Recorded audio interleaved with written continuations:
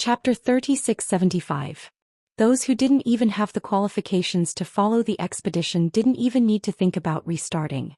Many people were looking forward to it because there was no mention of restarting after the life forms in the consciousness universe were destroyed. They were willing to wait.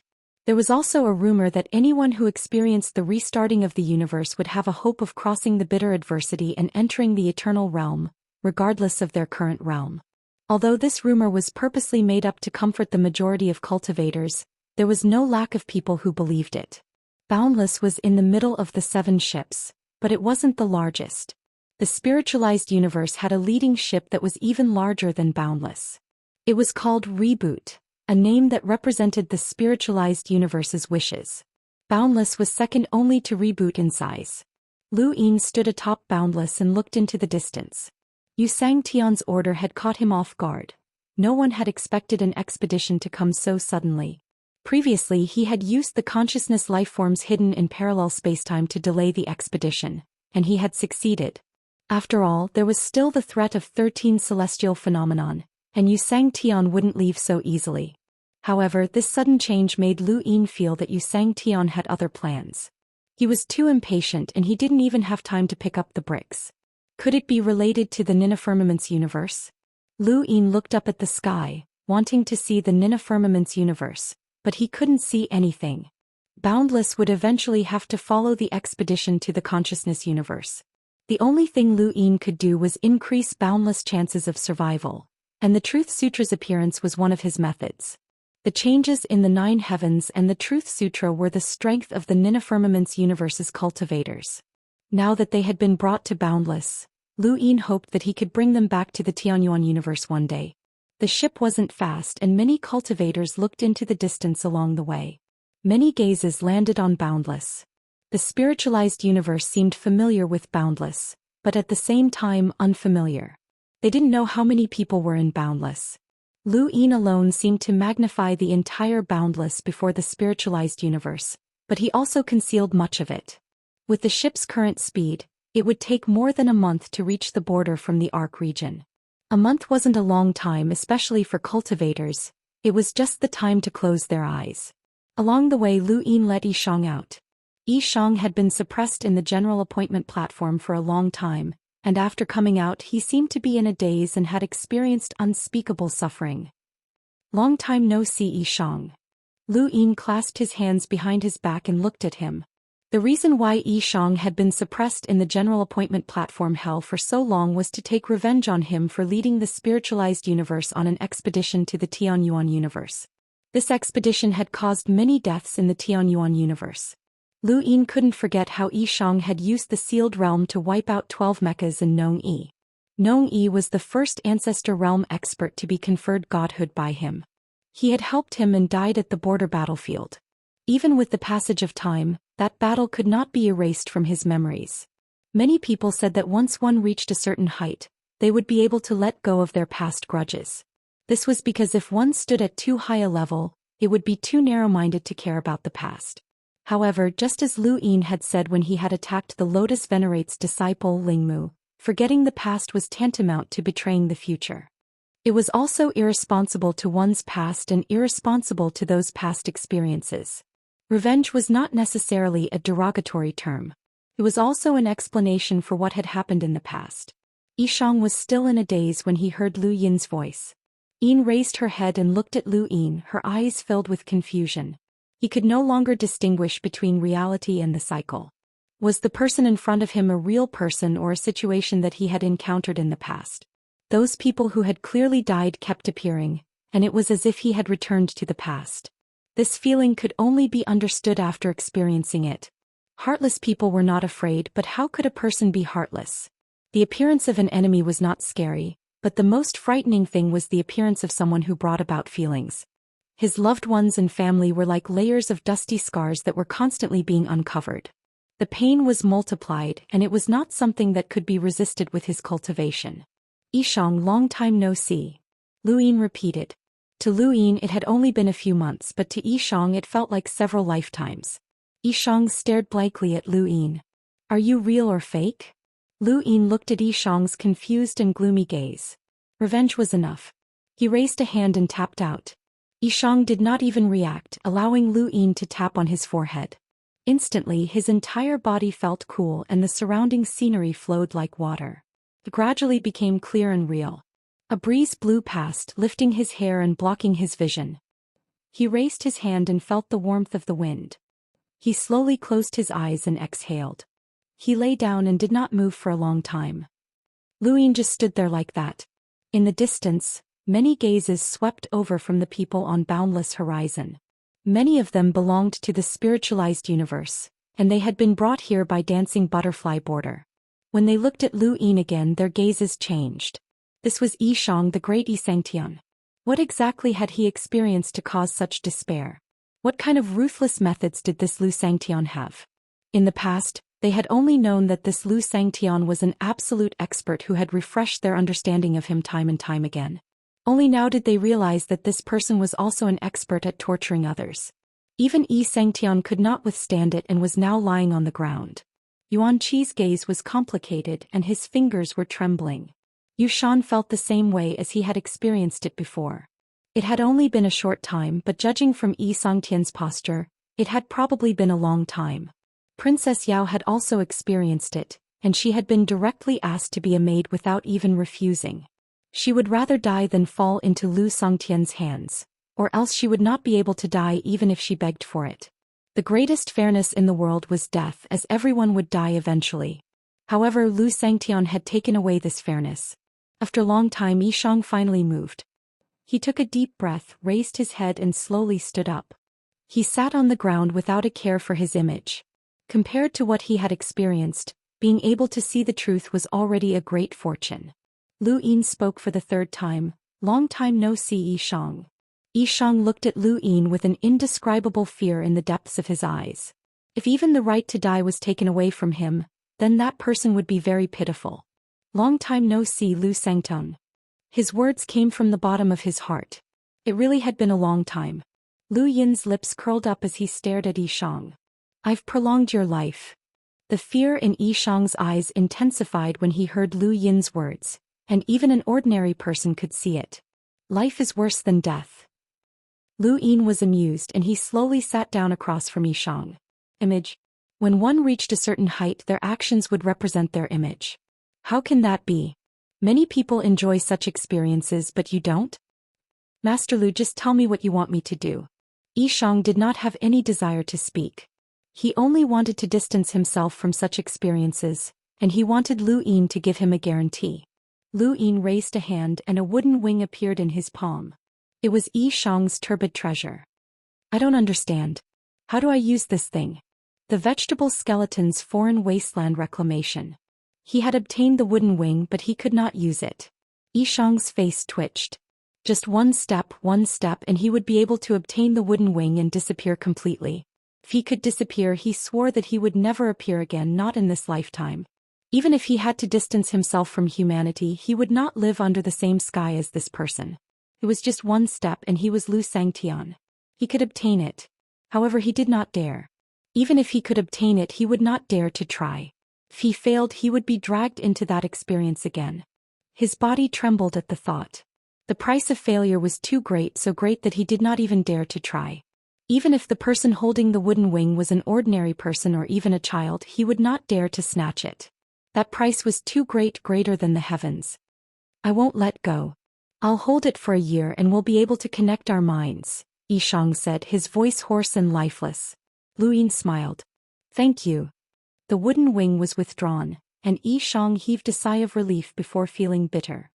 He did not even have the courage to try and escape, and he even hoped that the possibility of escaping would never appear. Was this still him? Was he still the Sangtian of the past, a powerhouse who had crossed the bitter disaster realm? Lu Yin stood up and walked to the edge of Limitless. He looked into the distance. Look, we're about to leave the spiritualized universe. Yishang was shocked and slowly stood up. He looked around and saw that there were giant arcs in front and behind him. He also saw cultivators constantly appearing on both sides of the arcs, sending them off with their eyes. This is an expedition to the consciousness universe, Lu Yin said. Yishang frowned as he recalled that Yu Sangtian had once announced that he had learned of the realm of earth from Yi Meng. He would lead the spiritualized universe to sweep through that realm and level the 13 celestial phenomena. He would be able to restart the consciousness universe at any time. They've already set off? Not good. Yishang's expression changed and he looked at Lu Yin's back. Master Lu, please save Yixia. Lu Yin looked back and met Yishang's gaze. Do you think that Xianxia will act against Yixia in Torch City? He definitely will, Yishang said. Lu Yin smiled. You really do care about this grandson of yours. This is just a facade for Xianxia to see. Isn't your son Rong Xiang the one who can truly succeed Xianxia? Yishang's expression dimmed. I might not have a chance to return from the consciousness universe. When I fall into Master Lu's hands, our cooperation with the Gate of Arts will end. The Radiant God Sequence Foundation will no longer belong to us, and Rong Xiang will no longer have a chance. Do you think Yixia still has a chance? Lu Yin asked. Without the Sky Devourer parasol, Yixia would never become Xianxia. Yishang said bitterly, I just hope that he can survive. Lu Yin nodded. A very simple wish. Yishang looked at Lu Yin. If Master Lu can help me, the Grand Universe Chamber of Commerce and the Yi family's countless years of accumulated wealth will all belong to Master Lu. I will also work for Master Lu just like I did in the beginning. Lu Yin quietly looked into the distance and did not speak. The cultivators on both sides looked at Limitless with interesting gazes. They hoped to gain Limitless recognition and help, but they were also afraid that Limitless status would bring them disaster. Many people wanted to be repaid but they did not want to pay the price. They stood in place and paced back and forth, ultimately achieving nothing. Actually, whether these people fought for or retreated, they had a lot of leeway but they could not see it. Chapter 3676. There are two powerful sects that are very suitable for you, and they're both willing to accept you when you're down. Which one will you choose? Lu Yin suddenly asked. Yishang hesitated. I want to. What? Lu Yin laughed. Are you qualified to think about it? Yishang stared at Lu Yin in a daze and then smiled bitterly. Yes, am I qualified to think about it? When I think about it, it means that I've failed. To a sect, a person in dire straits was like an ant, and it was already a great fortune that they were willing to accept him. If this person still wanted to think about it, it would be an insult to the sect. The faster he made his choice, the more recognition the chosen sect would have. Even if it was just the recognition of an ant, it would be more beneficial for the person in dire straits. Even if he might offend another sect, that was not something that needed to be considered. Think. Many people had been ruined by this word. It was better for people to be decisive. Yishang took a deep breath. If he were to return to his youth, he would have decisively chosen one. After all, he had lived for so long and he understood this principle. However, he had been in a high position for too long, and he would unconsciously think for himself. Perhaps this was also his instinct as a businessman. This was very similar to his current situation. Was he qualified to make a deal with Lu Yin? If he saved Yixia, would he give his life's worth of information to Lu Yin and help him do things? Wrong. He would first offer himself and then ask Lu Yin to save Yixia. The order was wrong. Yishang wanted to say something but he did not. Not long after, the group saw the giant door at the border. Lu Yin looked into the distance. There was also a door at the border of the Tianyuan universe and it was very similar. Lu Yin's feelings when he had first seen that door had completely changed. Countless cultivators from the spiritualized universe were already waiting at the border. When they saw the battleships arrive, they all lined up to board. Next, they would go on an expedition to the consciousness universe. Yishang looked in one direction. There were many springboards there that could be used to contact Torch City. When Torch City had first contacted the spiritualized universe, many of the springboards had been destroyed, but the remaining ones could still be used to send messages. Go on, Lu Yin said calmly. Yishang bowed. Thank you, Lu Sengung. He then headed in that direction. 7 huge battleships were lined up in a row. Many cultivators boarded the other 6 battleships. Only Wujiang was not. Every battleship had a bitter adversity expert overseeing it. Meng Sangtian, 9th Spirit, Su Sherdao, Old Salamander, Yu Sangtian, Zitianshu of the Sky Beyond Heaven experts, and so on. This expedition to the universe of consciousness had taken away more than half of the spiritualized universe's experts. There were still a few hidden experts in the human-shaped spirit mold, as well as a few hidden experts in the beast-shaped spirit mold. All of them were discovered by Lu Yin. As for the more secretive corners, It was still unknown if eternal had come. It was unknown how many great beings of the Nine Clouds universe there were. This trip was a grave that the consciousness universe had dug for Xianxia, but no one knew who would be buried there. At the corner of the border, Yishang arrived. He had come to this place many times to talk to Torch City, especially after Xia had become the city lord of Torch City. He was considered the person who came here the most in the spiritualized universe. He was very familiar with this place. However, this time he was stopped. "Senior, please return. Lord Xianxia has ordered that no one is allowed to approach." Yishang did not say a word and forced his way in. From the side, an elder walked out. "Yishang, you dare to disobey Lord Xianxia's orders?" Yishang looked over. "I did not expect that even you would be brought out this time." "Right, I remember now. Is this your condition for joining the sky beyond heaven? Did Xianxia give you a spot to restart the universe?" The elder's face was gloomy. He was a bitter adversity expert from the sky beyond heaven. He had once guarded Huamani and prevented Ruguo from returning to Royal God Mountain. Although he had failed twice, this did not prevent him from following Lu Yin to the universe of consciousness. This was the condition that had been agreed upon with Xianxia. Compared to Yishang, who had reached the level of Xianxia, he was somewhat inferior. However, crossing the bitter adversity was a form of capital. His strength was not considered powerful among the bitter adversity experts, but he could still prevent Yishang from using the springboard to contact Torch City. This person's appearance was troublesome for Yishang. The spiritualized universe can contact Torch City. What right does Xianxia have to stop me? Yishang's face was gloomy. The elder said coldly, "Everything in the spiritualized universe belongs to Lord Xianxia, even the border. Leave." Yishang was unwilling. If Torch City did not know about this expedition, the moment Xianxia arrived at Torch City would be the moment of Xia's misfortune. Previously, with Rong Xiang as a backup, supporting Xia to become Xianxia was just a facade. However, now that there was no hope of becoming a radiant god, Xia had become a real hope. He wanted to preserve the Yi family's bloodline. When he thought of this, he attacked. The elder attacked at the same time. Both of them suppressed the area of their battle to prevent others from noticing. However, gradually the aftershocks from their attacks grew larger and larger. After all, they were both bitter adversity experts. Scram! A shout distorted the starry sky and caused the border gate to tremble. Countless cultivators covered their ears and looked in Wu Zhang's direction in shock. This shout came from Lu Yin and the sound wave blasted towards the elder. The elder was shocked and quickly retreated, not daring to take it head-on. He looked at Wu Zhang with a pale face. What a terrifying pressure. Was this Xianxia's level? On the restart, Xianxia looked at Wu Zhang.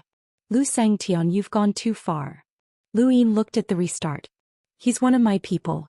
What's wrong with using the springboards?" "One of your people?" Xianxia looked at the corner and his gaze landed on Yishang. Yishang's body froze and a chill enveloped him. He did not dare to move, as if he would die if he moved. Lu Yin said calmly, "That's right. He's one of my people." As he spoke, the starry sky changed, and an invisible force pushed Yishang towards the springboards. Xianxia's voice rang out. "Your people have to follow the rules." As he spoke, the pressure from the front pushed Yishang away. The two pressures acted on Yishang, causing him to vomit blood. Yishang could choose to use Xianxia's pressure to offset Lu Yin's because Lu Yin's pressure was not as strong as Xianxia's. However, he did not do so and endured the pressure head-on. This scene caused Xianxia to frown. Yishang's choice was unexpected. Although the two pressures were not enough to kill a bitter adversity expert, he had lost all his face. It was as if he had become a bargaining chip in the game between the two. However, Yishang did not back down. This Lu Yin really had some tricks up his sleeve. Clang! A bell rang out and the pressure immediately disappeared. The sound of a bell rang out from Boundless. This was the first time Yuanqi had used a bell since arriving in the spiritualized universe. It had been many years since this bell had rung in the spiritualized universe. The war is imminent. The bigger picture is more important. Yuanqi spoke, and these few words caused Yishang to recover. He hurriedly rushed towards the springboards. Xianxia did not stop him. What a familiar voice. Yuanqi sang Tian. "I hope to see this bell again in the battle in the consciousness universe." Yuanqi spoke up from Boundless. "We will." Yuanqi's attack. This reminded everyone in the spiritualized universe that there was a xianxia above boundless. Yuanqi was not an ordinary xianxia. He had lived for a long time and he was not inferior to Emperor Wu and the others. He was an antique and his name had shaken the spiritualized universe. His strength was unfathomable and even Yu Xiangtian had to be wary of him. Lu Yin looked at Reboot and saw Yu Xiangtian. Yu Xiangtian's expression was calm as if nothing had happened. The elder had also returned to the battleship.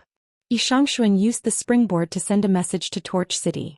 In Torch City, Xia had not received any news from the spiritualized universe for a long time. Ever since Boundless had gone to the spiritualized universe, his connection with it had been severed and he knew nothing about it. Today news had arrived. When Xia saw the news his expression changed. An expedition to the consciousness universe? This was troublesome.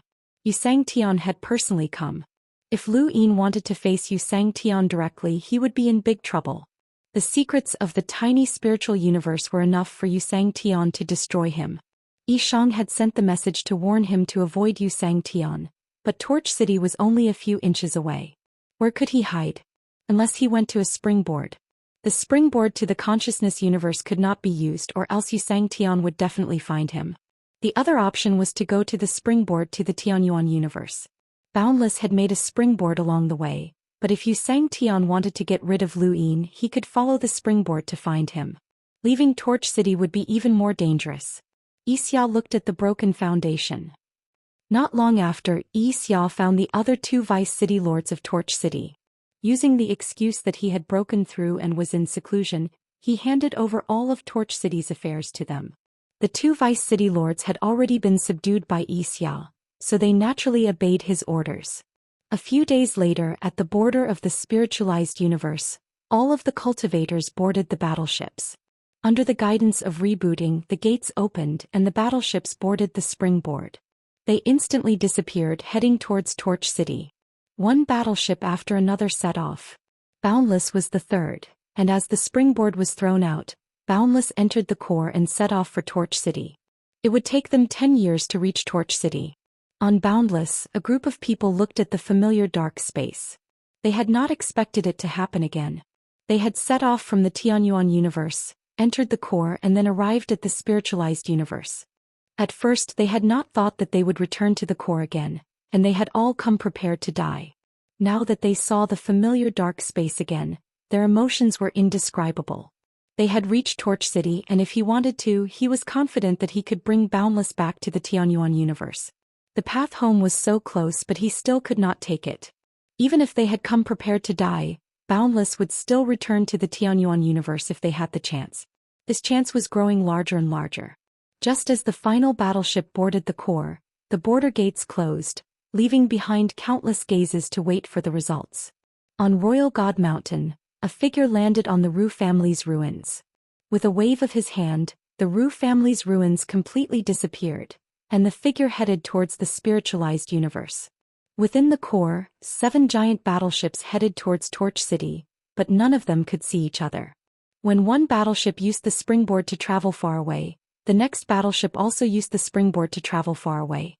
In the time it took for the previous battleship to travel, the power of the springboard came from the universe itself. In that instant it was difficult for a person to reach. In the past, Lu Yin had thought about how powerful it would be if he could reach the springboard's power one day. With a single slap, even Xiangtian would be slapped to death. It would take 10 years to reach Torch City, and during this time, Lu Yin began to teach the Rushi Sutra. Chapter 3677. Like a true scripture, like a mountain descending, like my true will, like sorrow and joy, like joy and joy, like the unity of heaven and earth, like hearing that you are coming. First, there was the change of the 9 heavens and then there was the sutra. The power that Lu Yin had given Wu Jiang left everyone stunned. The transformation of the 9 heavens was one of Yu Xiangtian's invincible battle techniques, but now, it seemed to be a true scripture. No matter how one looked at it, it didn't sound simple. However, no matter how strong the power was, it still depended on whether it was suitable or not. For example, the change of the 9 heavens was not suitable for Chu Yi. Chu Yi cultivated the Tao of the Heavenly One in order to find a way to survive. On the other hand, the change of the 9 heavens specialized in killing. It was equivalent to fighting head-on. It was very suitable for people like the Celestial Lord Combatant and the Aragami. As for the sutra, one would be moved the moment they heard it. The primogenitor, Patriarch Lu Tianyi, and the others were moved, but Heavenly Lord Victorious pretended not to have heard it. The biggest change was Crazy Dean Xiaochen. After listening to the sutra, he immediately gained enlightenment. This scene stunned everyone else, including Lu Yin. So fast. He had also cultivated the Rushi Sutra, and this was the first time he had heard of it. Just like the crazy principle, he had also gained an epiphany and was stunned by the Rushi Sutra. Now he was experiencing what the Rushi Sutra felt. Seeing the insane principle gain enlightenment, the others silently retreated. Everyone had a cultivation technique that was suitable for them. The crazy headmaster walked the path of the secular world and no one could help him. Even Lu Yin, who had wanted to give Wu Jin's technique to the crazy headmaster, had been unable to help him. The path of the secular world had to be walked by the crazy headmaster himself. Now Lu Yin had actually found a technique that could help him. Thinking about it, it made sense. If the cultivation of the true scripture emphasized intent, emotions, and a way out, what was the most abundant in the mortal world? Love is the most abundant. What is the mortal world? There was nothing more suitable for the crazy principle than a true scripture. Compared to old ancestor Lu Tianyi and the others, the crazy dean had only cultivated for a short period of time. He still had a lot of room for improvement. The primogenitor was very curious as to how far he could go in the path of mortals. Doing business and cultivating, as long as the target was an intelligent life form, they would never be able to escape from the mortal world. Perhaps the crazy principle's achievements would surpass everyone else's. Lu Yin was also looking forward to it. He hoped that the experts of the unbounded continent would have a future. The Xuanhuan universe had given birth to many geniuses since ancient times, but only a few of them had survived. If one day those experts could relive their lives, how glorious would that be? In the spiritualized universe, the figure who destroyed the Ru family ruins came to the border and looked at the tightly shut gate. He was filled with unwillingness. One step late, one step too late. It was definitely Mo Shang's doing. It was impossible for him to run. The figure stared at the border for a long time before turning to leave. There were still things that needed to be taken care of in this universe. Aside from Lu Yin, there was also the Eternal. Since Lu Yin had dared to mess with him, Lu Yin still needed to be dealt with. Time passed day by day. The darkness in the square-inch area never changed. The unchanging scenery made people feel numb. Fortunately, they were all cultivators. Let alone 10 years, even if it was 100 years or 1,000 years, they could still endure this numbing darkness. 2 years had passed and the crazy headmaster had cultivated to the first level of the Buddha's Sutra. Heart moved, body immovable. This was not surprising. Primogenitors, Qi, and the others had reached that level long ago. However, they were experts above the primordial realm. Their cultivation and time of cultivation far exceeded the crazy principles, so there was no comparison. Then another 5 years passed. In the 7th year since Wu Jiang entered Mind's sphere, the crazy headmaster had reached the 2nd level. Immovable body and immovable mind. This was surprising, as in all of Wu Jiang, only the primogenitors had reached this level. Neither Qi, Lu Yin, or the others had reached this level. Of course, given enough time they could have reached it, but it would not have happened so quickly. It should be known that even Rugua had only reached the 2nd level. Just because they were in the same realm did not mean that the crazy headmaster was comparable to Rugua. It was only in terms of cultivating the Buddha's Sutra that the crazy headmaster's talent was shocking. The primogenitors had relied on their mental fortitude that had been cultivated for countless years, and Rugua was the same. The crazy headmaster had not even reached the level of a sequence law, but he was on par with them in terms of cultivating the Buddha's Sutra. If Rugua knew about this, he would definitely think of a way to take the crazy headmaster away. In the entire 9 firmaments universe and the spiritualized universe, there was only one person who had reached the 3rd level of the Buddha's Sutra, and that was the former inferior god, Rushi. The difference of one realm was like the difference between heaven and earth. The crazy headmaster opened his eyes. His gaze was as calm as an ancient well. How do you feel? Lu Yin was curious. The primogenitors and the others also looked at the crazy headmaster. This person's path of growth was difficult to replicate. He had been insane for so many years, and now that he had sobered up, he had shocked the world. The crazy headmaster looked at Lu Yin. I'm all right. Lu Yin blinked. How about your power level? How much? The crazy headmaster thought about it. Not much. The Buddha's Sutra emphasizes the will. If not for that, Ru sure would not have lost to Xianxia. Ru Guo relied on his foundation from Ku adversity to forcefully cultivate the Buddha's Sutra, which allowed him to reach Xianxia's level of power. It's unrealistic to think that this technique can increase your power level in a short period of time, the primogenitor said. Lu Yin was disappointed. The crazy headmaster looked at his hands. Although my power level hasn't increased by much, I have a feeling that I will reach the 3rd level in the near future. At that time it will transform. Lu Yin's eyes lit up. Are you sure you can reach the 3rd level? The crazy headmaster nodded. I'm sure. Lu Yin sighed. Do you know who the last person to reach the 3rd level was? The crazy headmaster sighed. It must have been someone shocking. Lu Yin exchanged glances with the primogenitor. He felt like the old man was boasting. No one disturbed the crazy headmaster and he was allowed to cultivate in peace. Lu Yin was looking forward to seeing what would happen when the crazy headmaster reached the 3rd level. Of course, Lu Yin was not looking forward to his power level. The crazy headmaster could not possibly reach Ru Tian's level all of a sudden. That would be too laughable. What Lu Yin was looking forward to was the transformation of his realm, which would guide him in the right direction. The sutra could stabilize his realm. Once he reached the 3rd level, Lu Yin did not know how much stronger he would become, but he would definitely be able to fight Xianxia head-on. He might not be confident now, but he might be able to do so in the future. If the primogenitor could do it, then so could Lu Yin. The primogenitor was looking forward to it as well. The sutra was very suitable for him to cultivate. Once he reached the 3rd level, he also did not know how it would help him. The unknown was worth waiting for. On the other side of Limitless, in front of Yuanqi, a bell flickered. Ever since Yuanqi had been defeated in the Tianyuan universe, this bell had been shattered, and it had only recently recovered a little. It had helped Lu Yin intimidate Xianxia at the border, so Xianxia should not have noticed anything wrong with it. Although it was still far from fully recovered, Yuanqi could at least protect himself. Yuanqi smiled bitterly as he looked at the bell. He was a powerhouse who had crossed the bitter calamity. Even if he had lost his spiritual weapon, he was still not the weakest among those who had crossed the bitter calamity. However, when he came into contact with this bell, he felt like he was powerless to protect himself. It was as if the universe he had come into contact with was fake. Above Limitless, some people cultivated the sutra while others cultivated the transformation of the 9 heavens. Lu Yin pulled Strength Beast and Su Wang over to check on their progress with the transformation of the 9 heavens.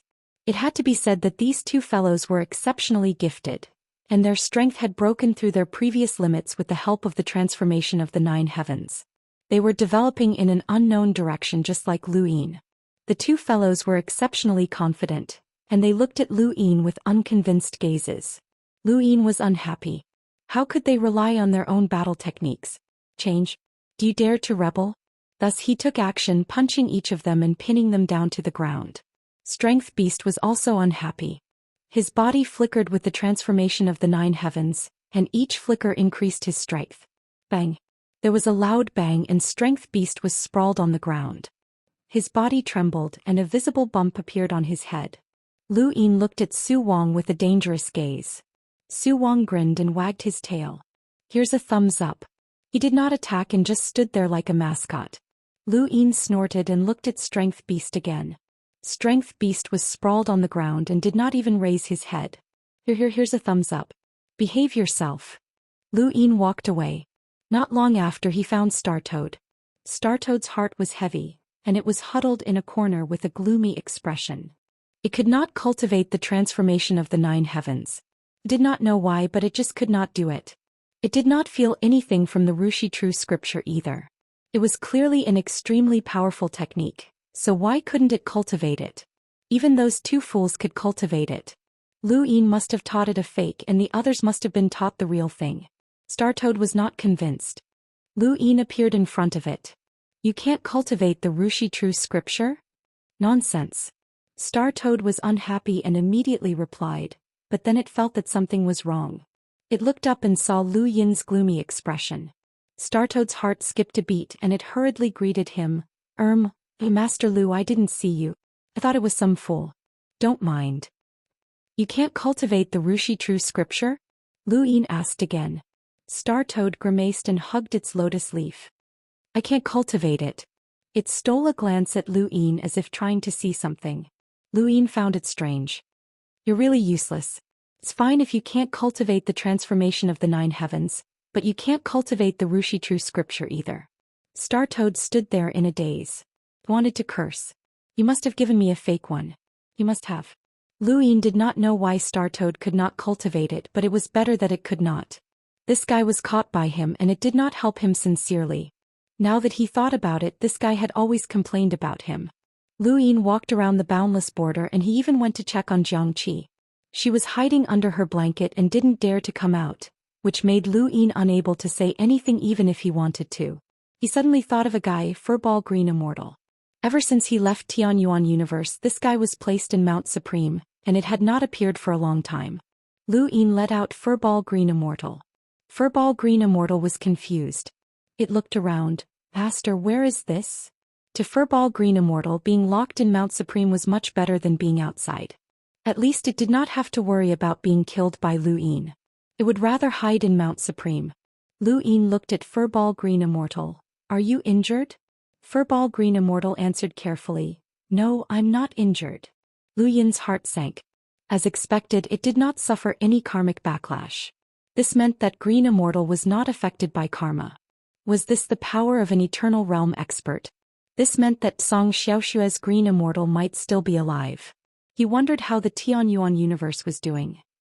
Fan Tuan visits the book. Lu Yin was not interested in talking to Furball Green Immortal, so he put it away. He did not notice that before putting it away, Furball Green Immortal looked in a certain direction. This action was not clear and it looked confused.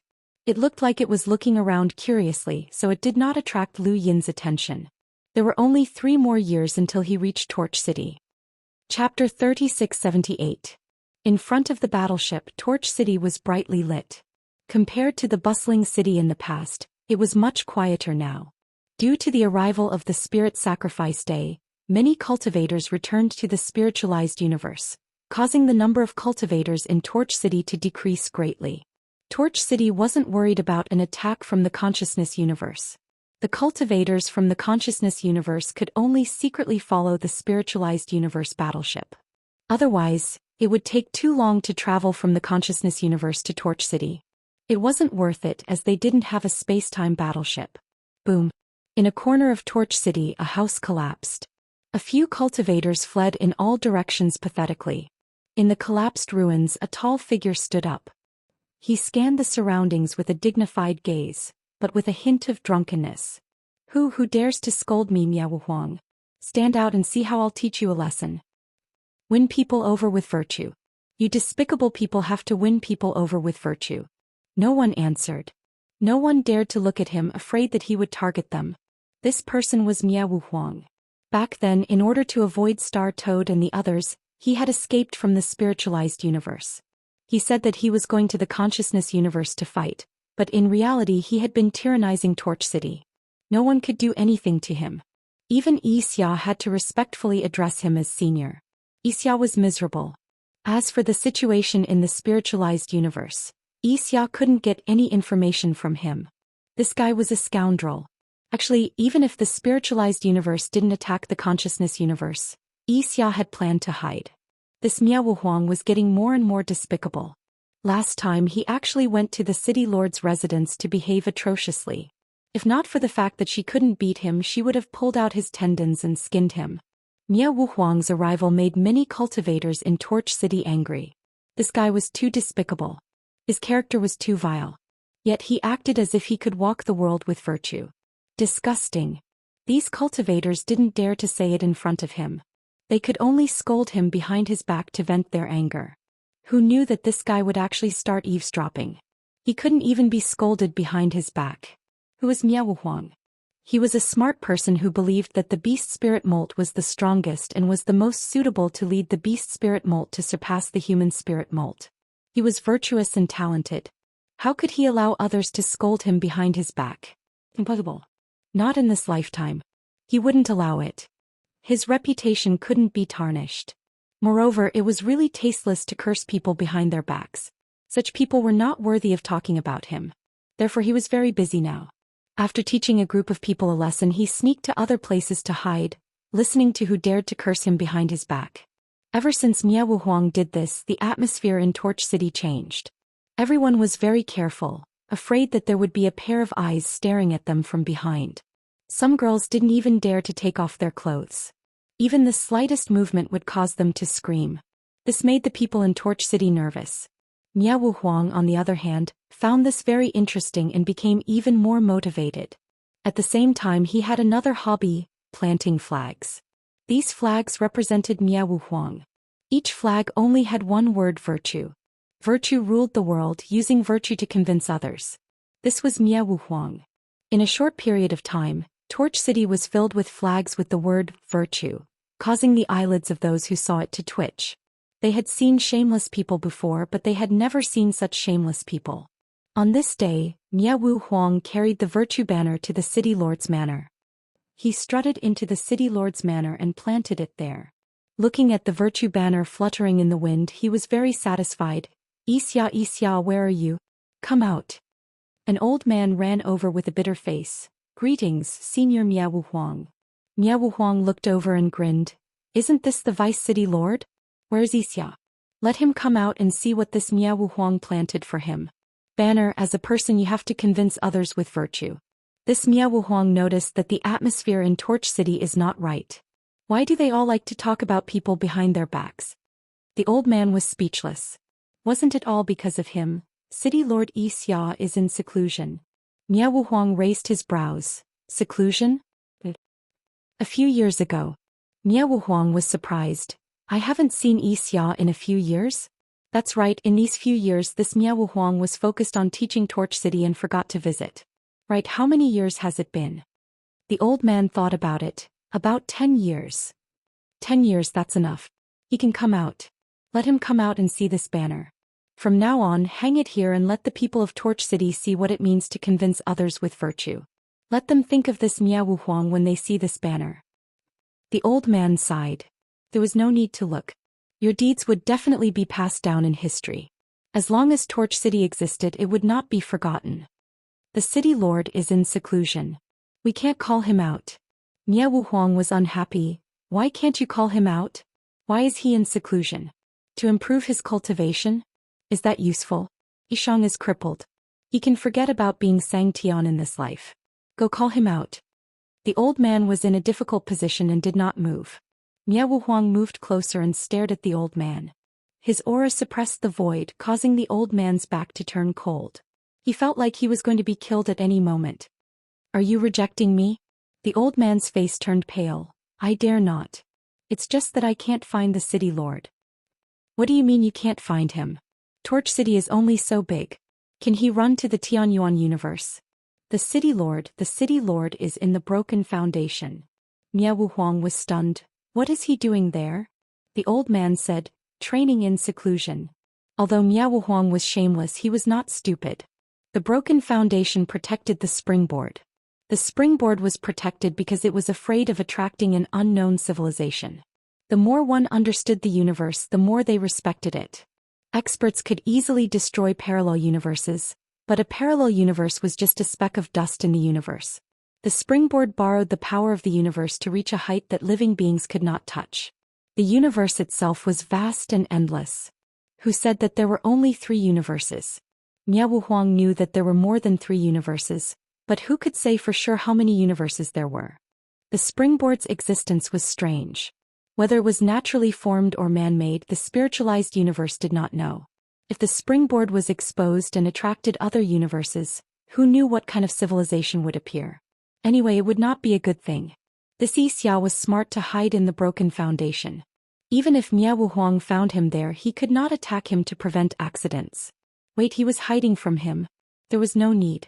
Xuanhuan suddenly thought of something and stared at the old man. Is there any news from the spiritualized universe? The old man's face was pale and he did not know how to answer. Before Xia went into seclusion, he had specifically told him not to spread the news. Xuanhuan grabbed the old man's collar. A terrifying pressure descended, making the old man feel like his whole body was being crushed. The The despair of death made him lose all will to resist. Yes, yes. 10 years ago? Yes. Miao Huang threw the old man away. This bastard Xia was not hiding from him but from the spiritualized universe. If he could hide, there must be someone at Xianxia's level or even more. Xianxia would not come. Thinking of this, he wanted to leave, but where to? Right, the broken foundation. If Xia could hide in the broken foundation, so could he. No matter what. However, as a precaution, he was about to move. In the distance, a battleship suddenly descended. It could be seen from Torch City, and Torch City could also be seen from the battleship. Miao Huang opened his mouth and rushed to the broken foundation. This was the rebooting of the spiritualized universe battleship as the lead ship. Xianxia was definitely here. Bad luck. Good things never came, but bad things did. Xianxia was on the reboot. The moment he saw Torch City, he also saw Miao Huang. Seeing Miao Huang rushing to the broken foundation, he raised his eyebrows. A vast consciousness descended as if there was an additional sky, blocking Miao Huang. Miao Huang attacked with his claw, trying to tear the consciousness sky apart. When the consciousness sky was torn apart, a white imperial robe appeared. On it was the word, Imperial, that could burn the sky and destroy the earth. It covered Torch City and pressed down. Miao Huang knew it was too late.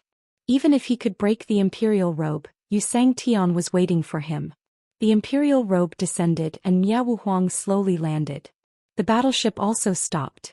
In Torch City, many cultivators saw the battleship appear. Finally, someone was here. They had been tortured by Miao Huang all these years. Finally, a battleship appeared.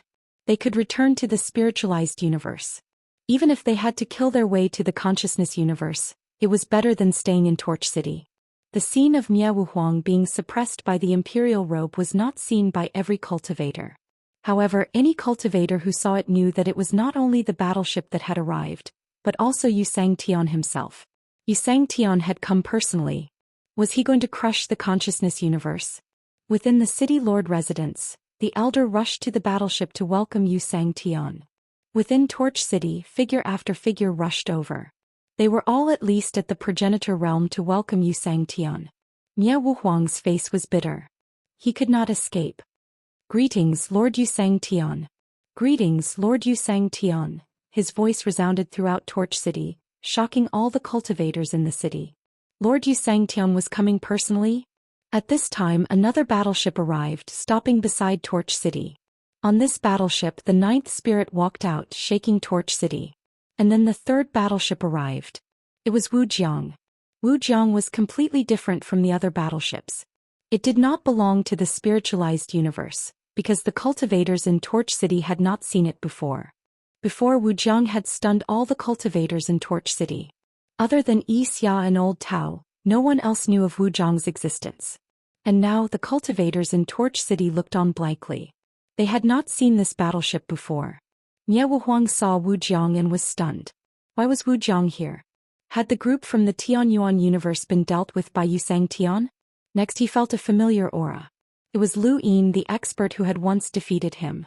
That damned toad was also here. The group from the Xuanhuan universe was fine. He knew that he was in trouble. Above Torch City, within the broken base, Xia saw Wujiang arrive with a complicated expression. If not for Wujiang, he would not have been in such a state. What had Wujiang done in the spiritualized universe? How had he come out unscathed? Xianxia had come and so had Wujiang. The two universes had joined forces to conquer the consciousness universe. He did not know if they would be able to completely destroy it. If the consciousness universe was destroyed, then Torch City would lose much of its meaning. It would be reduced to a defensive springboard.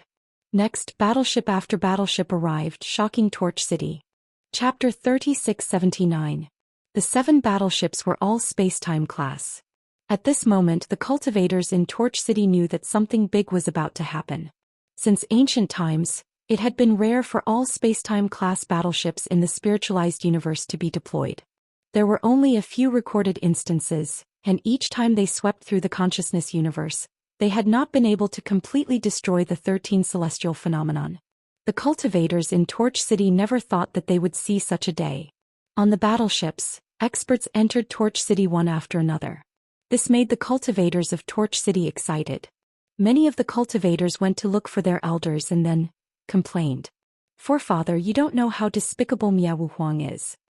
He forced his disciple to praise him as the strongest in beast form. Senior, please help us. Xuanhuan is despicable and shameless, planting flags in our home. Xuanhuan eavesdropped on us. We clearly said that Xuanhuan was the strongest and he punished us by standing for 100 days. Despicable. To prevent others from speaking ill of him, he eavesdropped and hid in the shadows. Little junior sister, little junior sister. What? What happened to little junior sister? Little junior sister is ashamed and indignant. She insists on marrying me. Xuanhuan even made a song dedicated to him. Torch City has to sing it every day. It's disgusting. Ninth Immortal, please help us. Meng Sangtian, please help us. Lord Meng Sangtian, please help us. The people on the battleships were bewildered. They had thought that they would be greeted with praise and worship, as well as anticipation for the revival of the consciousness universe. Why was it all complaints? How despicable was this Xuanhuan? Seeing the banners fluttering all over Torch City, they were speechless. They had seen shameless people, but not this shameless. Even the ninth spirit felt that the thought immortal was better than Xuanhuan. This was too shameless. On the boundless border, the star toad stomped its feet and cursed. It begged Lu Yin to capture Xuanhuan and teach him a lesson. Lu Yin glanced at the star toad. Xuanhuan has really seen a toad like you? Not a toad. The star toad was helpless. Everyone was calling it a toad now. Where was the dignity of Qai? He couldn't see it at all in the boundless lands. Su Wangtian looked at the virtue banners in the city and felt respect for Xuanhuan from the bottom of his heart. It was rare for someone to be so shameless. On the other battleship, many beast-shaped spirit molts had ugly expressions.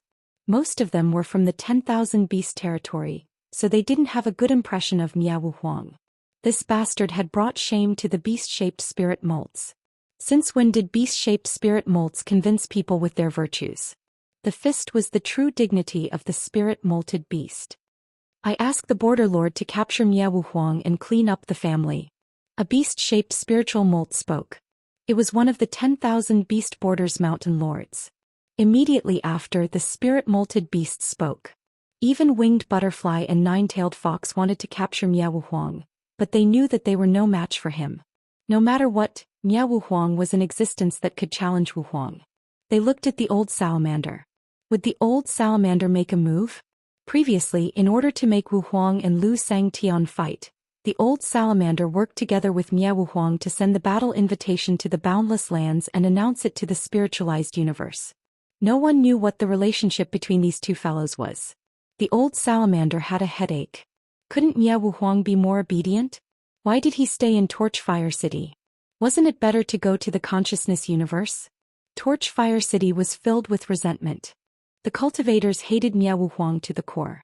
In the city lord's residence, Xuanhuan's face twitched. These shameless people kept calling him Lord Xuanhuan. They scolded him, but he corrected them. Now they were bad-mouthing him in front of Yu Sangtian. His heart trembled. Come here. Yu Sangtian's voice sounded. Xuanhuan's face was bitter. He traveled through the void and arrived at the edge of Torchfire City. He wasn't far from Yu Sangtian. In the spiritualized universe, he was enemies with the 10,000 beast border and the realm beyond skies. Hence, he had been hiding and didn't dare to show his face. It wasn't that Yu Sangtian couldn't find him, but there was no need to make things difficult for him. Even if he was an 8-star dark spirit, his main enemy was still the 10,000 beast border. Before leaving the spiritualized universe, he specially contacted the realm beyond skies and told Yu Sangtian that he was going to the consciousness universe. Because of this, his name was removed from the dark spirit list. If he faced Yu Sangtian normally, he wouldn't care. However, he was surrounded by enemies now. These shameless people actually dared to complain. Yu Sangtian looked at Xuanhuan. How long have you been in Torchfire City? Lord Yu Sangtian, he hasn't left since he came. Someone complained with red eyes. Xuanhuan glared at that person. He would remember this and wait. Facing Yu Sangtian's gaze, he smiled. Well, I've been resting. Yes, resting. I was injured by the third head of the Dayu Manor during the battle in the abyss of space. I've been resting until now. Yu Sangtian looked around. Everywhere he looked, the virtue flag had turned to ashes. It's too ugly. Miao Huang fanged. How dare you destroy my virtue flag? Just you wait, I'll kill you when I have the chance. He knew that he wasn't Yu Xiangtian's opponent now. He could only admit defeat. He couldn't even escape. However, he was once an 8-star dark spirit and had fought against the realm beyond skies. He wasn't afraid of anything. No matter how strong Yu Xiangtian was, he wouldn't be convinced. He would wait and see when he has the chance. Get on the battleship and go to the consciousness universe. Yu Xiangtian said. He had nothing to say to someone like Miao Huang. Miao Huang rolled his eyes. Well, I'm a spiritual molt beast. Let's go to the 5th battleship. The 5th battleship was filled with spiritual molts. The 6th battleship was also filled with spiritual molts. Before Yu Xiangtian could speak, the old salamander arrived. Miao Huang is a spiritual molt beast. It's reasonable for him to board the battleship of the Wanshou border. Lord Yu Xiangtian, please agree. Miao Huang glanced at the old salamander. You know what's good for you. Otherwise you'll tell everyone about us working together. Wait, where's Wu Huang? Miao Huang looked at the 5th battleship. Why wasn't Wu Huang here?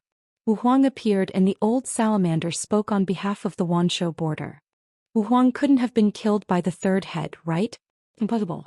Old man, where's Wu Huang? Miao Huang stared at the old salamander. The old salamander didn't even look at him. He waited for Yu Xiangtian to answer. Yu Xiangtian said indifferently, he's here. Miao Huang wasn't in the mood to care. He appeared in front of the old salamander and stared at him. Where's Wu Huang? Where's that idiot? The old salamander looked at Miao Huang helplessly. He's dead. Miao Huang's eyes narrowed. What did you say? He wasn't the only one who heard it. The cultivators in Torch City heard it too. Everyone was in an uproar. Xianxia heard it too. He couldn't believe it. How could it be? Wu Huang was dead? That was Wu Huang. He was a top expert who fought 3 Xiangtian alone. If he used the Sealing Sky sequence, his strength would be unimaginable. How could he be dead? How did he die? You must be joking, old man.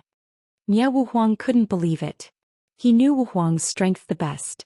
With the help of the Sealing Sky sequence, Wu Huang's strength was unbeatable. Even so, he only dared to talk nonsense. He didn't dare to fight Wu Huang. The old salamander and Miao Huang stared at each other. Wu Huang was killed by me. Miao Huang stared at the old salamander. He took a few steps back and stared at him. You can kill Wu Huang? What a joke. The old salamander didn't plan to explain. If Yu Xiangtian didn't let him go, he had no choice. He turned and left. Don't go. Explain yourself.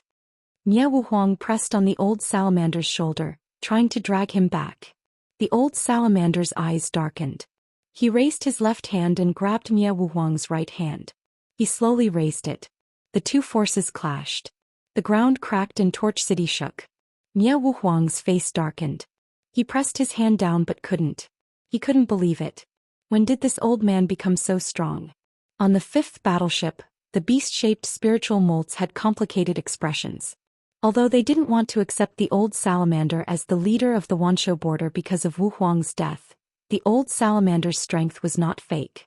He had fought with Wu Huang and Lu Xiangtian.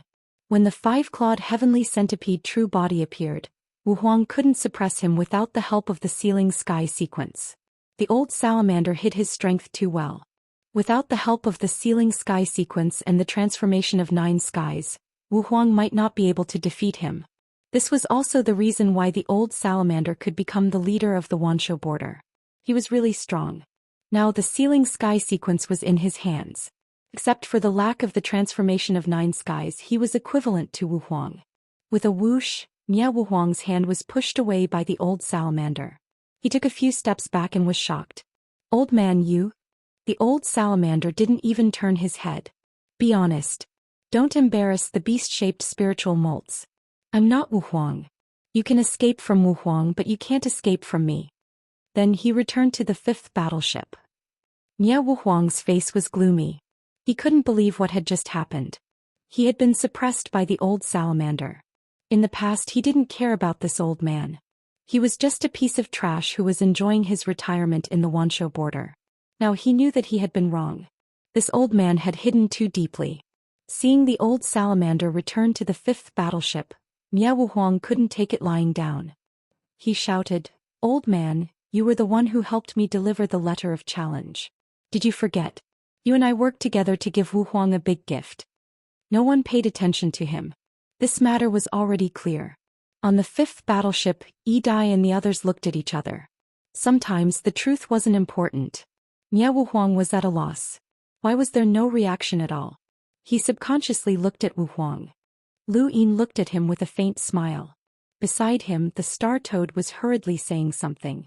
Seeing the toad, Wu Huang's eyes flashed. Xianxia's voice sounded, "Get on the ship." Wu Huang's heart was heavy. He seemed to have missed out on a lot. At this time, Lu Yin's voice sounded, "Let Wu Huang go to Wu Huang." When Wu Huang heard this, he immediately boarded the ship. He would rather stay with Xianxia than go to Wu Huang. Even though he didn't know what had happened in the spiritualized universe, he didn't believe that Wu Huang had nothing to do with the old turtle killing Wu Huang. These people didn't react to his words, which meant that they knew the truth. This meant that the letter of challenge had been sent out, and with Wu Huang's temper, it was impossible for him to refuse. Wu Huang could roughly guess what had happened, and he didn't dare to come into contact with Lu Yin. Xianxia looked at Lu Yin. "No need. Just stay here." Lu Yin smiled. "Then I'll board as well. Is that okay?" "Sure." Xianxia didn't know why Lu Yin was targeting Wu Huang, but he wanted to know the reason. Chapter 3680. The star toad jumped onto Lu Yin's shoulder and urged him to look for Wu Huang. The 7 arcs would need to be repaired in Torch City for a few days to replenish their resources, so he wasn't in a hurry to restart them. The next day, Xianxia arrived at the base of the severed section. "If I want to make a move, this place can't guarantee your safety. Guarding against the unknown doesn't mean that we can't touch the unknown." On the other side, Yixia was nervous. Beads of sweat dripped from his forehead. "This lowly one is not worthy of Lord Xianxia taking action. This lowly one has long forgotten what he should not know." Xianxia said indifferently, "The Sky Devourer silk umbrella is on the battleship. I can give it to you." Yixia's eyes widened. He did not understand what Xianxia was trying to do. The Yi family will have a seat in Xianxia's seat, but now Yi Shang has followed Wu Jiang. Wu Jiang represents the Tianyuan universe. You know very well that I do not wish for such a thing to happen. The Tianyuan universe is destined not to last long. As for Little Spirit Cosmos, Yixia's expression changed. This was a secret that Lu Yin had revealed to him in order to ensure that Torch City remained neutral between the Heaven's Origin universe and the spiritualized universe. Yixia did not want this information, but Lu Yin had received it, which was why he was afraid that Xianxia would act against him. There's no value in saying it out loud. With that, Xianxia left as Lu Yin's login had been reactivated. Yixia sat quietly where he was. Xianxia's position, Sky Devourer Luo Fan. Could he really achieve Xianxia's position? Xianxia's intentions were simple. He wanted Yi Shang to betray Wu Jiang. His eyes flashed. As long as Xianxia did not care about the small spirit cosmos, he would naturally side with Xianxia. These people from the Tianyuan cosmos were simply sending themselves to their deaths. How could they fight against the entire spiritualized universe? No matter what Wu Jiang did in the spiritualized universe, no matter how powerful he was, he could not surpass Xianxia. Otherwise, he would not have followed Xianxia to the consciousness universe. As for why his grandfather followed Wu Jiang, he knew that it was because Wu Jiang had enough strength. However, in his opinion, this strength was still not enough to shake Xianxia. She had to think of a way to talk to her grandfather and avoid Wu Jiang. Yixia looked at Wu Jiang, his gaze cold. His current predicament was all because of Lu Yin. This person had harmed him, but he had also given him an opportunity. On the other side, Lu Yin brought the Star Toad up to restart. Reboot was huge, even bigger than Boundless.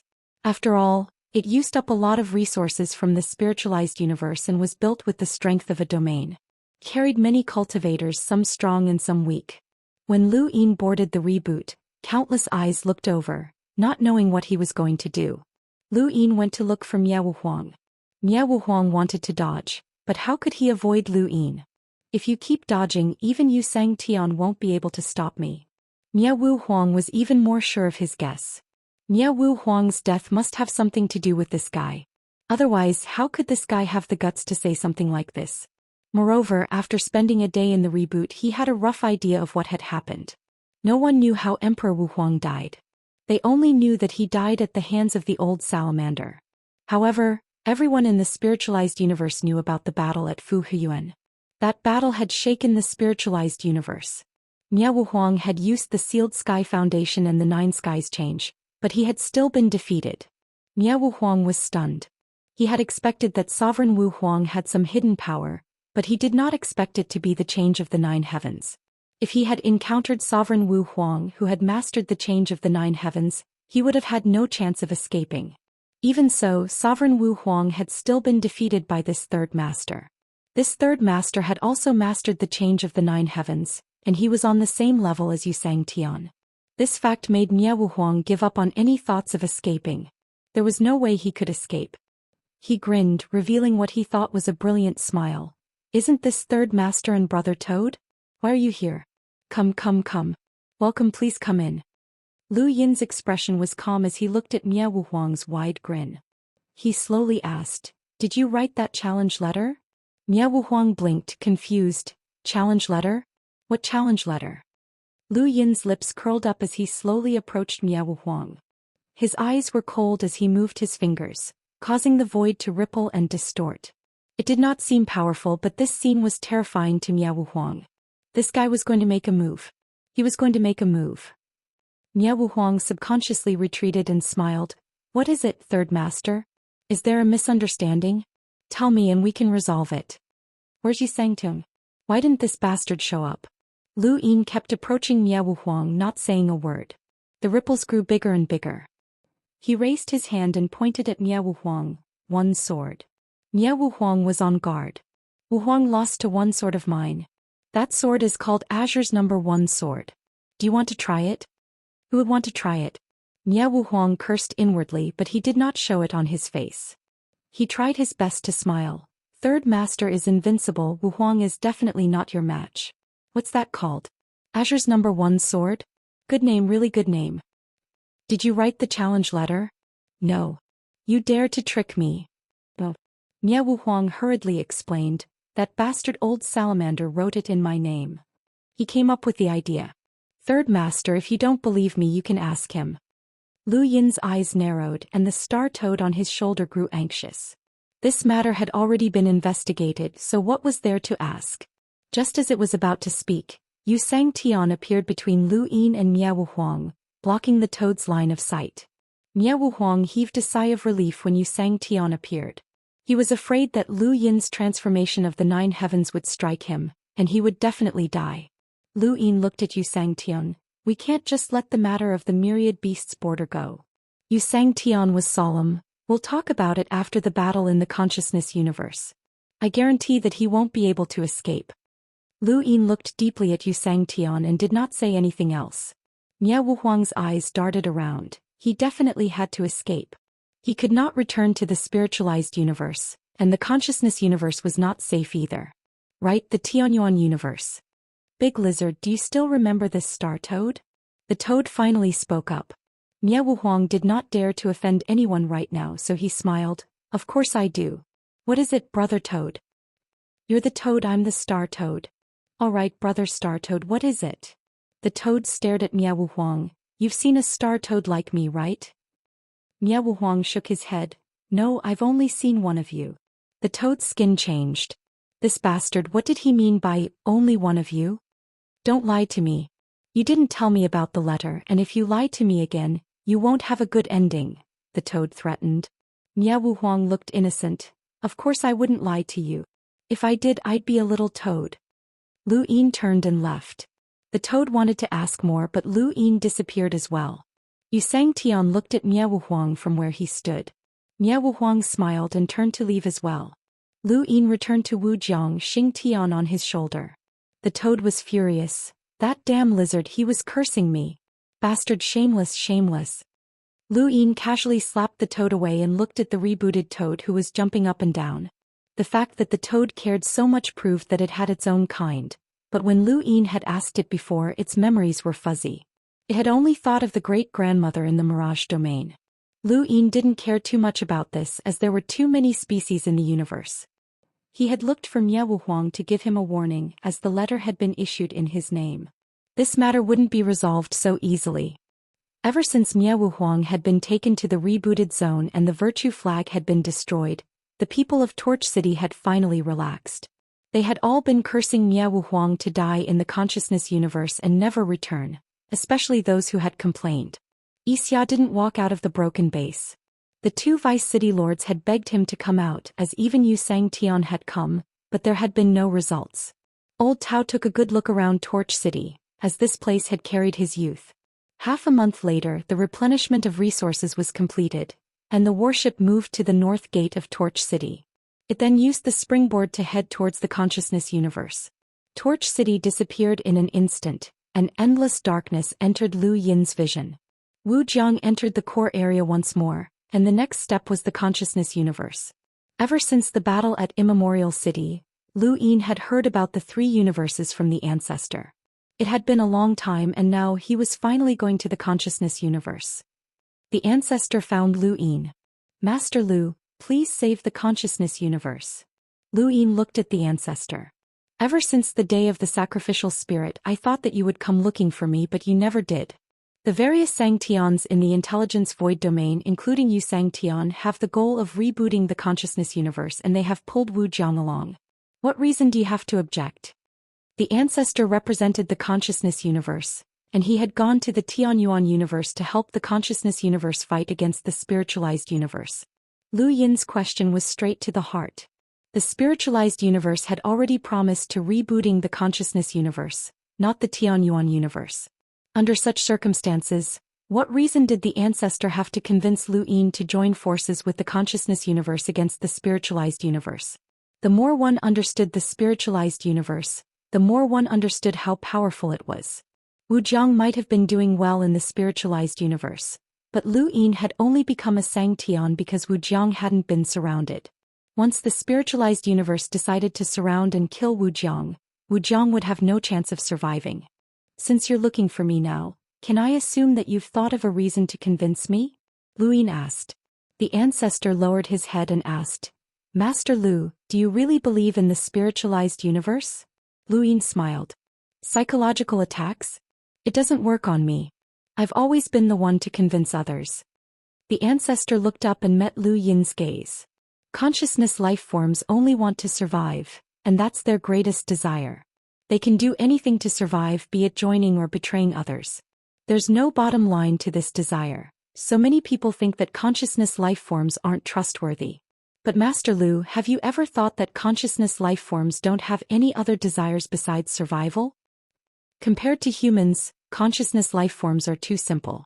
If Master Lu is joining forces with the spiritualized universe because we're both humans, I have nothing to say. But if it's because of trust, why would the spiritualized universe let the Tianyuan universe go? Lu Yin waved his hand. You may leave. There was no need to listen. The ancestor couldn't see the ninth firmament universe at his level, and many things didn't belong to the three universes. No one knew which universe would be rebooted, and it might even be the spiritualized universe itself. Chapter 3681. Lu Yin knew that the Earth realm was a trap set by the 13 celestials for Yu Xianxia. This was the most important thing. If the consciousness universe could defeat Yu Xianxia in this battle, the situation would change. He wanted to see the future, but unfortunately the river of time was not there and it could not build a bridge to the future.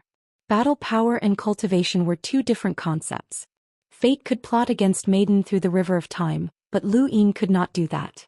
All he could do was take things one step at a time. When an opponent reached a certain level of strength, any strategy would be a joke. Unless the consciousness universe could transform him. Traveling in the dark was boring, but the cultivation of the Truth Sutra made the journey less boring. For the top cultivators of the boundless universe, a mere 10 years could not transform their strength, but the 9 heavens transformation and the Truth Sutra could transform some people. Lu Yin felt that the crazy director's aura was becoming more and more restrained. He was clearly sitting there, but sometimes he almost missed the fact that his aura was one with the environment. When a person practiced cultivation, they could blend in with the environment. They didn't need to be very strong, but it depended on the environment. There were peerless cultivators everywhere in the boundless territory. It wasn't easy to disappear from their eyes. All along, the crazy director's path of the red dust had made everyone look forward to it. Regardless of whether or not his battle power would transform, that path of the red dust had forcefully pushed Bao Qi and the desolate god to the brink of disaster. Perhaps one day, others would also need this help. The closer they got to the consciousness universe, the more curious they became about this unfamiliar universe. Almost all of the spiritualized cultivators had been to the boundless universe before. The situation of the consciousness universe might be different from what you think. Let me ask, is the Xuanhuan universe similar to our spiritualized universe? Tinya asked. The Great Genetic Age. Su Wangtian said, more or less. They are both universes, but because the Xuanhuan universe does not have a unified cultivation model, there is no absolute main spacetime. Whichever parallel spacetime is the strongest is followed. Now, it listens to the primordial space, which used to be called the main space. Other than that, there is not much difference. Starry skies, celestial bodies, stars, and so on. Tinya nodded. Then my guess is correct.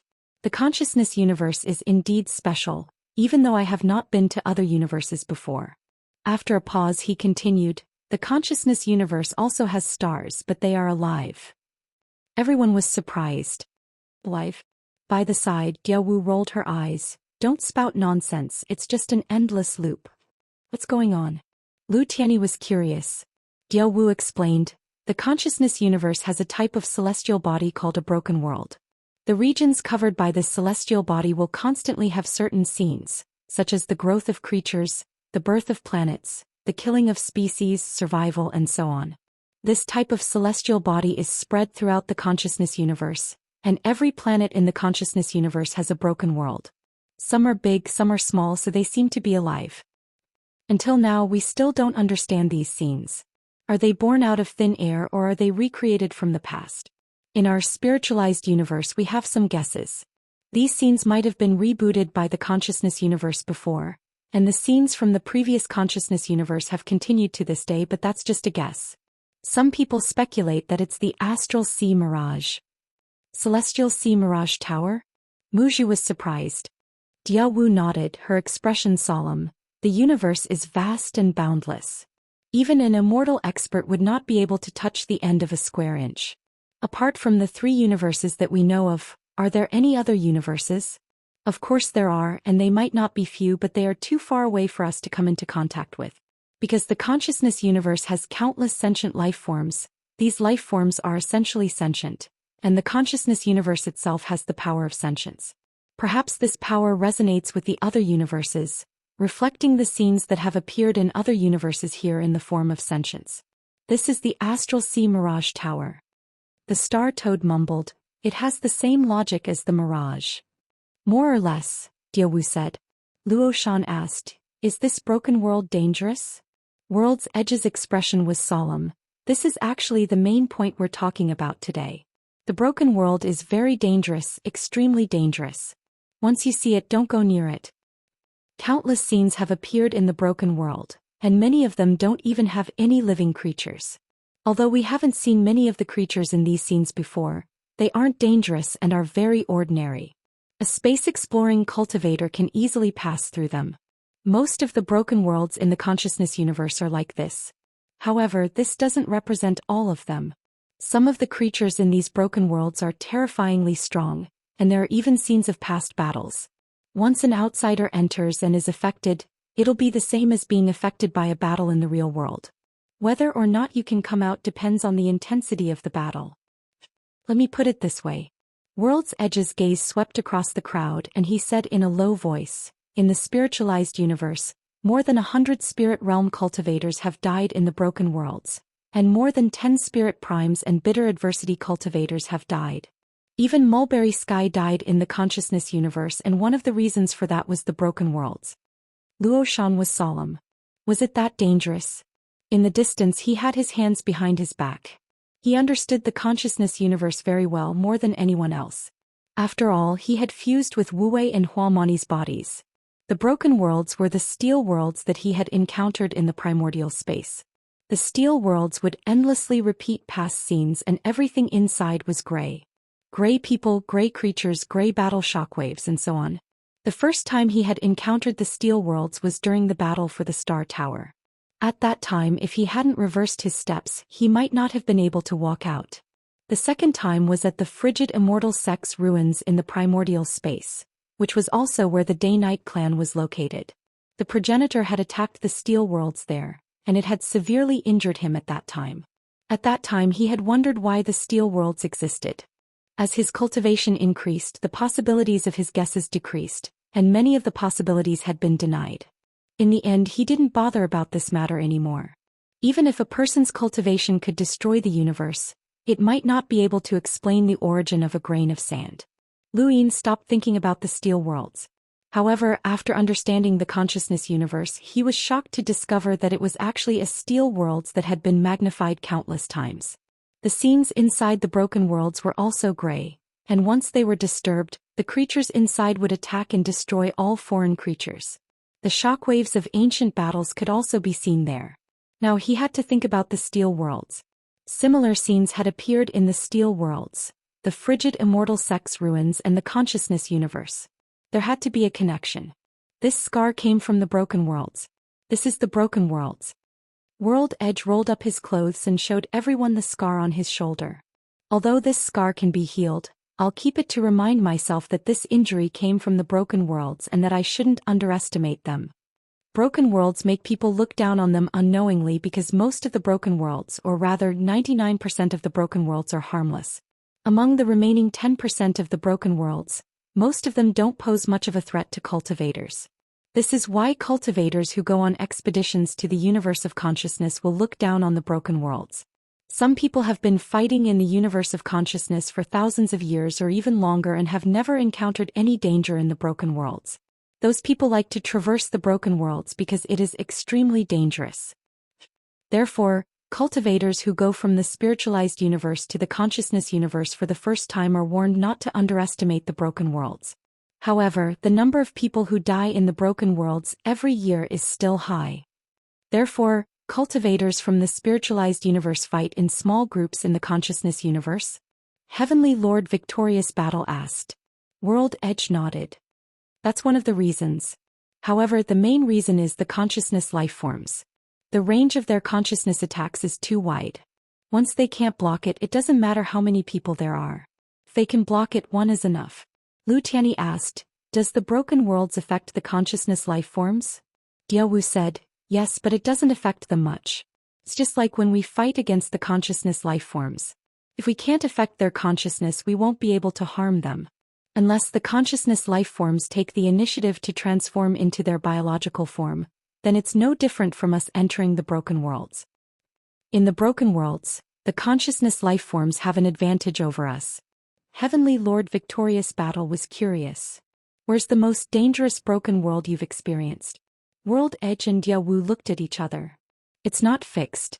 This is also a unique characteristic of the broken worlds. They can float around. Today they might be here, tomorrow they might be there. We once entered a broken world by accident. At that time, we were also trying to avoid the pursuit of a 13 heavenly phenomenon realm cultivator. A group of people rushed into that broken world and in the end only the two of us managed to escape. The scene repeated in that broken world was a ritual. After we entered the broken world, we subconsciously remained silent, but there were always some people who didn't care and looked down on the broken world. Because of the 13 heavenly phenomenon realm cultivators chasing after us, those people were terrified, which alarmed the life forms in the broken world. We've never seen those life forms before, but their actions should have been a ritual. All of us were sacrificed, and the strongest life form definitely had a power level comparable to Xianxia's. It used a bamboo blade to slaughter all of us cultivators and stab me in the shoulder. We were lucky enough to escape. Now that I think about it, the 13 heavenly phenomenon realm cultivators who were chasing after us definitely knew how terrifying that broken world was and didn't chase after us. Otherwise, in many situations, the consciousness life forms would have chased after the broken world. This is also one of the ways to determine whether a broken world is dangerous or not. It depends on whether or not the consciousness universe can enter. Because the consciousness life forms have lived for a long time, and the broken world belongs to the consciousness universe, their understanding of the broken world far surpasses ours. Lu Yin listened quietly and then released Wu Wei, which was 5 meters away from him. He wanted to search for the broken world from Wu Wei's memories. Wu Wei's memories were boundless. And Lu Yin had only seen the tip of the iceberg when he had viewed Wu Wei's memories twice. Now he was specifically searching for memories related to the broken world. Within Wu Wei's memories, there were many broken worlds in the consciousness universe that could be found throughout the universe. These broken worlds were just as Dancing Butterfly World Edge had said, they were not fixed and could float around. Consciousness life forms could not determine whether a broken world was dangerous or not, but they could exchange information with each other. Chapter 3682. Some broken worlds could be identified from the outside. If a sentient life form saw them and came out alive, they would mark the broken world to confirm the danger level.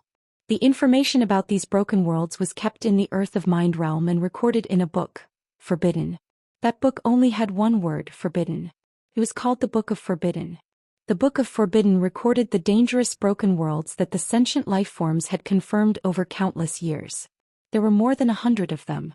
Most of these broken worlds couldn't be determined as the danger level couldn't be determined because no one from the consciousness universe was willing to test them. Many of the broken worlds were recorded by hunting down cultivators from the spiritualized universe and using those cultivators as a reference to determine the danger level. Furthermore, the broken worlds would float away and weren't easy to find. However, some broken worlds were still seen clearly. The broken world mentioned by Dancing Butterfly Horizon happened to be one of the broken worlds that were seen clearly. There was a creature in that broken world that held a bamboo blade and had the strength to threaten the 13 heavenly phenomenon realm. It was one of the most dangerous broken worlds and was called the Bamboo Blade Broken World. In Wu Wei's memories, there were more than 5 broken worlds in the Book of Forbidden that were comparable to the Bamboo Blade Broken World. There were also some broken worlds that were more dangerous than the Bamboo Blade Broken World. However, other than the 13 heavenly phenomenon realm, no life form dared to test them. Therefore no one knew how dangerous they were. Dancing Butterfly Horizon was already very lucky to come out of the Bamboo Blade Broken World. That creature with the bamboo blade made Wu Wei apprehensive. Of course, that was a long time ago. Back then, Wu Wei had just become a 13 heavenly phenomenon realm cultivator and didn't have his current strength. He hadn't learned the Sword of Heaven yet. However, even the current Wu Wei wouldn't want to provoke the Bamboo Blade Broken World. There was no need. The spiritualized universe should also know about the dangers of the broken worlds. However, human cultivators didn't have a high chance of survival after entering the dangerous broken worlds. Moreover, after a batch of cultivators went there, they would return after a period of time. Many people would never go there a second time. As a result, they didn't create anything like a Book of Forbidden. They could only warn people not to enter the broken worlds. However, this warning was pale and powerless in the face of a threat to the sentient life forms. All sentient life forms had an unspoken rule that came from their instincts. Under the premise that they could eliminate the enemies from the spiritualized universe, they would try their best to use them to test the dangers of the broken worlds. Compared to the spiritualized universe cultivators who were numb and ignorant of the broken worlds, they wouldn't be willing to test any broken world unless it was truly confirmed that the broken world wasn't a threat. The consciousness universe was the home of the sentient beings. They were more willing to recognize the broken worlds and make use of them. Lu Yin finally understood why the spiritualized universe was so much more powerful than the consciousness universe, but it was still difficult to completely deal with the consciousness life forms. The broken world was a major obstacle, and there was also the direction of the ninth heaven universe behind it. Whether or not the consciousness life forms could be restarted was far from something the spiritualized universe could decide. Even Master Grass, who was in the eternal realm, could not decide. And after realizing this, the Xuanhuan universe was in even greater danger. This was because the Xuanhuan universe did not have a destroyed world. In the distance, everyone was very curious about the broken world. They kept asking the spiritualized universe's cultivators about it. Not only Dancing Butterfly Skyline but Old Tao was also one of the people being asked. Yuanqi, Zhang and the others, especially Ancestor Shi, Dancing Butterfly Skyline, also wanted to ask her some things. Lu Yin clapped his hands to attract everyone's attention. Ancestor, share all the information you know about the broken world. Old Tao and the rest, tell us everything you know to prevent Wu Jiang from being in danger. Old Tao hurriedly expressed his stance. Don't worry, Master. This lowly one will definitely tell you everything from the first time I entered the consciousness universe to the last time I left. I'll let everyone experience it personally, right, Ancestor? Ancestor She fell silent. Starting from Old Tao, Everyone began to talk about everything they knew about the consciousness universe. Old Tao had experienced a lot in the consciousness universe, so he spoke in exultation and was as detailed as possible. At first, everyone was interested, but they gradually realized that this fellow was just trying to make his presence known. He wanted to show off in front of Lu Yin, which was why he was chased away. The ancestor, she was the one who looked forward to it the most. Only then would her words be valuable. Dancing Butterfly Skyline was also very curious. A consciousness life form was equivalent to an astral phenomenon which was not weak. She could be considered a second-grade consciousness life form, so what would her knowledge of the consciousness universe be like? Since ancient times, many consciousness life forms had surrendered to the spiritualized universe, but they had never had the chance to interact with them. Under everyone's gazes, especially Lu Yin's ancestor, she muttered to herself for a moment before slowly explaining what she knew about the consciousness universe. Lu Yin's gaze was calm as he listened. As for the destroyed worlds, all consciousness life forms revere them. They have existed for much longer than us, and all consciousness life forms believe that the destroyed worlds form the consciousness universe. If we lose the destroyed worlds, the consciousness universe will be reduced to the same level as the spiritualized universe. That's right, you didn't hear wrong. To the consciousness life forms, a universe without a destroyed world is ordinary, even if the spiritualized universe is stronger than the consciousness universe. The consciousness universe's 13 celestial phenomena are known as the realm of Earth. In that realm there is a book called the Forbidden Book.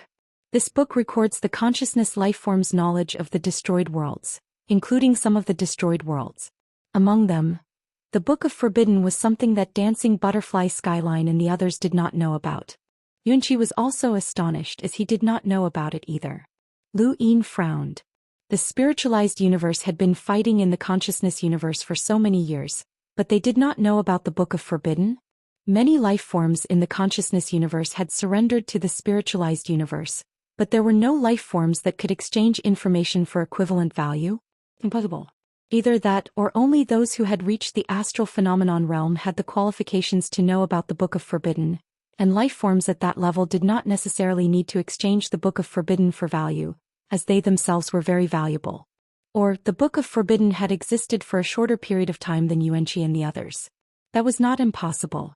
Yuanqi was an ancient life form that had existed since the Tianyuan era. Although the spiritualized universe had a longer history than the Tianyuan universe, it was not that exaggerated and had only developed for a few more eras. The consciousness universe's history might not have surpassed the spiritualized universe's. When Yuanqi was in the spiritualized universe, the Book of Forbidden might not have been formed yet. Then the question was, how did Ancestor she know about it? She had gone to the Tianyuan universe at around the same time as Yuanqi. Based on what you know, how many broken worlds are recorded in the Tome of Taboo? Lu Yin interrupted the Ancestor. Ancestor, she replied, more than 10. Lu Yin's eyes flashed. More than 10? That meant that the Book of Forbidden had only just begun when Ancestor she knew about it, so it was understandable that Yuanqi did not know about it. Ancestor she had gone to the Tianyuan universe at around the same time as Yuanqi, and the Book of Forbidden was a consciousness life form, so she naturally knew about it. Lu Yin had asked Ancestor she to speak because he wanted to see if she would talk about the Book of Forbidden. If she didn't, it might be because she didn't know or because she wanted to hide it. There was no pressure at all because it was impossible for her to know that Lu Yin knew about the Book of Forbidden. If she spoke about it, would it be a show of sincerity? Ancestor she was able to go from the consciousness universe to the spiritualized universe and from there to the Tianyuan universe. She was different from normal consciousness life forms. The instinct of consciousness life forms was to survive, but Bai Wuxian had feelings for him because of Yen. Consciousness life forms could change. They might not be pure life forms. Lu Yin turned around and left. Ancestor she took a look and continued. Yishang, do you know about the Book of Forbidden? Lu Yin asked. Yishang stood behind him. Yishang didn't talk to Yixia in Torch City as it was too sensitive. He was afraid that Yu Sangtian would slap Yixia to death. Fear of the unknown was just fear. In the past they had used a springboard to conquer the Tianyuan universe. Yishang said, I know, a consciousness life form recorded a book about a dangerous destroyed world, Earth realm, but I have never seen it before. You didn't find out about the book from the consciousness life form? I can't do it. If I could, I wouldn't have to wait until Yi Meng betrayed me before I found the Earth realm. Lu Yin thought about it and agreed. He knew why he couldn't do it. It was because of Old Head. Old Chief was the leader of the 13 celestial phenomenon in the consciousness universe, and was also the oldest consciousness life form. He had planted the locking autumn spell in every powerful consciousness life form, locking their consciousness so that the consciousness life form would not be able to speak of certain things, and outsiders would not be able to investigate these memories. Lu Yin had sensed locking autumn when he entered Huamani's body, but it couldn't stop him. As long as Huamani had these memories, Lu Yin would be able to see them. Thus he had seen Yi Tiankei's situation through Huamani. It was impossible for Yu Sang Tian to understand Yi Tiankei through Huamani, as even Huamani couldn't say anything. And because Wu Wei had surrendered too early, he hadn't been locking autumn. Huamani had once guessed that Yu Sang Tian's main goal in attacking the Yi Earth realm was Yi Tian Quebec. He guessed that Wu Wei had told Yu Sang Tian about Yi Tian Quebec. In reality, Wu Wei hadn't told Yu Sang Tian about this, and Yu Sang Tian hadn't asked. No one had asked Yu Sang Tian whether he knew about Yi Tian Quebec. To outsiders, everyone believed that Yu Sang Tian wanted to attack the Yi Earth realm and destroy the 13 celestial phenomenon so that he could restart the consciousness universe and step into eternal life. No one knew if that was the truth. From Huamani's memories, Lu Yin purposely read Old Head's memories. This leader of the 13 celestial phenomenon rarely showed himself, and Huamani didn't know how strong he was. Using the Yi Earth realm to plot against Yu Sang Tian was Old Head's plan, and he seemed to be very confident. Wu Wei also had memories of Old Head, but they were also very few. Is there anything similar to a tome in the spiritualized universe? Lu Yin asked. Yishang replied, there are some that have been passed down by word of mouth, but it's just a few broken worlds that are obviously dangerous. However, these broken worlds haven't been seen for a long time, so they might have disappeared. Broken worlds aren't fixed forever. Some of them may look like this at one moment, but the next moment they might change. It's impossible to see through them completely. There must be a batch of broken worlds that have expired in the tome of consciousness life forms. Lu Yin felt that something was strange. Expired? Although it sounded strange, it made sense. Broken worlds could expire as well. Yishang continued, in the past the spiritualized universe also wanted to create something similar to a tome, especially after learning of its existence. However, the cost of creating something like this is too great, and there's no point in just exchanging information. The truly dangerous broken worlds need to be constantly probed, and the broken worlds that can be exchanging information aren't that dangerous. If you want to probe, you'll have to pay with human lives and the lives of experts at that. The price we have to pay to explore a broken world is much higher than the cost of the consciousness life forms, but that's still acceptable. Compared to the losses caused by broken worlds, Yu Sang Tian and Sang Tian have discussed it, and were willing to pay the price of losing a generation of experts to explore a broken world. However, after discovering that broken worlds can change and expire, the price is completely different. There's no need to explore them anymore. Chapter 3683. Many of the forbidden books in the consciousness universe were created at the cost of our lives. To them, this is not a huge price to pay. What we can do is to avoid all the broken worlds. This is the smallest price we can think of. Other than that, there's no other way. Yishang explained a lot, afraid that Lu Yin would not believe him.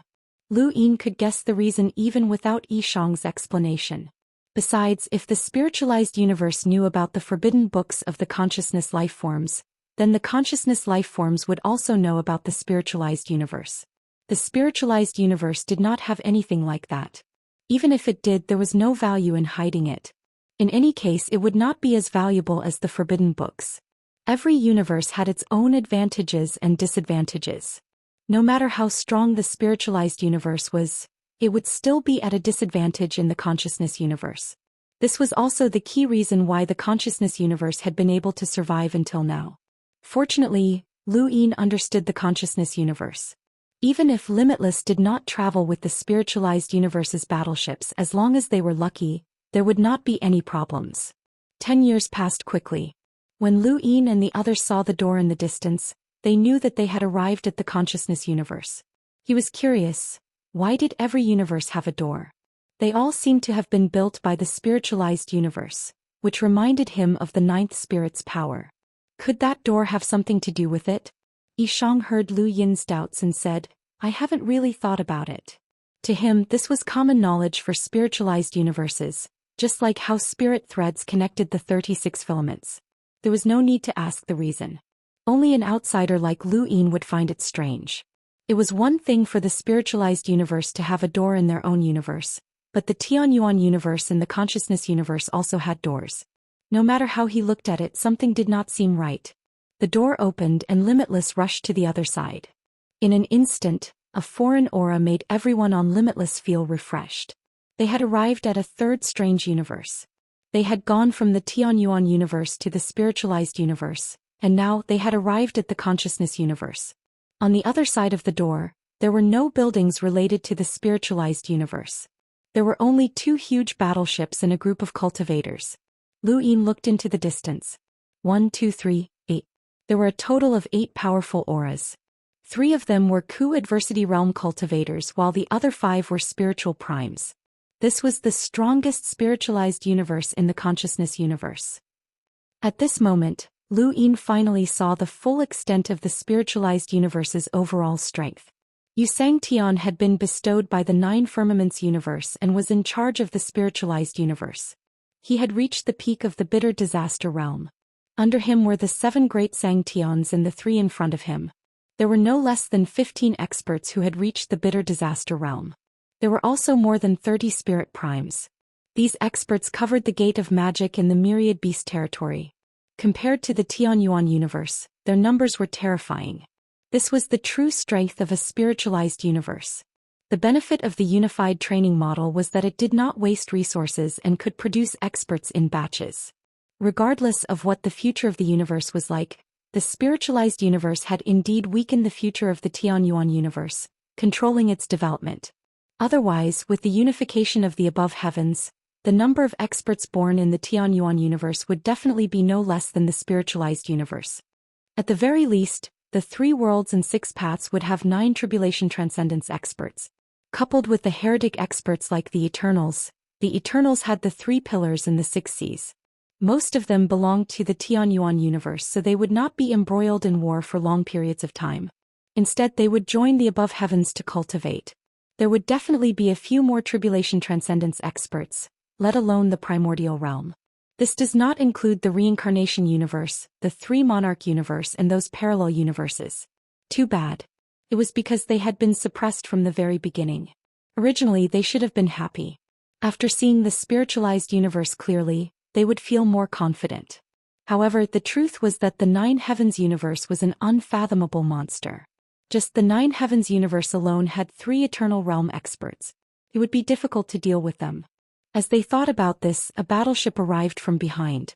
Soon after, battleships arrived one after another. In the end, all 7 battleships stopped in front of the gate. Inside the gate, many spiritualized cultivators who had stayed behind to fight in the universe of consciousness were excited.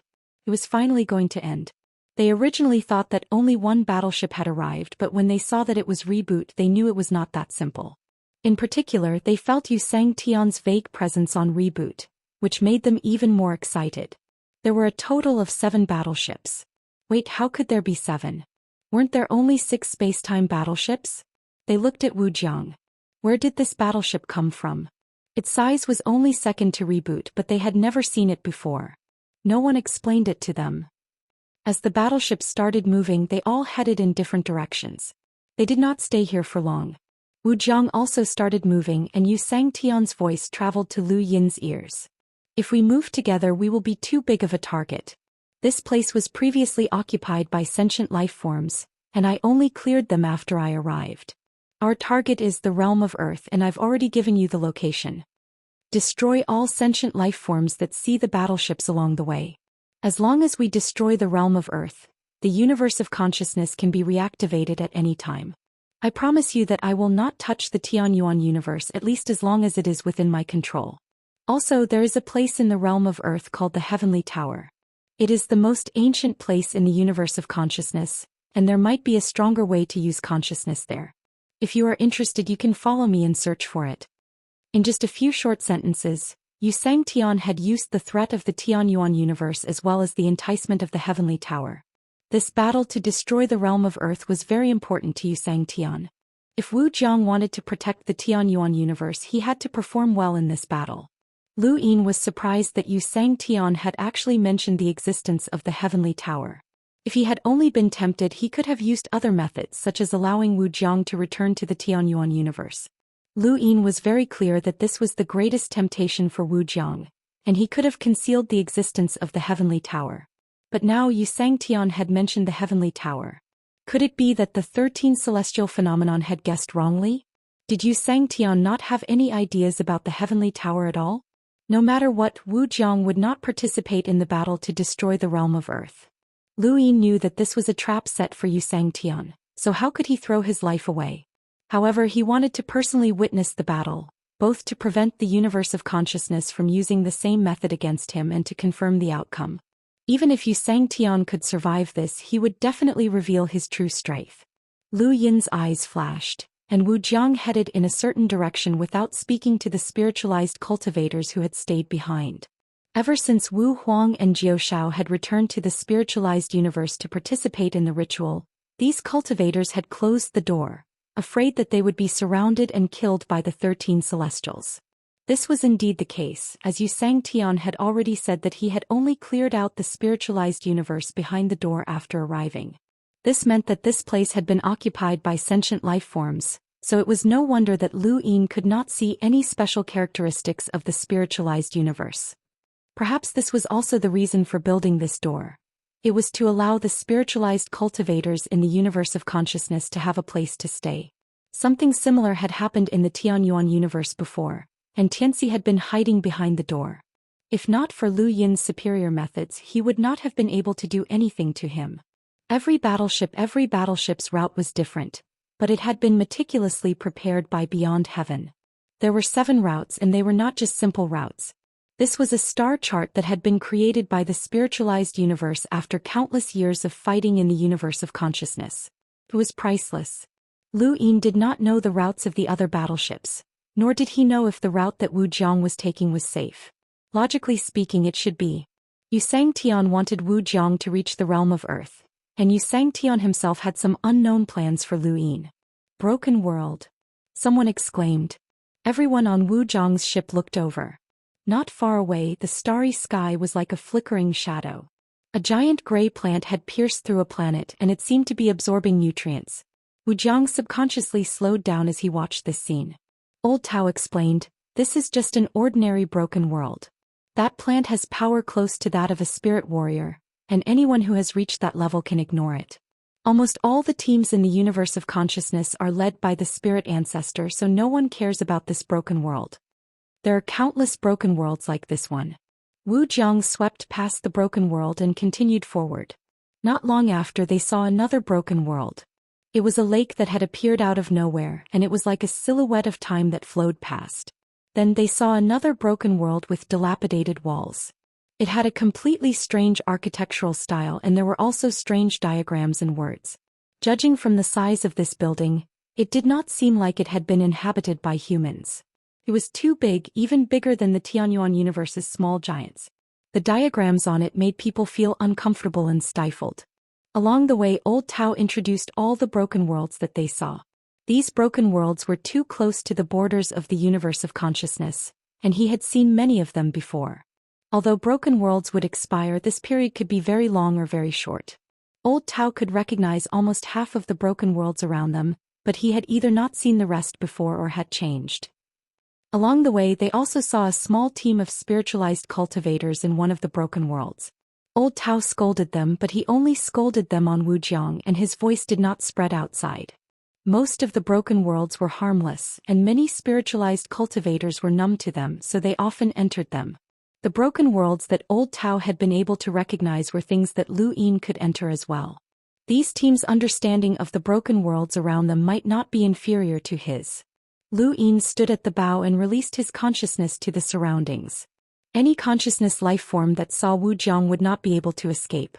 The range of his consciousness far exceeded what a consciousness life form could see in Wu Jiang, and it was enough to ensure that Wu Jiang approached the realm of intent Earth without anyone noticing. There were many consciousness life forms in the universe of consciousness.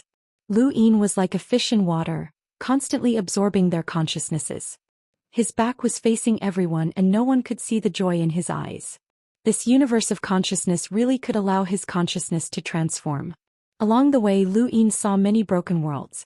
Some were filled with slaughter, while others had beautiful scenery. Even the gray color could not stop the beauty. Stop.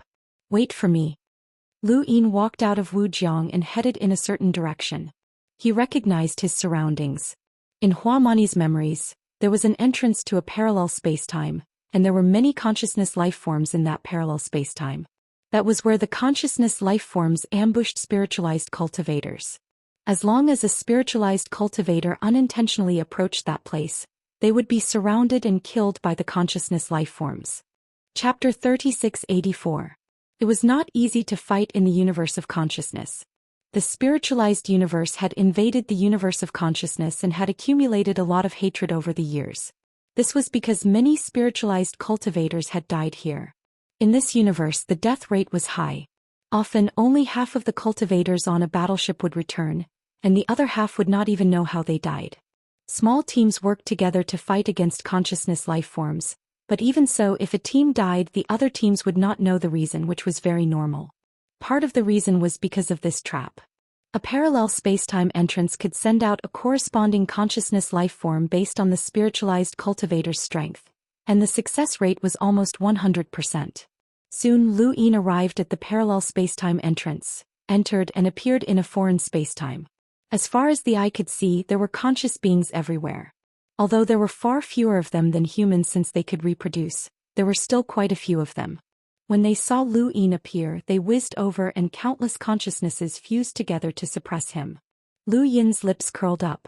This number was not bad, and there were even 2-star-grade consciousness life forms that corresponded to the laws of the universe. When Lu Yin walked out of that parallel spacetime, it meant that there were no longer any threats. Wujiang continued forward. Huamani's understanding of the consciousness universe was not something that spiritualized cultivators could compare to. Along the way, Lu Yin saw several parallel spacetime entrances and he went to all of them. Although not every parallel spacetime had many consciousness life forms, the consciousnesses he absorbed along the way already surpassed what he had absorbed in the spiritualized universes, including those in the realm of intent. If he absorbed another star-grade consciousness, he would completely surpass what he had absorbed in the spiritualized universes. Now the open nine skies in his heart continued to expand, and his consciousness planet also rotated, becoming more and more solid. According to the route that xianxia had given him, it would take 2 months to reach the realm of intent from the border. He did not know how long the other battleships would take, but he believed that xianxia would be willing to wait until he could no longer wait. Xianxia would not give up on attacking the realm of intent just because Wujiang did not come. He was also afraid of being discovered by the 13 celestial phenomenon. Even if this was a trap that they had set for him, he did not know about it. Wujiang continued to travel, but it didn't follow the route given by xianxia. Instead, it kept changing. Of course, it didn't deviate from the general route. It was still heading towards the realm of Earth. More than a month passed. During this time, Lu Yin had absorbed too much consciousness, and the 9 heavens transformation continued to expand. His consciousness planet's density had also surpassed that of a god force planet, and it slowly rotated in the starry sky where his heart was. The ancestor of the past had been observing Lu Yin all this time, and she realized that Lu Yin had a special understanding of the consciousness universe. Every time he made a turn, he would always return to his original path. The ancestor of the past did not know the reason why he would leave midway. She also wanted to know what Lu Yin was doing and how he understood the consciousness universe. Wu Wei was in Lu Yin's hands, and this was something that the former ancestor knew. However, even Wu Wei should not have understood the current universe that well. After all, he had been gone for too long and many of the destroyed worlds had changed locations. She was finding it harder and harder to see through Lu Yin, and she was glad that she had not concealed the fact that she had obtained the Tome of Forbidden. On this day, Lu Yin suddenly had Wujiang stop and he frowned as he stared into space. Oh, this one. The route was wrong. The cultivators of the consciousness universe and the spiritualized universe had been fighting for so many years, and both sides had been trying to find ways to trap the other. The route ahead would actually lead to a trap that had been hidden for a very long time and that the consciousness universe had never used. Ahead, they would pass through dozens of planets that were parallel to each other, and each planet had a spiritual treasure. Once these spiritual treasures were moved, they would coincidentally form a spiritual treasure array. This array was naturally formed by the universe and it was not a layout. The greatest use of this array was to make it difficult for everything within its range to move. Once that happened, the consciousness universe would be able to attack without restraint. This array was actually reserved for experts at Xianxia's level, and it was useless against Wuxiang. Lu Yin's strength was enough to shatter the array, and even if he did not act, the progenitor could do it as well as the other experts on Wuxiang. This was something that Lu Yin had learned from Huamani's memories. Why had Yu Sangtian arranged this route for Wuxiang? Wuxiang would definitely not fall into this trap, and even the 13 celestial phenomenon ambushes would be useless. However, they would definitely be exposed and attract even more consciousness life forms, using Wuxiang as bait. If that was the case, then Yu Sangtian had to know about this trap. Would Yu Sangtian know? Lu Yin was not sure, as only the 13 celestial phenomenon and a few celestial phenomenon consciousness life forms knew about this trap. Even Wu Wei did not know, and if Yu Sangtian wanted to know, he would have to have someone in the consciousness universe. It was not impossible. The patriarch had arranged for Yi Meng to pretend to join the spiritualized universe and lure Yu Sangtian into this trap. Yu Sangtian also had a way to control a certain consciousness life form. Lu Yin had not thought of this before, but now he had to think about it. If that was the case, then did Yu Sangtian really not know about the Earth Realm's trap? Logically speaking, Yu Sangtian should not have let Lu Yin guess this. Could this trap be a coincidence? At that moment, a consciousness swept past, causing Lu Yin's expression to change. He had Wuxiang stay where he was and walked out of outer space, instantly vanishing. In front of Wuxiang, there was an enormous consciousness that came from many consciousness life forms. One of them was above all the other life forms, and it was one of the 13 celestial phenomenon consciousness life forms, Xingju. This was a trap that the consciousness universe had set up for the spiritualized universe, and it had not been used for many years. However, every once in a while a member of the 13 celestial phenomenon would come to inspect it, as this place was definitely capable of burying a powerhouse on the level of Sangtian. During this time, Xingju had already inspected the spirit treasure array and was about to leave, but he suddenly had a sudden impulse and used his consciousness to scan the surroundings. He wanted to see if there were any changes in the surrounding space. If a broken world had mysteriously appeared here, then the spiritualized cultivators would definitely not come over and this trap would be useless. What he did not expect was to find Wuxiang after scanning the surroundings with his consciousness. Only spiritualized cultivators could build a battleship. Such a large and unfamiliar battleship shocked Xingju, and he immediately had his consciousness life form contact the Earth realm to report this matter. As for himself, he was certain that the cultivator on the battleship had sensed him, but so what? He was one of the 13 celestial phenomena, and in the consciousness universe, even a spiritualized powerhouse on the level of Sangtian might not be able to do anything to him, especially in this area. If Sangtian really did make a move, then it would be a good opportunity to use this trap to bury him. It would also serve as a prelude to killing Yu Sangtian. The tomato. The next moment Lu Yin walked out of the void and looked up. Huamani was in the distance. In his memories, there were countless sentient life forms in the periphery of the trap. Some had taken the initiative to take on different forms, but most were in human form while others were passive. In Lu Yin's eyes they were like dark clouds, the largest of which was naturally Xingju, one of the 13 celestial phenomena. Lu Yin's eyes lit up. It was here. He had been thinking that if he could absorb the consciousness of a 13 celestial phenomena cultivator, then it would completely surpass the total amount of consciousnesses he had absorbed in the spiritualized universe. Not long after he had thought about it, this person had arrived. Moreover, from the looks of it, this 13 celestial phenomena cultivator had no intention of running away. This was interesting. Lu Yin was confident that he could stop him if he wanted to run, but this was the consciousness universe after all, and there was the possibility of a broken world. Huamani had been in the spiritualized universe for a long time, and the surroundings had changed quite a bit. "Human, state your name," Xingju said, and the sentient life forms around him spread out to surround Lu Yin. Lu Yin's aura was restrained, and with his power level, Xingju could not see through his concealment. However, Lu Yin was only in the progenitor realm, so he could be seen through. This was what Lu Yin wanted to be seen through. Lu Yin looked at Xingju's enormous consciousness. "You're a 13 celestial phenomena cultivator?" You're not afraid of me and your gaze is very calm. It seems that you've hidden your strength. If I'm not wrong, you're a spiritual prime powerhouse and have cultivated in your spiritualized universe's intent realm. Your resistance to consciousness is very strong, which is why you're not afraid of me, a 13 celestial phenomena cultivator. Is that right? Xingju asked. He was not stupid, and Lu Yin's performance contradicted what he had seen. Lu Yin smiled and clasped his hands behind his back. Smart. I'm very sure that you can't deal with me, but it's strange. The consciousness universe is so big, so how did I encounter a 13 celestial phenomena cultivator like you? Xingju's laughter rang out. You'll never know. Today's outcome was already decided. I'll give you a chance. Join my consciousness universe and I'll let you leave alive. Lu Yin shook his head. Our life forms are different. How can we merge? Many people have sided with us. Xingju believed that Lu Yin's life was in his control and spoke without restraint. Lu Yin's eyes flashed. No wonder there were so many consciousness life forms hidden in the spiritualized universe. There were definitely cultivators who had sided with the consciousness universe, and those cultivators had worked together to cover up part of the truth. To the spiritualized universe as a whole, these traitorous cultivators were actually useless. They had not done anything to the spiritualized universe, so they would not be discovered. The only thing they needed to do was cover up their traces.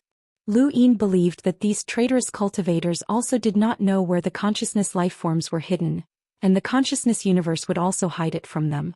Their role was to be used as tools, nothing more. A cultivator with my strength would never side with the consciousness universe, Lu Yin retorted. Xingju sneered. You've cultivated to this level, but you still can't see through human nature. I can only grieve for you. Then die. After he finished speaking, boundless consciousnesses descended from the surroundings like mountains and seas, crushing over. They were accompanied by various consciousnesses that were equivalent to consciousness-type battle techniques. Among them, Lu Yin even saw a power similar to the Great Sky Split Disk. Lu Yin stood tall in outer space and allowed these consciousnesses to bombard him. He stood majestically, his gaze fixed on Xingju. Xingju was astonished. Your consciousness has reached the astral phenomenon realm? Lu Yin smiled. Why don't you guess? You're courting death. Xingju attacked, and a terrifying consciousness covered the sky, surpassing all other consciousness life forms. It was like a curtain of darkness falling from the sky, almost materializing. Chapter 3685. This scene reminded Lu Yin of Wu Wei's great sky-carving disc, which was a near-physical consciousness attack. This Xingju's power level even surpassed Huamon's.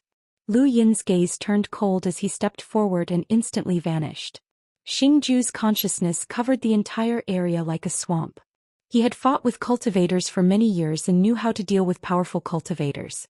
Cultivators who wanted to deal with pure consciousness life forms either had to have a powerful consciousness or bombard the void with a realmless to wear down their opponent's consciousness. Consciousness life forms responded by spreading their consciousness throughout the universe, making it difficult for cultivators to move. Even if they could leave, their every move would be under the consciousness life form's control. The two had fought for many years and understood each other too well. It was often easy to tell whether one could defeat the other. Xingju had thought that he could use his consciousness to suppress Lu Yin and restrict his movements. However, when Lu Yin's consciousness moved as if he were walking on flat ground, Xingju knew that he was in big trouble. This person had actually ignored his consciousness attack, which meant that he had the ability to fight against Xingju's consciousness. Once this person got close, Xingju would be in danger. Who was this human? Why had he not seen him before? Lu Yin had fought against more than one Sangtian, such as Meng Sangtian and the 100-Grass Sangtian. None of those Sangtians had been able to face Lu Yin directly, and they had only been able to distance themselves from him and think of ways to deal with his consciousness. This was also the reason why Lu Yin had dared to stay behind and fight Lu Yin. This person had never appeared in the consciousness universe before, but his strength was so terrifying. Where had he come from? This was too illogical. Xingju immediately retreated. His consciousness retreated like a tide, and the other consciousness life forms around him retreated even more decisively than Xingju. Lu Yin was too much of a threat, so much so that they no longer wanted to fight. Even if he wanted to run, was that even possible? Lu Yin was already very close to Xingju, and he struck out with a palm that destroyed the void. A powerful force pierced through the heavens, creating a path of darkness that devoured Xingju's consciousness along the way. Xingju was shocked. This strength? Who are you? Lu Yin frowned. He could not fight like this as he still needed to absorb this person's consciousness. Thinking about this, a beam of light shot through the void and reversed for a second. The consciousness that had been devoured by the realmless returned, and it was as if that palm had never been unleashed. Xingju was stunned. The power of time combined with the strength from before made this human more threatening than Emperor Wu. Since when had such a terrifying person appeared in this spiritualized universe? He did not hesitate to flee, and as he retreated, his consciousness transformed into shadows that extended all the way to Lu Yin's feet. Lu Yin frowned. Shadow? Was this guy's combat skill? Before he could think further, a familiar scene appeared in front of him. A blade descended from the sky and slashed into the woman's body. That woman was Ming Yan. Lu Yin's pupils shrank. Yan. The surface of his body trembled and the surrounding starry skies shook. This caused Xingju to turn around in shock. Impossible, this guy's consciousness was at the starry sky level? He stared blankly at Lu Yin. Just who was this person? Lu Yin clenched his fists as Xingju's consciousness had triggered the fear in his heart. He had once again seen Yan being stabbed by Xiaji's blade, which had caused his mind to become unsteady. This was a technique that directly affected one's consciousness. If not for the fact that his consciousness was strong enough to disperse it, this fear would have been deeply imprinted in his mind. He had experienced this technique more than once, and the one that had left the deepest impression on him was by Xiaohong's innate gift, heart. It allowed one to see what one missed, feared, hated, or loved the most. Both techniques allowed an enemy to see what they feared the most. One could only be seen while the other could be directly imprinted into one's consciousness. Heart innate gifts were very unique, and this 13 celestial phenomenon cultivator could cultivate a similar power. Its level far surpassed this innate gift, but it was also based on one's consciousness. As long as the opponent's consciousness was stronger, this power would be useless. Who are you? Xingju's voice echoed throughout the heavens. This was already the third time he had asked this question. He could not understand how such a terrifying person had suddenly appeared in the spiritualized universe and could even ignore his battle technique. His name was Xingju, Nightmare Xingju. His consciousness could allow other life forms to see what they feared the most. As long as one's consciousness was not stronger than his, they would not be able to escape, and there was no limit to the amount of consciousness he could use. With this technique he would not be afraid even if he faced two Sangtians at the same time. He could split his consciousness and strike fear into all spiritualized cultivators as long as there were no top-tier powerhouses interfering. But today his technique had actually failed. He had encountered a human whose consciousness was stronger than his. What a joke, this was a human. He had never dreamed that such a day would come. Even if it was Yu Sangtian, he did not believe that his own consciousness would be weak. Yu Sangtian's consciousness was at most at the cosmic realm. Lu Yin's gaze was cold. Congratulations, you've angered me. Since you like consciousness, I'll use my consciousness to play with you. After he finished speaking, a terrifying consciousness surged out and instantly changed the heavens and the earth. It covered the universe's starry sky and spread out. Not only did it cover the trap, but it also covered the boundless expanse and the consciousness life forms that were fleeing even further away. The entire starry sky was covered by the consciousness and the sky collapsed. Xingju was shocked. No, this was impossible. This person's consciousness was ranked at the top of the 13 celestial phenomenon cultivators. How was this possible? Lu Yin's consciousness had already reached the celestial phenomenon level, and after absorbing so much underground consciousness, he had reached the cosmic realm. He had then absorbed many consciousness life forms from parallel spacetimes, as well as the Heaven's Craftsman realm, the Arc realm, and other hidden consciousness life forms. Although he had used up a lot of his consciousness, he had also absorbed Huamani's. In other words, he had almost 2 cosmic realm consciousnesses which naturally surpassed Xingju's. When this consciousness appeared, Xingju knew that it was over. There was no way he could resist it. Monster, this was a monster. A consciousness life form's attack could be complicated, but it could also be simple. As long as one's consciousness surpassed the consciousness life forms, it would be difficult for the consciousness life form to win. Battle techniques were rare in the consciousness universe. Here they only had methods of using consciousness. Wu Wei's Sword of Heaven was an exception. Aside from the sword itself, Very few people in both the consciousness and spiritualized universes knew of this technique. But if one's consciousness could not surpass a consciousness life forms, then one would have to think of a way. This was especially true when facing a consciousness life form's consciousness. Lu Yin had a deep impression of the technique He Wuxian had used, Endless Road. Back then He Wuxian had used this technique to prevent Wu Jiang from going to Immemorial City. If not for Huizhu, that battle would have been troublesome. At the time, everyone had thought that it was He Wuxian's innate gift combined with the true God's freedom technique. Later on, Lu Yin found out that it was He Wuxian's method of using consciousness in conjunction with the true God's freedom technique. This allowed a person's consciousness to be extended infinitely, to the point where even though they could clearly see the end, they would not be able to reach it. There were many similar methods of using consciousness, and it was not easy to break through them. Every consciousness life form had their own method of using consciousness. Huamani had used his consciousness to grasp the horizontal flower shadow, causing space to reverse. Wu Wei's great sky-carving disc was a materialized consciousness, and it was also a method of using consciousness. This 13 celestial phenomenon's method of using consciousness was to draw out a creature's fear. This was because consciousness encompassed thoughts and memories, and this was Wu Wei's method. All methods of using consciousness were based on consciousness itself. If one's consciousness was not strong enough, then their foundation would be shattered. When he saw that Lu Yin's consciousness had completely surpassed his own, Xingju knew that he was no match for Lu Yin. His method of using consciousness had not been effective from the start, and all he could do was flee. In the distance, everyone on Wu Jiang looked up at the sky. They knew that Lu Yin had encountered a powerful enemy, or else he would not have used such a majestic consciousness. The ancestor was the most shocked.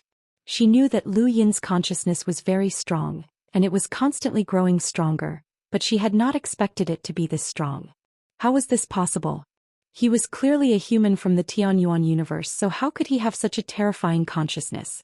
Only consciousness life forms would be truly shocked by such a consciousness. One had to know that when she had been at the celestial phenomenon level, she had been the strongest consciousness in the Xuanhuan universe. Neither an eternal nor a primogenitor could surpass her. However, a junior had actually surpassed her in such a short amount of time, and not just by a little bit. At that moment, the ancestor's mentality changed. Joining hands with Wu Jiang to deal with the spiritualized universe? This was not realistic from the start. It was not that they could not defeat the spiritualized universe, but that if they did, even more terrifying monsters would be released. In the distant sky, shadows continuously gathered, but they could not get close to Lu Yin. Lu Yin raised a hand, and his consciousness gathered above the sky as the great sky-carving disc descended. Xingju's consciousness surged up. Great sky-carving disc? What does Wu Wei have to do with you? Lu Yin could not be bothered to answer. The great sky-carving disc ruthlessly smashed down, directly penetrating Xingju's consciousness and causing it to shrink. In Lu Yin's eyes, Xingju's dark cloud had shrunk by a third. To a consciousness life form, this was a heavy blow. Lu Yin's finger flicked up and then he brought it down again. Great sky-carving disc. Human, my name is Xingju and I'm a celestial phenomenon. You can't kill me. I have value in keeping me alive, Xingju shouted. Lu Yin's eyes narrowed. Restrain your consciousness and follow me. Xingju's consciousness surged and he hesitated. Lu Yin sneered and the great sky-carving disc ruthlessly descended. Consciousness life forms used their consciousness not only to deal with spiritualized cultivators. Before spiritualized cultivators appeared, the consciousness universe itself also had battles, and consciousness life forms also needed to cultivate. Only by wiping out consciousness life forms could the consciousness of this universe increase and strengthen other consciousness life forms. This was the law of the jungle, and it would not change no matter where it was. The great sky-carving disc was effective against cultivators, but it was also effective against consciousness life forms. In the surroundings, countless consciousness shadows surged over, but Xingju did not give up. He thought of all sorts of ways to deal with Lu Yin, but in front of Lu Yin's boundless consciousness, these consciousnesses were like mayflies trying to shake a tree. They could not even shake him. The great sky-carving disc ruthlessly smashed down, and Xingju's body shrank again. He begged and howled, but it was useless. Lu Yin looked on coldly and the great sky-carving disc descended once more. At that moment, the surrounding consciousnesses suddenly condensed, forming a mirror in front of Lu Yin. Inside the mirror was the Above Heaven sect, the Boulder Foundation, the Imperial Robe, and Xianxia. On this day, Xianxia had destroyed the Above Heaven sect, burned Immemorial City, and massacred the entire Tianyuan universe. No one was his match. Chapter 3686. The mirror flew towards Lu Yin, and even though his consciousness was shaken, it didn't shatter. Lu Yin didn't move from his spot as the mirror passed through. A dark figure walked out of the mirror and turned to face Lu Yin. This was another Lu Yin. Lu Yin stared at the dark Lu Yin and recalled some of Huamani's memories. He recalled that Huamani's memories, called Xingju's nightmare celestial phenomenon, used fear as a mirror. Huamani's understanding of Xingju was that he could draw out a creature's greatest fear. When Xingju had first attacked, Lu Yin had recalled it. However, this celestial phenomenon didn't pose any threat to him, so he hadn't paid it much mind. Old Chief's description of Xingju was that he was a man in the mirror, a nightmare among men. No one knew what this meant, and even Huamani, who was also a celestial phenomenon, had never experienced it. But now Lu Yin knew. This was a man in the mirror, a nightmare among men. The dark Lu Yin was the embodiment of all the fear that Lu Yin had experienced. It didn't have much attack power, and Xingju had simply stripped the fear from Lu Yin's consciousness and made him experience it all over again. Lu Yin couldn't avoid it, nor would he do so. The fear that he had experienced wasn't just fear, but also the process, karma, and memories. If he lost these fears, he wouldn't be complete. The mirror suddenly flew in a certain direction and dragged the dark Lu Yin over. This was Xingju's most deeply hidden power, and only Old Chief had seen it before. The other celestial phenomenon cultivators had never seen it before. This was a life-saving move. At Lu Yin's level of cultivation, he knew that he couldn't lose these fears. Xingju was throwing them far away so that Lu Yin could chase after them so that he could escape.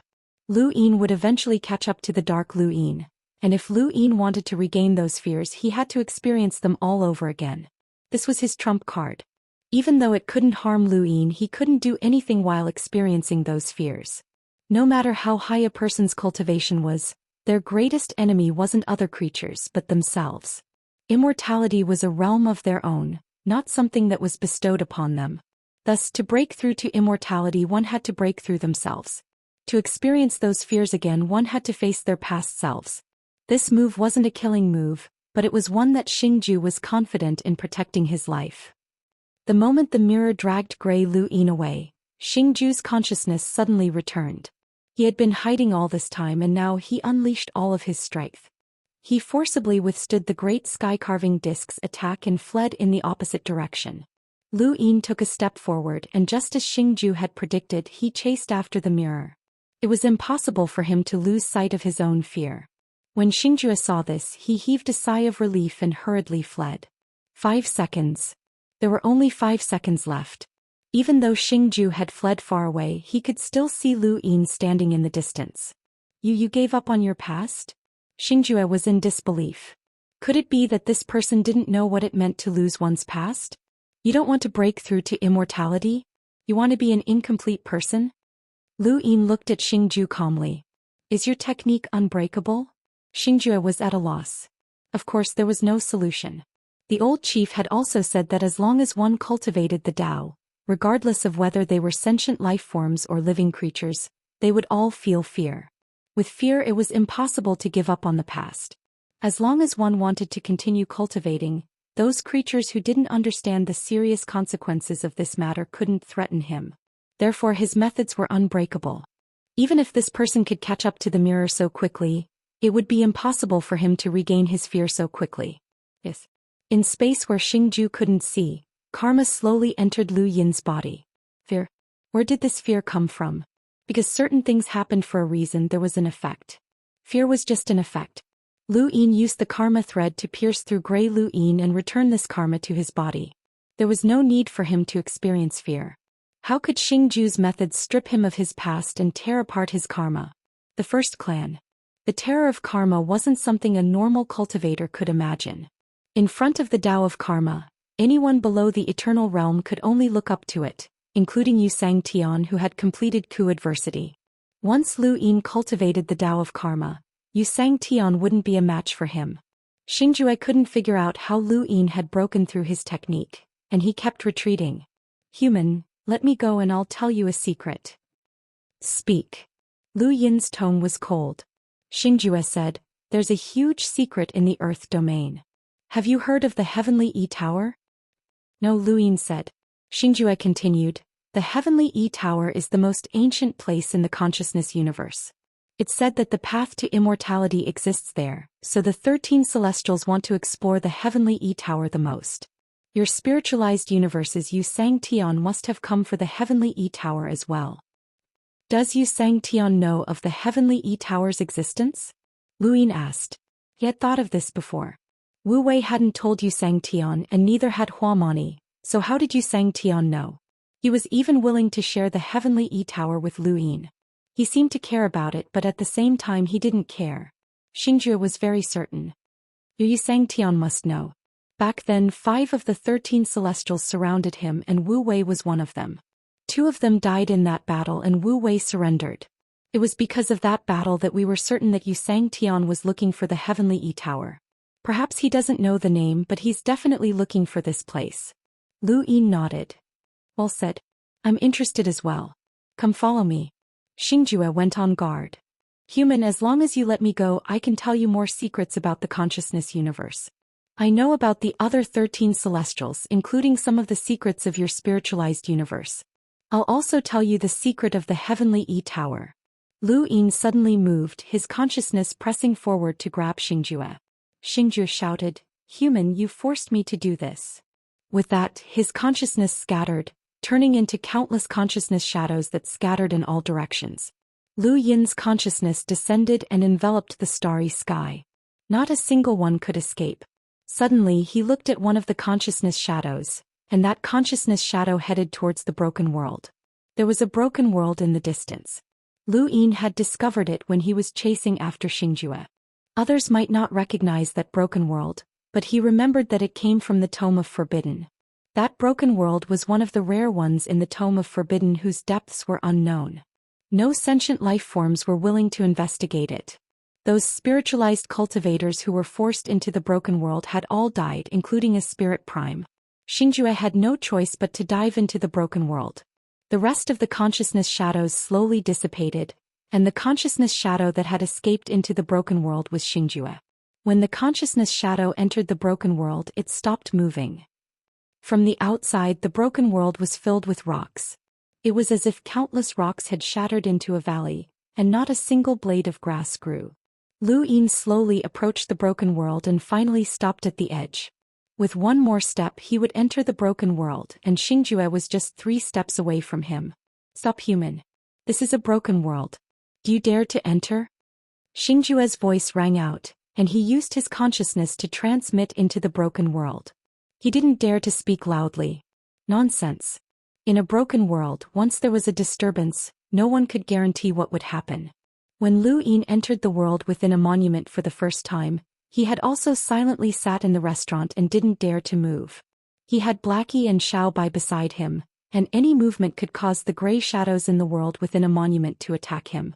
At that time he thought that those gray shadows were the remnant essence, energy and soul of the past. Now he didn't know how to explain it. In this broken world, the consciousness lifeforms knew that it was the remnant consciousness of the past. In short, there were all sorts of explanations. Lu Yin looked at Xianxia. Why don't you dare to enter? Xianxia replied, Don't you know that the broken world is dangerous? There is no danger. I have never encountered a broken world that is too dangerous. Many cultivators in our spiritualized universe treat broken worlds as scenic spots. Lu Yin didn't care. Of course, Xianxia knew about this.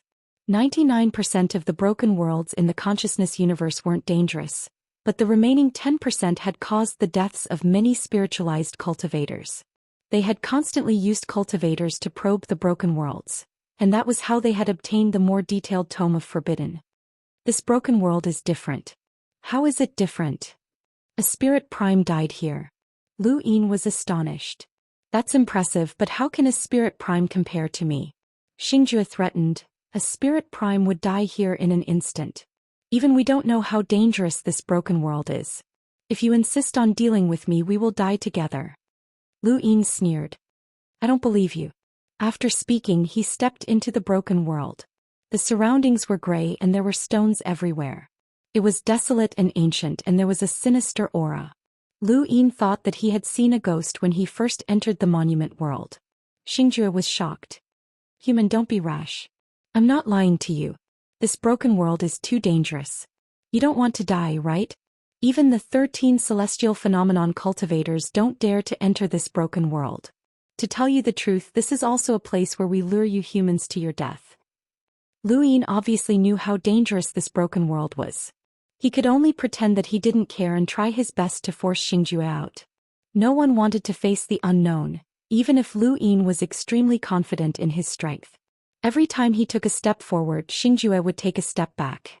Their movements were very small and they didn't even touch the stones on the ground. Do you think I'll believe you? It's just a broken world, Lu Yin said. In my opinion, it's no different from other broken worlds.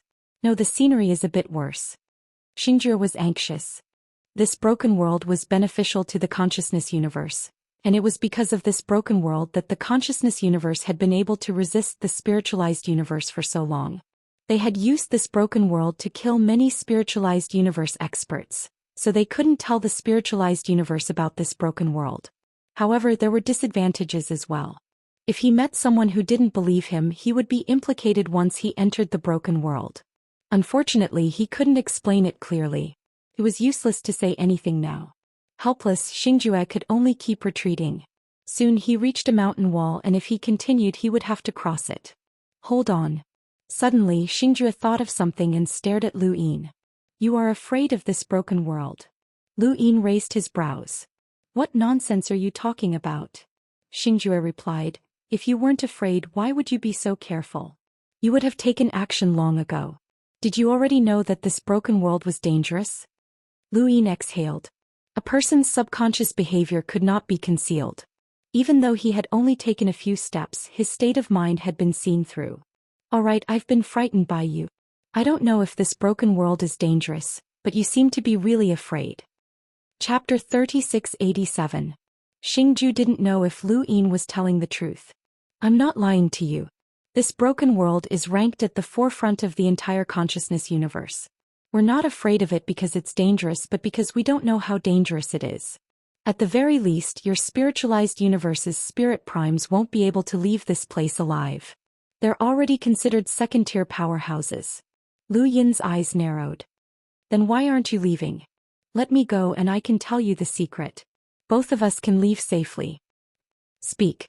Human, we know how cunning you all are. I'll write the secret down in this broken world and you'll be able to get it once I leave. Lu Yin sneered. It's not like I haven't seen your little schemes before. Once I enter the broken world to take the item, it'll automatically explode and I'll be finished. You're called Xingjue, right? I'll give you one more chance. Tell me the secret and I'll let you go. Otherwise, I really want to see how powerful this broken world is. No matter how powerful the things here are, we won't die instantly. Who do you think has a higher chance of escaping?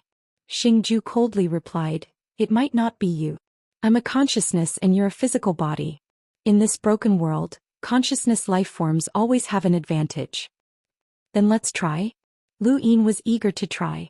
Xingjue couldn't figure out Lu Yin's thoughts. If Lu Yin was clear about the dangers of this broken world, then it would be good. Xingjue could be certain that Lu Yin wouldn't dare to act recklessly. If not, then it would be troublesome. Xingjue was conflicted. I'll count to 3. You only have one chance. Lu Yin stared at Xingjue. The more he forced, the more this fellow panicked. 3. Xingjue growled. I guarantee that once this broken world is disturbed, you'll either die or be injured. How will you continue fighting in this consciousness universe? You humans compete with each other. You should be a newly ascended xianxia.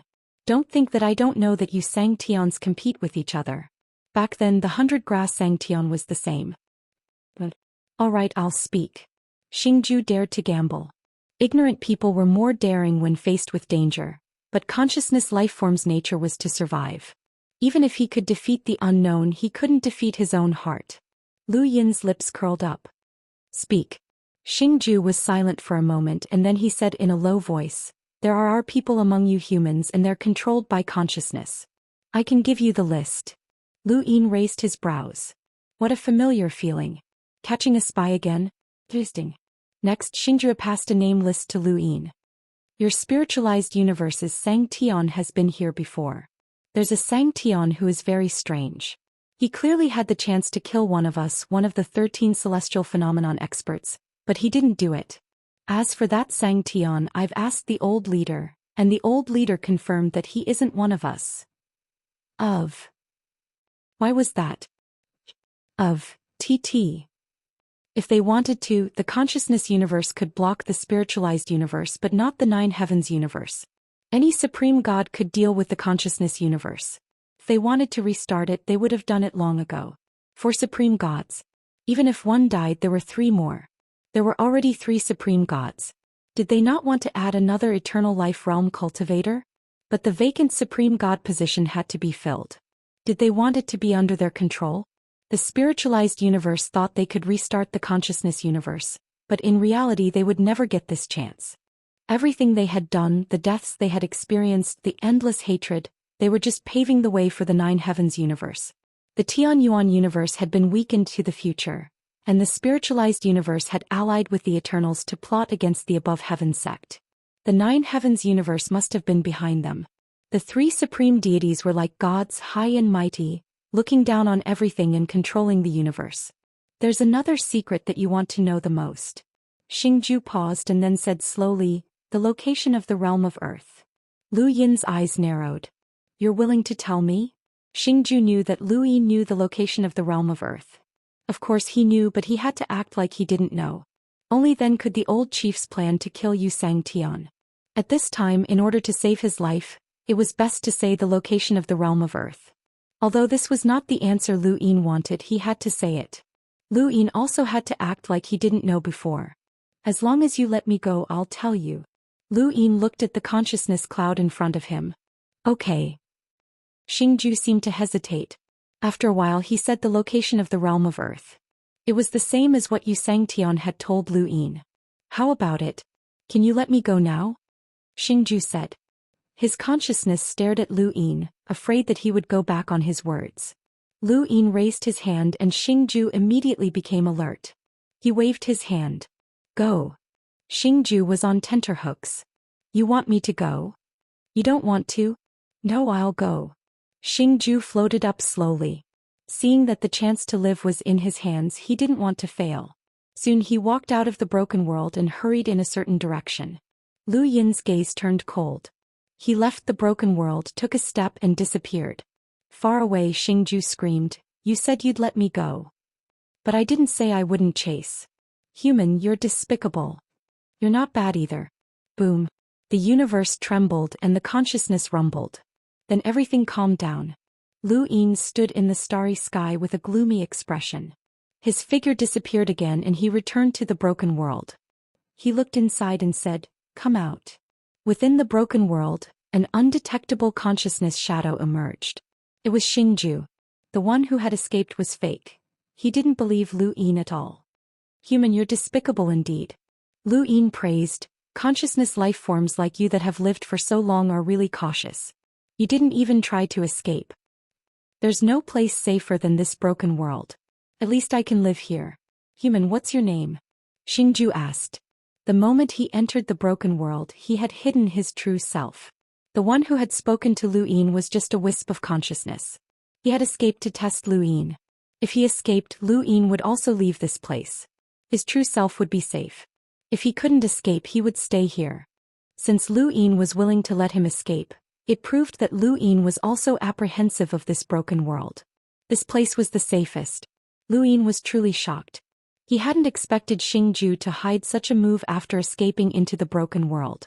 These powerful life forms wouldn't die so easily, and each of them had many life-saving methods. Xingju could be considered one of the best. Regardless of whether it was the way he used his consciousness or the heart's eye, he was born to protect his life. He was more powerful than Wu Wei and Huamani. Lu Yin looked at Xingju in the broken world and said, You didn't escape earlier. It seems like you really don't plan on leaving this broken world. Human, you're also apprehensive of this broken world. I don't know where you found out about the dangers of this broken world, but I'm sure that you won't easily make a move here. Lu Yin sneered, Just because I won't easily make a move doesn't mean I won't.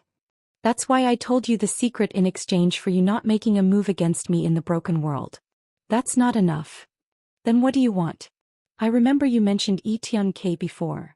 Xingju said, xianxia is the greatest secret of my consciousness universe. I won't tell you.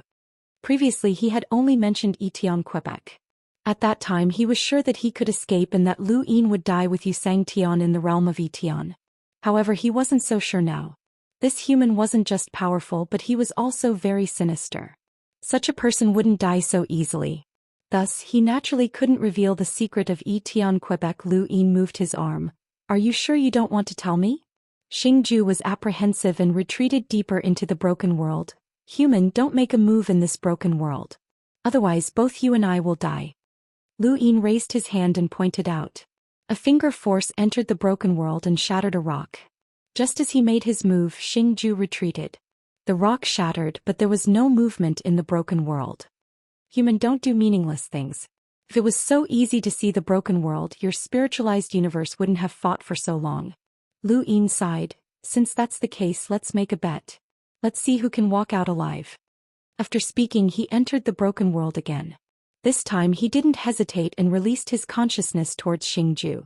He didn't believe that no matter how dangerous this broken world was, it wouldn't be able to kill him here. At his current cultivation level, if he didn't even dare to touch a broken world, what was the point? Among the known living beings in the universe, only those in the eternal life realm could surpass him. As for the rest, even xianxia, who was at the peak of Ku adversity realm, would have trouble dealing with him and might not be able to keep him here. He didn't believe that an eternal life realm expert would appear in this broken world. Xingju was shocked. Human, you're courting death. His consciousness covered the broken world and crashed down. Xingju was suppressed by Lu Yin's consciousness. At the same time, the ground of the broken world cracked open, and all the gray rocks in the surroundings smashed towards Lu Yin. Lu Yin casually shattered the rocks and appeared in front of Xingju in one step, grabbing at him. At this moment he felt a chill on his back as a terrifying danger descended. Lu Yin turned around and saw a square rock flying through the void towards his face. Lu Yin grabbed Xingju with one hand and struck the rock with the other. Bang! The void shattered and distorted, turning into cracks that extended in all directions and devoured everything. Lu Yin's gaze turned cold. Was this the power of a living being's limit? There was a cracking sound as the rock cracked open. At this moment, another square rock flew over. Many square rocks flew over from all directions and surrounded Lu Yin. Lu Yin suppressed Xingju with one hand while his other hand was covered with Palm Realm battle force. He waved his hand and the void paused for a moment. Then all the rocks shattered and the shockwave produced a terrifying power that lit up this corner of the universe. Xingju was shocked. What kind of power was this? Was he still human?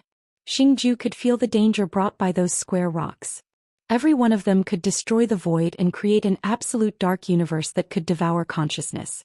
Chapter 3688. With dozens of cubes attacking at the same time, Lu Yin was certain that aside from xianxia and Emperor Wu Huang, the rest of the spiritualized universe would not be able to withstand it. They would be severely injured in an instant and it would be difficult for them to even escape. This was the terror of this broken world. It was no wonder that the Spirit Prime had died without a sound. Such a terrifying attack had been destroyed by this human with a single hand. You must be xianxia in disguise. Xingju couldn't help but suspect. At this moment he suspected that xianxia knew that the Earth realm was a trap and deliberately disguised himself as another person. The xianxia they knew was fake, so this person didn't tell them his name. Lu Yin's expression turned solemn, and a starry sky appeared in his heart as he pushed Xingju into the Hell of Appointment platform. He wanted to leave the broken world. However, cubes of stone appeared around him once more and attacked him. He pushed out with a single palm, and with a bang his divine battle force combined with limitless strength instantly destroyed all the cubes of stone. The limits of a lifeform's strength were not enough to harm him. Even if dozens of lifeforms were at the same level as Emperor Wu Huang's sealed sky foundation, they would still be pushed aside. The cubes of stone appeared once more in front of Lu Yin and ruthlessly attacked him. This time there was only one, but Lu Yin's expression changed slightly as the power had increased. He struck out with his palm and collided with the stone, causing it to shatter. In an instant, Another stone pierced through the shattered stone and struck Lu Yin's palm. Lu Yin frowned as the shockwave caused the stone to shatter once more. Another stone appeared, one after another. Each stone was stronger than the previous one, as if they had absorbed the previous shockwave. When the 20th stone arrived, Lu Yin felt a power that completely surpassed the limits of a life form. It was as if he could see Emperor Wu Huang using Sealed Sky Foundation to unleash a shocking attack. Unfortunately, this attack was still unable to defeat him. The stone shattered and another stone appeared. Lu Yin's eyes widened. There were more? He didn't know how many more stones there were. 30? 50? Or more than 100? The power could not be limitless and this universe could not withstand it. With a bang, Lu Yin's body was pushed back, and he used the force of the stones to leave the broken world. When he looked around, the broken world returned to normal just like when he had first entered. The ground was still the same ground, and the stones were still gray and devoid of any luster. It was deathly still. Just as he had guessed, no matter how powerful this broken world was, it would not be able to threaten him. He had yet to use the 9 heavens transformations. However, if the number of stones was truly infinite, then there was no way any creature could withstand it. But that was impossible. Lu Yin took a deep look at the broken world before turning to leave, returning to the boundless boundary. Not long after Lu Yin left, a consciousness life form arrived, circled around and then left. In the Earth realm, an old voice rang out, "Where is the reset?" "Almost at the Earth realm." A pleasant voice replied. It was a woman's voice. According to the time, restart should have already reached the Earth realm. Xianxia is stalling for time. What is he waiting for? Where are the other human arcs? The confirmed ones are all heading our way. Let's hope everything goes smoothly. We'll be able to get rid of the top human experts in one fell swoop, especially Xianxia. His Boulder's foundation is too much of a threat to us. Of course. We've sacrificed a lot for this plan. Why don't you take the initiative to transform into your human form? The old voice suddenly questioned the last person who spoke. There's no need. Once Xianxia dies, humanity will become a thing of the past. It's not that easy, the pleasant female voice said. There's one more thing, the old voice said in a low tone. Xingjue is missing. Xingjue? What happened? He encountered a strong human enemy. Impossible. With Xingjue's cautiousness, unless he encountered Xianxia, he wouldn't be defeated. He could still escape. Even the boundless boundary couldn't stop him. It's this arcs. Then an image of the boundless boundary appeared in the void. It's an unfamiliar arcs. I've never seen it before. It seems that a new super expert has appeared in the spiritualized universe. This person can take down Xingjue. His strength is not below the boundless boundary. The old voice said, he must be stronger than the boundless boundary. Are you sure? The pleasant female voice was surprised. Then she thought of something. Only you have seen the person in the mirror, the nightmare among humans. So, based on this, you infer that this human strength is at Xianxia's level? That's right, the old voice replied. For a moment the Earth realm was silent. One Xianxia was already troublesome for the consciousness universe. Now there was a second expert at the same level. How could they deal with it? Can our plan deal with 2 Xianxias at the same time? It's not easy. Then this person must be dealt with immediately. Who will do it? The Earth realm made a soft sound like a stone being thrown into a lake. We must deal with this person and leave the trap to Xianxia. Everyone, this is our chance. If we succeed, we can kill the spiritualized universe. Then let's do it quickly. The boundless boundary. After Lu Yin returned, he stopped and didn't move forward. Xingjue was pushed into the hell of the general appointment platform. After a few days he was released. There was nothing special about him. Consciousness life forms didn't have emotions. Even if their past experiences were repeated, they wouldn't bring too much pain. They were completely different from humans. Lu Yin had always been the nemesis of many people with his various methods. As for consciousness life forms, they might be the nemesis of the hell of the general appointment platform. Are you Xianxia in disguise? Xingjue stared at Lu Yin. Lu Yin sized him up. Do you want to die? No, Xingjue said bluntly. Lu Yin smiled. You only have one chance to buy your own life. If you miss it, there won't be another chance. Xingjue didn't speak. His consciousness surged and it was obvious that he was thinking about something. Lu Yin slowly said, "No one can save you and don't expect me to keep my promise. The only thing you can do is take a gamble. If you win, I'll take you to the spiritualized universe. Just like Wu Wei, if you lose, you'll die. Choose one." Xingjue thought about it. "I'm willing to join your spiritualized universe and work for you. You know how valuable a consciousness life form is. So, you're willing to take the gamble?" The heavenly tower is under the tree. Every consciousness life form had a different encounter when they entered the heavenly tower.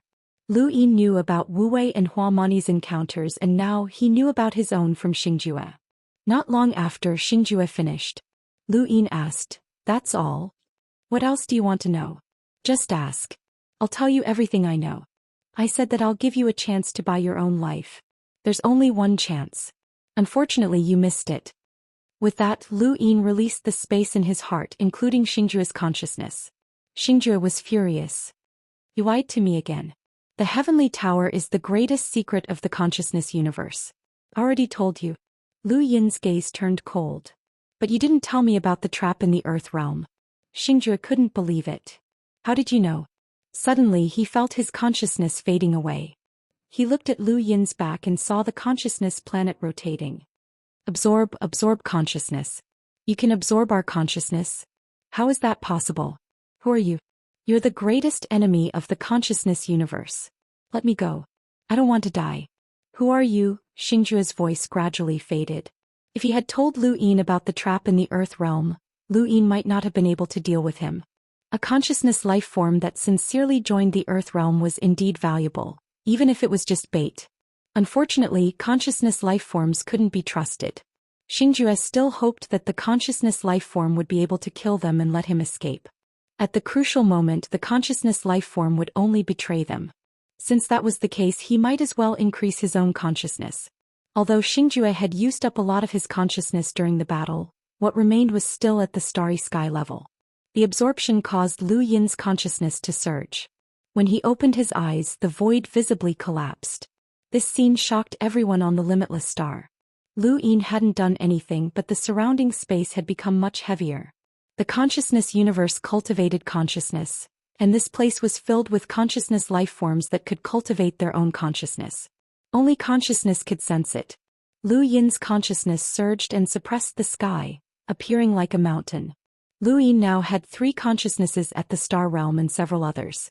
In a one-on-one battle, whether it was the 13 celestial phenomenon or xianxia, it would be difficult for them to surpass him in terms of consciousness level. Once his consciousnesses completely merged, he might become the strongest of the 3 universes. If he absorbed more consciousnesses, it was possible for his consciousness to surge. Lu Yin exhaled and retracted his consciousness. He looked forward and really wanted to compete with Xiangxia's Boulder's foundation. He wanted to see if this consciousness nemesis could suppress him. "Your consciousness is the strongest of all the life forms I've seen," the progenitor sighed and walked out from behind. Lu Yin said, "I'll give you Xiangxian a surprise." The progenitor reminded him, "The surprise will also expose you. When that happens, you'll become the greatest enemy of the consciousness and spiritualized universes." To the consciousness universe, Lu Yin's existence was its natural enemy. As long as he didn't die, the consciousness universe would be absorbed sooner or later. To the spiritualized universes, Lu Yin's ability to infinitely increase his consciousness was too terrifying. The more consciousnesses he absorbed, the more terrifying it would be.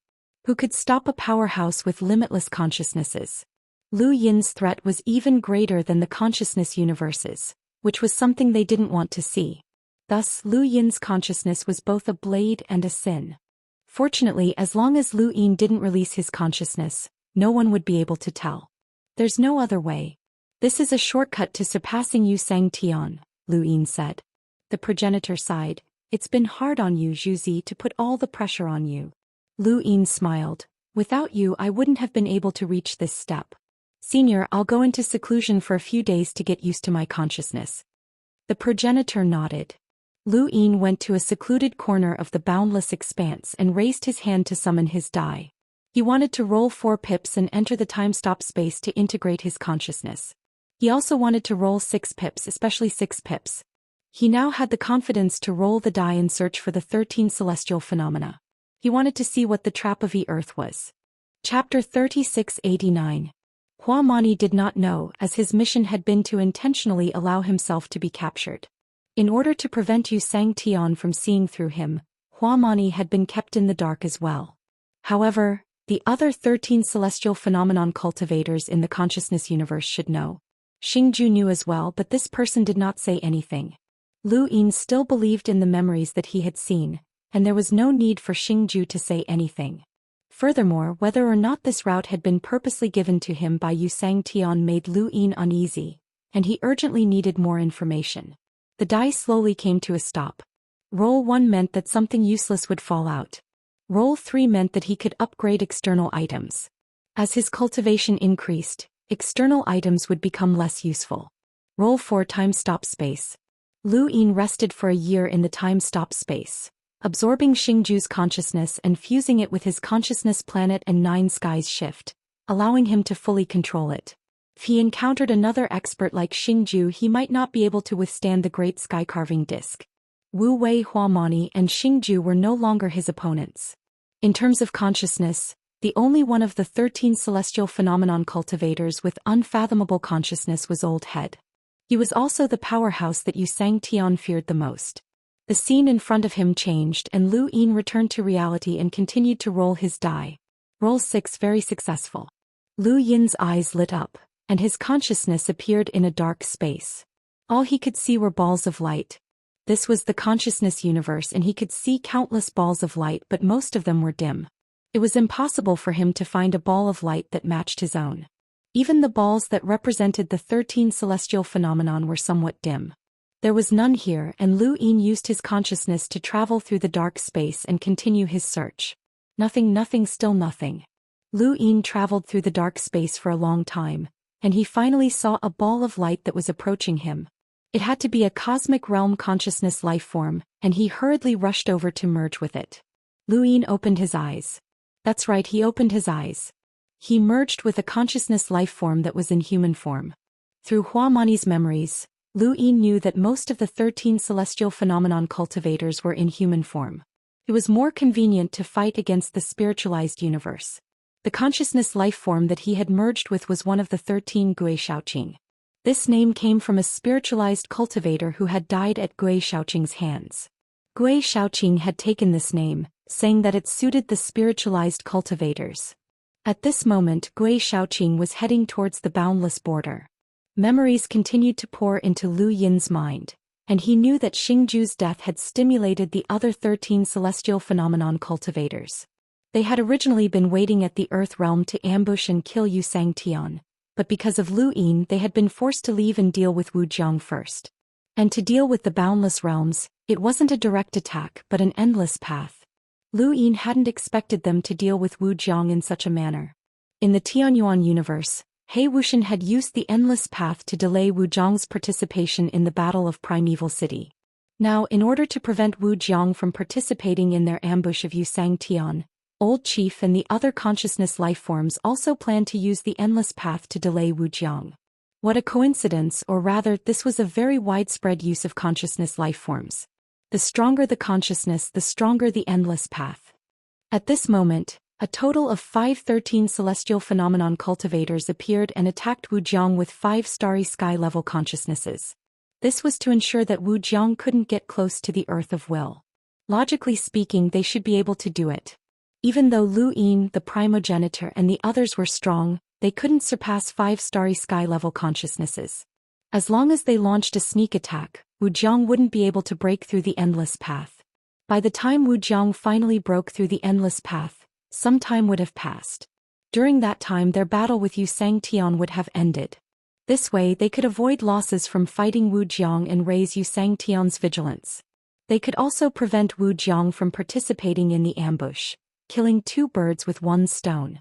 Lu Yin's eyes flashed. This was actually what he wanted as well. He didn't want Wu Jiang to participate in the Battle of the Earth of Will.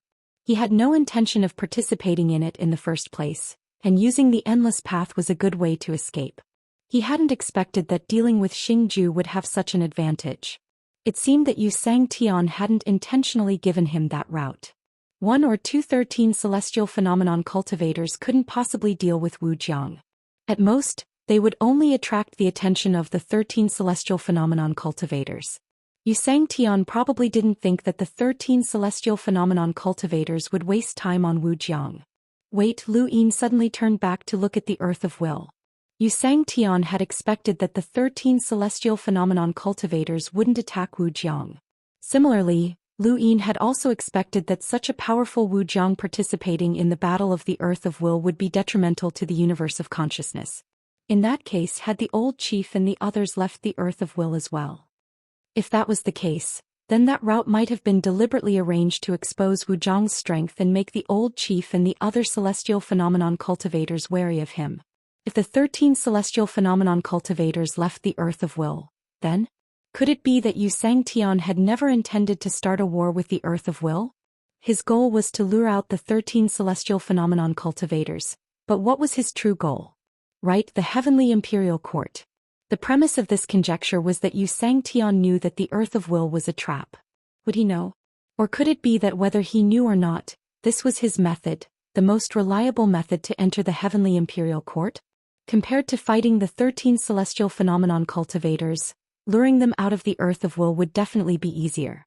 The 13 celestial phenomenon cultivators had guessed that Xianxia wanted to kill his way into the Earth of Will for the sake of the heavenly imperial court, which made sense. If Lu Yin were in Xianxia's shoes, he would have used the same method to enter the heavenly imperial court and obtain what he wanted. Whether or not he would start a war would depend on the outcome of the battle. It might also depend on the decisions of the Nine Firmaments universe. Xianxia didn't have the final say on whether or not the universe of consciousness would be reactivated. His grand attack on the universe of consciousness might very well be a pretense. Everyone had been fooled. Lu Yin was increasingly convinced of his conjecture and his eyes flashed. Regardless of whether his guess was right or not, since the 13 celestial phenomenon cultivators had appeared, this was his chance. If this wasn't Xianxia's scheme, then it would be a great advantage for him. If it was, then he would have to see who was faster. Just as he was about to exit the fusion, Lu Yin's gaze suddenly changed. He saw memories of the heavenly imperial court and a familiar figure. The 13 celestial phenomenon cultivators had to be recognized by the heavenly imperial court. Otherwise, even cosmic life forms couldn't be called the 13 celestial phenomenon cultivators. Every sentient life form had a different experience in the heavenly imperial court. Lu Yin had seen what had happened to Huamani and Wu, and now he had also seen what had happened to Gui Shaoqing. Compared to Huamani and Wu, what Gui Shaoqing saw in the heavenly imperial court left Lu Yin in disbelief. He actually saw the great desolate scorching sky beast. Gui Shaoqing saw all sorts of astral beasts in the heavenly imperial court. Sometimes he would look down at the sky and watch the astral beasts develop, kill and evolve. Sometimes he would become a star. The astral beasts would fight with the astral beasts and compete for resources. He had experienced countless battles and seen the vicissitudes of time. One of them was the great desolate scorching sky beast. The great desolate scorching sky beast was an astral beast in the Xuanhuan universe. It had been the ruler of the universe ever since Hunji had left. It was only when the progenitor and eternity had joined forces to kill the strongest beast that the human era had begun. The great desolate scorching sky beast had never appeared in the spiritualized universe. In the heavenly imperial court, Lu Yin had also confirmed through Huamani and Wu's memories that it had never appeared before. Then where had the great desolate scorching sky beast in the heavenly imperial court come from? It wasn't real but rather a remnant memory or consciousness. It was like a broken world, but it wasn't a broken world. It could allow those who entered the heavenly imperial court to experience something, just like the memories of the universe. But this was the heavenly imperial court, so where did the memories of the Xuanhuan universe come from? Gui Shaoqing had actually seen the great desolate scorching sky beast, which was something that Lu Yin had never expected. As the memories flooded in, Lu Yin's control over Gui Shaoqing's body froze, and his eyes flickered. Was that Hunji? What's wrong? An old voice came from the old leader. Gui Shaoqing's sudden stop attracted the attention of the other 13 celestial phenomenon cultivators. Lu Yin wasn't worried about being seen through. If it had been when he had just left the Xuanhuan universe, then his consciousness might have been seen through, but it was impossible now. His consciousness was stronger than most of the 13 celestial phenomenon cultivators, and could even be considered the strongest. Nothing, I just thought of a possibility. What possibility? The old leader asked. Gui Shaoqing said, do you think that the Yu Sang sky in the reboot is really Yu Sang sky? The old leader and the rest of the 13 celestial phenomenon cultivators looked at each other in astonishment. They were all in human form, and there were even women among them who were extremely beautiful. It's impossible for a peak powerhouse to appear in the spiritualized universe for no reason. How could he not have been here before? Gui Shaoqing asked, raising Xingju's guess. The old leader said, don't worry, Yu Sang sky is on the reboot battleship. As for this powerhouse that suddenly appeared, we don't need to know who he is for now. Once we deal with Yu Sang sky, we'll find the people we planted in the spiritualized universe and ask them.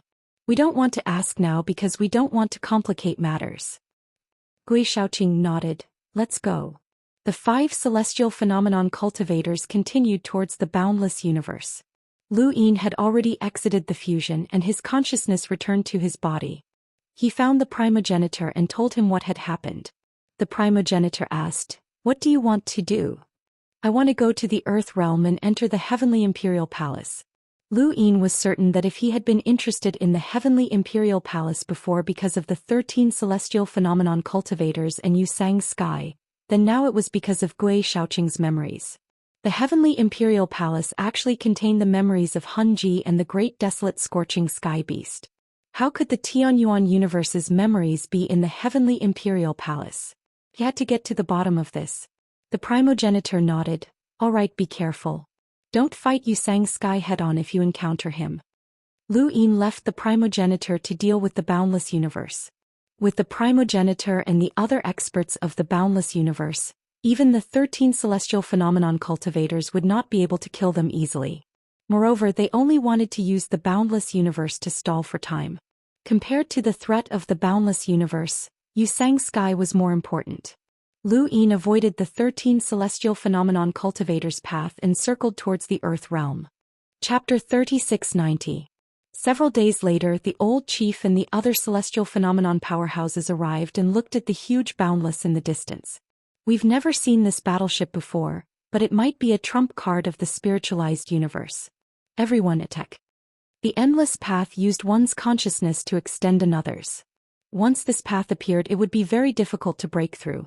The Hui ancestor had been able to break through because He Wuxian's consciousness wasn't that strong and hadn't reached the level of transcendence. Now with the old chief and the other powerhouses attacking, Lu Yin could only break through if he was in boundless and joined forces with the progenitor and the others. This was even after he had absorbed Xingju's consciousness. Now that Lu Yin had left, boundless could only stay in place, unable to move. On the other side, Lu Yin also saw the realm of Earth. The realm of Earth was the most secretive place in the consciousness universe, the place where the 13 celestial phenomenon powerhouses hid. It was a piece of land shrouded in moonlight, the mottled shadows of trees swaying in the wind, and white dandelion seeds scattered in the sky. It was beautiful and quiet. The winding path extended for an unknown distance, and yellow flowers grew on both sides. Even further away there was a waterfall, a mountain range, a crescent moon, white clouds, and specks of starlight. The wind brought about the chirping of cicadas, and under the stream fish jumped, splashing water onto the grass, making it seem even greener. No matter how one looked at it, it didn't look like the realm of Earth. It was more like a paradise. However, this place was the Earth of Intent realm. It was also the only broken world that had color. Only the 13 celestial phenomenon powerhouses could enter. Lu Yin looked at the realm of Earth from afar. From Wu Wei's memories, he knew that Yu Sang Tian had almost found the realm of Earth. During that battle, the 13 celestial phenomenon powerhouses had surrounded Yu Sang Tian, not to kill him, but to give the realm of Earth time to migrate. The realm of Earth wasn't fixed, and once it was found, it would migrate. This was the only broken world that could be migrated on its own accord. At this moment, there was another 13 celestial phenomenon powerhouse in the realm of Earth named Frostblade. He was recognized as an existence second only to the old chief, and the other 13 celestial phenomenon powerhouses recognized his status in terms of age and consciousness strength. This was also the reason why Frostblade could oversee the realm of Earth. Lu Yin could enter the realm of Earth, but to enter the heavenly imperial court he had to overcome Frostblade. This battle wouldn't be easy. Even if he believes that the strength of his consciousness is stronger than Frostblade, but in the way of using consciousness, each of the 13 celestial phenomenon has its own strengths. Huamani's fear of Frostblade affected Lu Yin, and he started thinking about how to enter. If Xianxia really used boundless to lure the 13 heavenly phenomenon away, he would also be thinking about how to deal with Frostblade at this moment. Just as he was thinking of this, in the distance, a huge shadow smashed into the earth intent realm at an extremely fast speed. Lu Yin's eyes widened. Xuanhuan. In the distance, Xuanhuan was being thrown into the earth realm by a terrifying force. He couldn't even turn around. Seeing that he was being thrown into the earth realm, he couldn't help but curse. "You Xianxia, you despicable bastard." Boom! Even though the earth intent realm was huge, Xuanhuan's power wasn't weak either. Especially since this was a broken world, once it was shaken the entire broken world would be shaken. However, there was no danger in this broken world. It was just that the scenery was too beautiful. Xuanhuan smashed into the ground, shaking the earth realm and attracting Frostblade's attention. Xuangdao was a burly man with a long blade in his hand.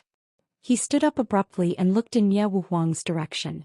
The restarting battleship hadn't reached the earth realm yet, and Old Head and the rest had left. Xuanhuan rubbed his hands. He stood up and looked around. Other than the beautiful scenery there was nothing else. Not far away there was a stream. Fish jumped out of the water and splashed onto him. He looked outside the earth realm. In that direction, there was a pair of eyes staring at him with deterrence and killing intent. Xuanhuan wanted to say something but couldn't. At this time a majestic consciousness whizzed over. The sound of thunder instantly changed the scenery of the earth realm, bringing with it a strong killing intent. Spiritualized universe, damn you. Xuanhuan gritted his teeth. The consciousness said, "You're the one who wants to die. Xuanhuan will kill you." Xuangdao's eyes widened. Xuanhuan? So was him. Xuanhuan's name resounded throughout the consciousness and spiritualized universes. In the spiritualized universe he was the 8-star dark spirit that everyone wanted to kill. In the consciousness universe he was also the Dooku AI expert that the 13 celestial phenomenon wanted to kill. Good timing. Xuangdao shouted. He had wanted to fight Xuanhuan for a long time. Consciousness beings took the initiative to turn into human form. Although they had no emotions they had the will to fight. Xuangdao was the strongest. The consciousness pressed down. Xuanhuan didn't want to fight, but Yu Sangtian forced him to lure Xuangdao away. There must be something that he didn't want to know. He could only fight Xuangdao but only for a short while. He didn't want to be surrounded by the 13 celestial phenomenon. The earth cracked. The moonlight was covered. The sky was turned upside down. Under the consciousness Xuanhuan resisted. He roared at the sky. A black light beam shot up from below, breaking the void. A figure jumped down from the stars. In his hand, a sharp blade slashed at Xuanhuan. Xuanhuan raised his claws. Black gravity covered his claws and clashed with the blade. Pang! A loud sound spread. Xuanhuan was pressed into the ground. This blade didn't just slash at his body but also at his consciousness. Xuanhuan's pupils dilated. He clenched his claws and threw the blade away. The huge force pushed Xuangdao away. He opened his mouth and spat out a black light beam. It pierced through the void and destroyed it. Xuangdao narrowly avoided it. He swept past the black light beam and slashed, blade sky snow. The blade slashed down. Snowflakes filled the sky and froze Xuanhuan. The blade followed the snowflakes and slashed down again, reflecting the cold light. Outside of Earth, Lu Yin was shocked. What a powerful consciousness-type battle technique. This was no longer just a method of application. It was similar to Wu Wei's God's Sword. This attack could freeze a person's consciousness and it could stop Xuanhuan's thoughts. Any consciousness would have been killed instantly.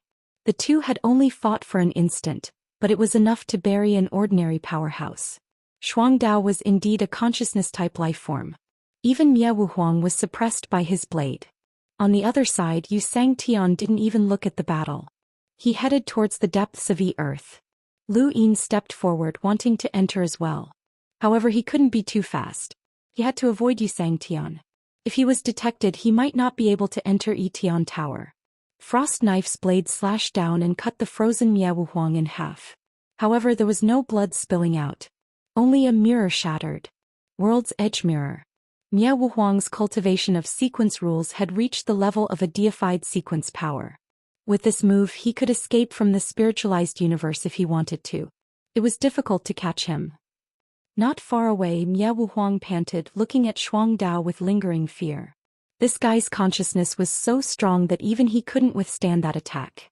Xuangdao turned around and looked at Xuanhuan. Why are you here? Xuanhuan rolled his eyes. Then I'll leave. He turned to run. Xuangdao froze and attacked with his consciousness. Running? How could it be so easy?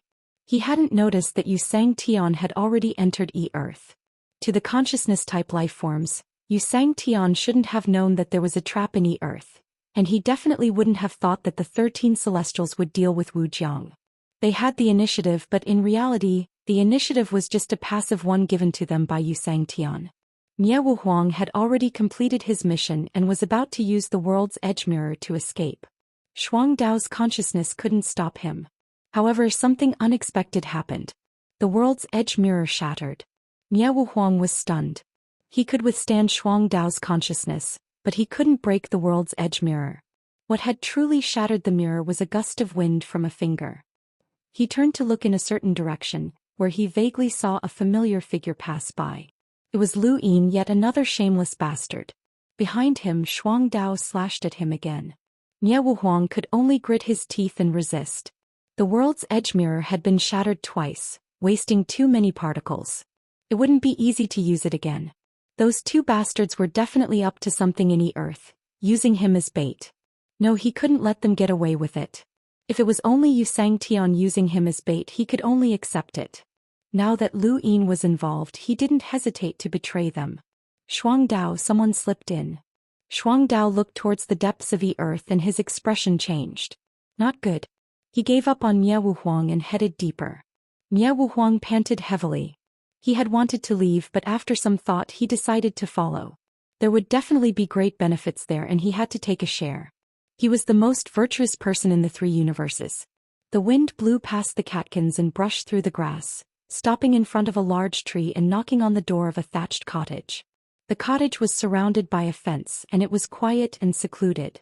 Lu Yin arrived outside the cottage in a single step, then took another step into the cottage without hesitation. Inside this thatched cottage was the heavenly imperial court. No one would have thought that the greatest secret of the consciousness universe was this cottage. Even if an outsider entered the E-Earth realm, they wouldn't have thought of it. Lu Yin had relied on Wu Wei and Hua Mani's memories to find out, but he was curious as to how xianxia had found out. Xianxia had also charged into the cottage without hesitation, so he must have known beforehand that this was Tian Tower. As he stepped into the cottage, he was greeted by a dim light. Gray air flowed around him and occasionally cloud-shaped objects floated by. Lu Yin felt like he had entered space, but it wasn't space. He frowned. This was not what Wu Wei and the others remembered. Wu Wei, Hua Mani, Gui Shaoqing, and the others had appeared at the bottom of the cliff as soon as they had entered the cottage. They had looked up at the faintly discernible palace on the cliff. It seemed close, but it was impossible to reach. Why had he appeared here? Where was xianxia? Where was he? The gray air flowed around his finger and his surroundings instantly changed. It was as if countless memories had appeared that did not belong to him, but they also seemed to belong to him. He saw the chaos of the universe, the passage of time, the destruction of planets, and the origin of life. These memories were so profound that he felt like he was hallucinating. Who was he? What had he experienced? For a moment he couldn't differentiate between illusion and reality. Lu Yin waved a hand and shook off the gray air, his eyes filled with apprehension. For him to be unable to differentiate between illusion and reality meant that this gray air was not as simple as a memory. Even if it was a memory, whose memory was it? Was it someone? A creature? Or a universe? Chapter 3691. Gui Shaoqing saw the great desolate skyfire beast in chaos. Those were creatures from the Tianyuan universe, so how could they be here? A gray stream floated past him and Lu Yin raised a hand to touch it but then stopped. He looked around and saw that the darkness was boundless. It felt like rolling possession into a dark space, but it was also different. Consciousness life forms had appeared directly below the precipice. So why hadn't he? Was it because he wasn't from the consciousness universe? As he thought about it, a karma spiral appeared at his fingertips. With a wave of his hand, the karma spiral shot towards the gray stream. He wanted to see what kind of karma existed here. If there were memories, then there would be karma, and he wanted to know who this karma belonged to. The karma spiral pierced through the gray stream in the blink of an eye, scattering it before spreading out in all directions. Lu Yin twisted the karma and continued to release it. Suddenly, the scene before him changed again, and he appeared under an unfamiliar starry sky. He saw a young man with a handsome face and bright eyes. He had a unique temperament and was aloof from the mortal world. He seemed so bright under the dark sky, so unapproachable. He was clearly just a young man. When he saw this young man, Lu Yin, or rather Yi Tiang's memories, also saw the karma in the young man's hands. Karma danced in the young man's hands, and it was very cheerful. Lu Yin did not know how to describe his feelings. This person was very young, probably around his age, and he had also grasped the way of karma.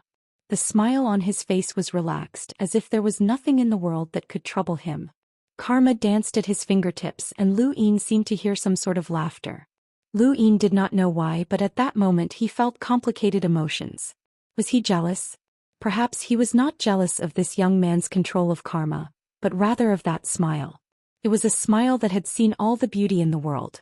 That purity was something that Lu Yin did not possess. That smile was even more dazzling than the light. It was enough to sting any cultivator. The most precious thing in the world was not a powerful battle technique, nor was it comprehending any power that could allow one to step into eternal life. Instead, it was beauty. The world's beauty had always been there. Darkness covered the universe, but it could not cover up that beauty. That beauty was truly enviable. Lu Xiaoxian had once enjoyed that beauty as well. He had a carefree smile and eaten to his heart's content. He had the closest family, the best brothers, the most beloved woman, and the strongest cultivation talent. He had possessed all the beauty in the world. It was only at this moment that Lu Yin realized that he wanted to return to those simple days of the past. He wanted to be like this young man who could fill karma with laughter. Unfortunately, he could no longer go back. Lu Xiaoxian was Lu Xiaoxian and Lu Yin was Lu Yin. Lu Xiaoxuan's beautiful memories were just memories, while Lu Yin was reality. He was born as Lu Xiaoxian, carefree and carefree. He would continue to be Lu Yin, tempering himself in reality. What he pursued was still Lu Xiaoxuan's freedom. This beauty would never be exchanged for another lifetime. Who would protect his family and friends? Who would protect the Tianyuan cosmos? Who would protect humanity? Who would protect humanity? Who would protect his family and friends? Someone had to be sacrificed. What this young man had obtained was built upon sacrifices. He had seen the beauty of the world and comprehended the Tao of karma at such a young age. How enviable! Time passed, and Lu Yin felt as if he had been watching that young man all this time. He watched as that young man had also experienced hardships, hesitation, and the separation between life and death. In the end, that smile had disappeared. The envious smile became an eternal memory, but it would never appear again. Was it Lu Yin himself who was watching that young man, or was it the universe that was watching him? He watched as that young man became older, and that smile disappeared from his eyes for a very long time. He also watched as that young man's cultivation of the Tao of karma became more and more profound, enlightening Lu Yin. Lu Yin did not know where that person was now, but he was certain that this person had been born far before him. If this person was still alive, then his control of the Tao of karma was beyond Lu Yin's imagination. After an unknown number of years, Lu Yin felt as if he had experienced those years, but it also felt as if they had not happened at all. He became increasingly unable to distinguish between reality and illusion. On this day he heard that young man, no, that middle-aged man, use karma to cover the sky. Karma phenomenon. Endless karma filled the sky, and Lu Yin was shocked. This karma far surpassed his own. Compared to his heavenly Tao of karma, this karma phenomenon could easily cover and crush everything. At that moment, something unexpected happened to the karma phenomenon. The middle-aged man spat out a mouthful of blood and looked up at the sky. Who's obstructing me? The voice came from Lu Yin's side, but it was not him. What a pity! What a pity! Who are you? What's so pitiful about it? The middle-aged man clutched his chest, his face pale as he looked up at the sky. It was obvious that he was shocked at this moment, as if no one should be able to spy on him or even destroy his karma phenomenon. Your path has gone astray. What a pity. I thought that I would be able to give birth to a companion through that beauty. What a pity, what a pity. Who is it? The middle-aged man attacked, shaking the heavens and earth as he unleashed a world-shaking attack. Lu Yin could clearly see that this attack surpassed all the powerhouses that he knew of. It was difficult to estimate just how strong this person's cultivation was. However, his vision changed again and the middle-aged man disappeared. Lu Yin saw another person, this one a young man. However, compared to the previous person's smile, this young man's gaze was deeper. Lu Yin could see a shadow of himself in this young man. This young man had also comprehended the Tao of karma, but he was still far from Lu Yin's level. Lu Yin did not see beauty in this person but rather darkness. This young man had too many hidden things in his eyes and he thought of himself. Was he the same in other people's eyes? This time the memory did not observe him for a long period of time. Instead it gave him pointers. It did not give him pointers on the Tao of karma. Instead it gave him pointers on the young man's mindset, heart, and yearning for the beauty of the universe. It seemed that this memory believed that beauty was the path to the future. This pointers caused the young man to scoff and Lu Yin to feel disdain. Was this memory pure or ignorant? When a person was born in this world, other than the first few years of ignorance where they could do as they pleased, once they gained some understanding, they would not be able to do as they pleased. Beauty was only temporary, and eternal beauty would forever remain a fantasy. Humans had to see reality clearly. Actually, being born was already the most beautiful thing in the world. Battles, killing, separation, and a cruel past were enough to completely change a person. If one did not want to change, then they would have to be a madman. The memory's pointers had completely failed. What a pity. You could have had a beautiful future and become my companion. You would not have been so lonely. What a pity, what a pity. The young man now seemed to have aged. He knelt in the sky and begged, I can't do it. I can't be as beautiful as you think. I can't change myself. Please give me another chance. I want to be your disciple. I have great talent and will definitely succeed. Please. The memory's voice did not reply. No matter how the young man begged, 1 day, 10 days, 100 days, 100 years, or even 1,000 years, the voice remained indifferent. You don't know anything, the young man shouted, pointing at the sky. Can you change my fate? You want me to feel beauty and have a pure heart. But what about my enemies? What about my hatred? Can you change human greed? You can't do anything, but you want me to change? You're playing with me. I won't give in. The memory changed and Lu Yin saw a group of giant beasts galloping through the sky, constantly destroying the stars. Because he was a human, did the memories he saw first have to do with humans? Lu Yin guessed that seeing the giant beasts now meant that humans no longer had any memories related to karma. Could these memories be like the river of time in the Mirage domain, where one could see the past with any kind of power? If that was the case, then would this be a different kind of river of time? But what was with that voice? Did the universe itself have a consciousness? It was not impossible, as this was the universe of consciousness, and it could also belong to a certain creature. If it was the latter, then the heavenly imperial court was similar to the river of time. In that case, could the river of time also be a creature's memories? As he thought about this, he saw an astral beast comprehending karma. The memory's voice seemed to want to find a companion, and it began to give guidance. However, his guidance still failed. Humans were greedy and astral beasts also had their instincts and greed. Even if a creature could live forever, it was difficult to change their instincts. If a person stepped into eternal life, would they no longer have any emotions? Not necessarily. Perhaps after entering eternal life, there would be even more emotions, but no one knew. The memory's voice failed again and again, and it felt like the passage of time was constantly flowing. Lu Yin was exhausted, as he had never thought that the universe would have so many beings who had comprehended the way of karma. Although this number was almost non-existent compared to all other cultivators, each experience was a long one, and it left him physically and mentally exhausted. The memory's voice was also tired. The memory changed again, and this time, Lu Yin saw a blade of grass that was crisp and green. It sparkled under the splashes of water and it was very cute. It reminded him of a young sapling that was so pure. It seemed that the memory's voice had given up on living beings and instead chose plants, as it believed that plants were not too tied down and would be very beautiful. However, the plant had also failed. It had no emotions and yearned for beauty, but it had also lost its understanding of what was bad. Karma was a cause, and without that darkness how could there be light? Lu Yin looked forward to it again and again, but he also failed again and again. After countless years he finally returned to the heavenly imperial court. Gray had just flowed past his eyes, and the karma spirals had shot out in all directions. It was as if all the memories related to karma had disappeared. Lu Yin sighed. If his guess was correct, then he released his consciousness. Although Lu Yin had experienced countless years in the memory, only an instant had passed in the outside world. At the same time, Frostblade rushed into the cottage. Then Xuanhuan also rushed into the hut.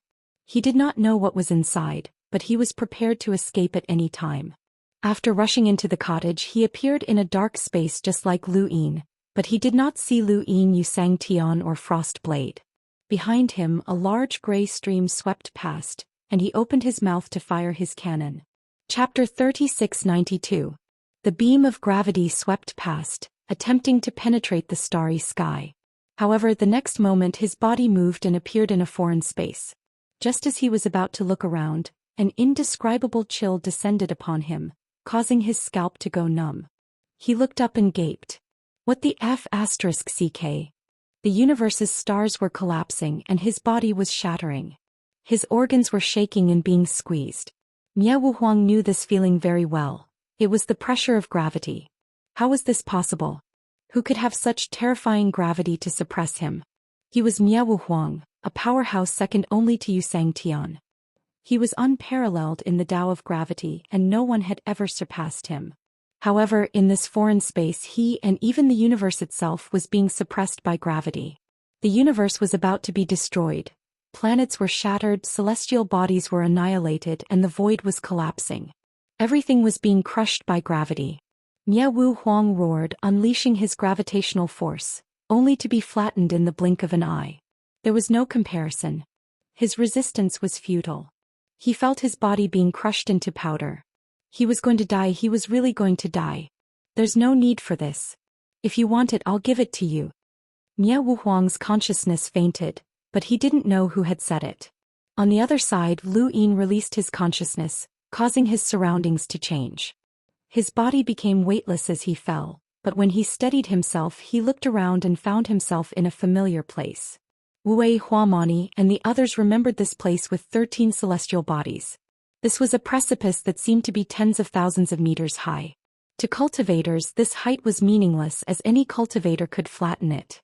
However, here cultivators were no different from ordinary people, as they couldn't climb up. Lu Yin looked ahead and saw a palace above the precipice. It was faintly discernible, and it seemed to be surrounded by celestial energy. It was unreachable. Even with his current cultivation he felt that it was difficult to climb. He tried to climb up the precipice, but it was as smooth as a mirror. His cultivation was useless here and he couldn't climb it at all. He was on the ground and the palace was in the sky. He knew that this was probably just a memory. If it was real he would have tried to use the overturning heaven palm. In Wu Wei and the others' memories, as long as one stood here, they would quickly bear some sort of experience. Wu Wei's sword of heaven had come from this memory, and Gui Shaoqing's memories of the great desolate sky beast and chaos had also come from here. At this moment a figure appeared not far away. Lu Yin looked over and raised an eyebrow. Frostblade? The person who came was Frostblade. As a consciousness life form he came here after entering Etion, Quebec. When Lu Yin saw Frostblade, Frostblade also saw Lu Yin. Who are you? Frostblade asked loudly. He knew almost all the masters of the spiritualized universe. This person could enter Etion Tower while he was fighting with Xuanhuan. He was definitely a master of the same level, but he had no impression of this person. Lu Yin's lips curled up. It's not too late to run now. Frostblade stared at Lu Yin and suddenly remembered something. His face darkened. You're the expert who killed Xingju. His appearance was coarse, but that was a form he took on willingly. Those who could cultivate 13 celestial phenomenon were not stupid. For example, he could tolerate Xuanhuan rushing into the heavenly imperial palace without stopping him. He was in a hurry to stop others from entering because the consciousness universe could withstand the loss of Xuanhuan entering the heavenly imperial palace, but it could not withstand the loss of others, especially Xianxia. He was in a hurry to come in because he wanted to confirm who had entered Etion Quebec. It could be said that he had analyzed the pros and cons in a very short time, so it was normal for him to guess Lu Yin's identity. Lu Yin sized him up. "If you don't want to run, then stay." With that, he stepped forward and grabbed Frostblade. Frostblade did not know how strong Lu Yin was. He raised his blade and slashed. Arrogant. Xingju was good at survival, but he was good at killing. It was different. He did not know how desperate Xingju was when facing Lu Yin. With a loud bang, Lu Yin's palm hit the blade.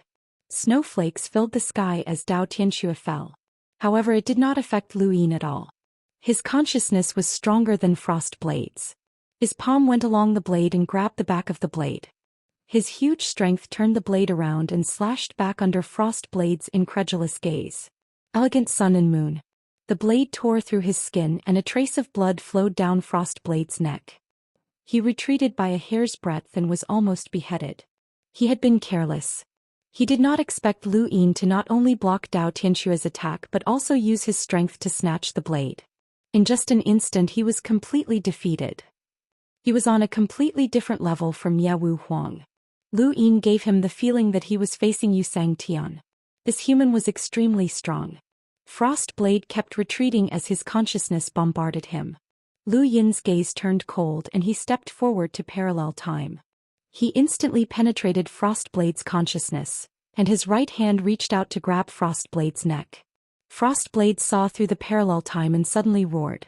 Lu Yin stopped in his tracks, flabbergasted. Frostblade used his consciousness to forcefully attack Lu Yin's. Even though Lu Yin's consciousness was stronger than Frostblade's, Frostblade did not want to destroy Lu Yin's consciousness. Instead, he used a single point to forcefully confuse Lu Yin's consciousness, causing it to pause for a moment and misunderstand everything around him. It was only for a moment, but this method of using consciousness reflected Frostblade's characteristics. It was completely different from Xingju and Huamani. Frostblade used the moment of confusion to retreat again, his figure quickly disappearing. He did not dare to face Lu Yin directly. This was a monster comparable to Yusang Tian. Just as Lu Yin was about to attack, boundless memories suddenly descended. He stopped in his tracks as the process of inheriting memories began. Only by inheriting memories could one become one of the 13 celestials. Wu Wei, Huamani, and the others had all experienced this, but Lu Yin wanted to know what memories he could see. The universe was still very mysterious and there was more than one universe that had appeared. Since Etion could bestow memories of the Tianyuan universe, would it have memories of other universes as well? Soon Lu Yin saw the memories. This was a special civilization, or rather a special life form. Their form, actions, and way of life were completely different from humans and they could not cultivate. They were a very ordinary life form that could form a civilization. Lu Yin did not know why Tiang's memories were targeting them. Time had passed and this civilization had been targeted for a very long time. Lu Yin was already numb to it. Fortunately, he had experienced the process of inheriting memories too many times. His Dai's 6 pips fused into someone else's body to inherit memories, and he was already very familiar with the process.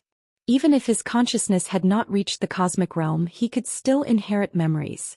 Soon Lu Yin moved and turned to look at the palace on the precipice. He had inherited memories, so he should be considered one of the 13 celestials in the consciousness universe. Even if the title was just a title, it was still only a title. Over the years, there had been no lack of sentient life forms that had failed and disappeared forever. Unfortunately, the memories he inherited did not contain any valuable information. They were just a group of life forms that continued to reproduce.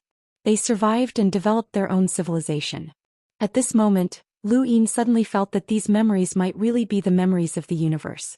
Otherwise, who would be so bored as to watch a group of ordinary life forms develop? The scene before him changed again, and Lu Yin knew that he was about to be pushed out of Etion. Wu Wei and the others were the same. They had been pushed out of Etion after inheriting the memories. Of course they could enter again, but they had to go through the process. Around him space changed and Lu Yin saw the door to the cottage and the tree outside. He also saw a pair of large eyes staring at him in disbelief. Xuanhuan. He had not expected to see Xuanhuan squatting there in a daze as soon as he was pushed out of Etion.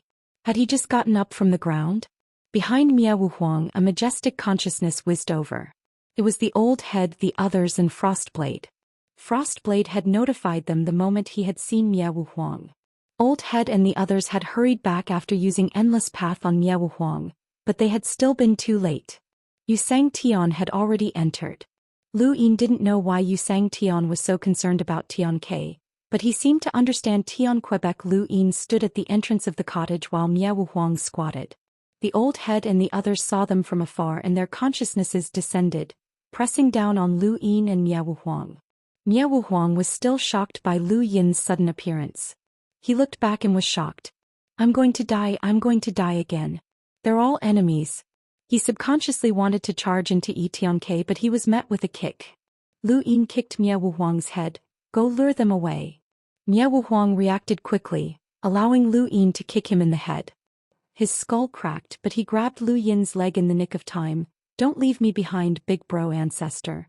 Lu Yin frowned and was about to exert more force. Xuanhuan shouted, I've seen the Toad clan before, they're terrifying.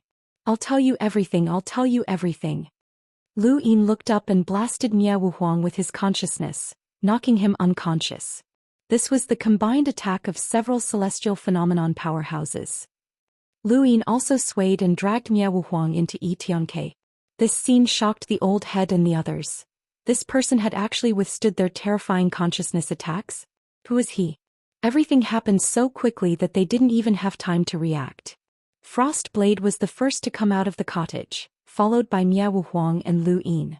When Lu Yin came out, the old head and the others were rushing over. Everything happened in an instant, and other than Xuanhuan, who spoke a few words, no one else was able to communicate. Seeing Lu Yin bring Xuanhuan back to the cottage, the old head and the others entered the courtyard and landed under a tree. Frostblade was not far away. Frostblade's neck was still bleeding and he was panting heavily. It was obvious that he had been through a battle, and there was still lingering fear in his eyes. He had a meticulousness that didn't match his appearance, and the battle with Lu Yin had made him deeply understand what it meant to be suppressed and defeated. Who is that person? Old head looked at Frostblade and asked. The rest of the 13 celestial phenomenon powerhouses looked at Frostblade. He hadn't been far from Lu Yin, but he hadn't attacked, which had made them unhappy. At this moment they looked at Frostblade seriously and found that his face was pale. Frostblade looked at the old head. Did you succeed? Of course, the old head replied. Frostblade was bitter. You definitely succeeded, but you also failed. What do you mean? The old head suddenly reacted and blurted out, Is that the mysterious expert we're trying to delay? Chapter 3693. Xuangdao nodded and sighed heavily. I fought with this person for a few rounds and was completely suppressed. I couldn't fight back at all. If I didn't escape fast enough, I would have died. He looked at old head. Strength, consciousness, time, battle instincts, everything was suppressed by this person. He is definitely at Xianxia's level. These words made old head and the others' faces turn gloomy. They left the realm of Earth because they were afraid of this mysterious expert. They thought they had succeeded, but it was just a diversion. This person purposely lured us out and came to Quebec. But how did he know about Tianke? A lady spoke. She had a pleasant voice and was very crisp. Gui Shaoqing asked, The other one is Xuanhuan, right? Why is he here? Xuangdao shook his head. Xuanhuan suddenly came and lured me away. Other than that mysterious expert, there should be someone else who went in. I don't know who it is. Xianxia, the only celestial phenomenon who didn't take the initiative to turn into a human, spoke. He was called Yi. He used to be arrogant and thought that the trap in Earth realm was enough to bury Xianxia, so he didn't take the initiative to turn into a human. But now this arrogance was much less. They didn't take the initiative. On the contrary, they were used because of this. Old head looked at the thatched hut. How did Xianxia know that they went out? How did he find Tianke? Why did the mysterious expert come to Tianke? They were being used, and the prerequisite was to know their whereabouts. Xingjue's disappearance was the start. How did the spiritualized universe take the initiative? The only possibility was that there was a traitor among them. What do we do now? Xianxia should have avoided the trap and entered Quebec. Let's wait here for him to come out. One of the 13 celestial phenomenon said. Old head's gaze was gloomy. We can't wait. Let's go in. The most valuable thing in Xianxia is the palace on the cliff. They probably want to enter the palace. We have tried for so many years and failed. Entering the palace is not that easy.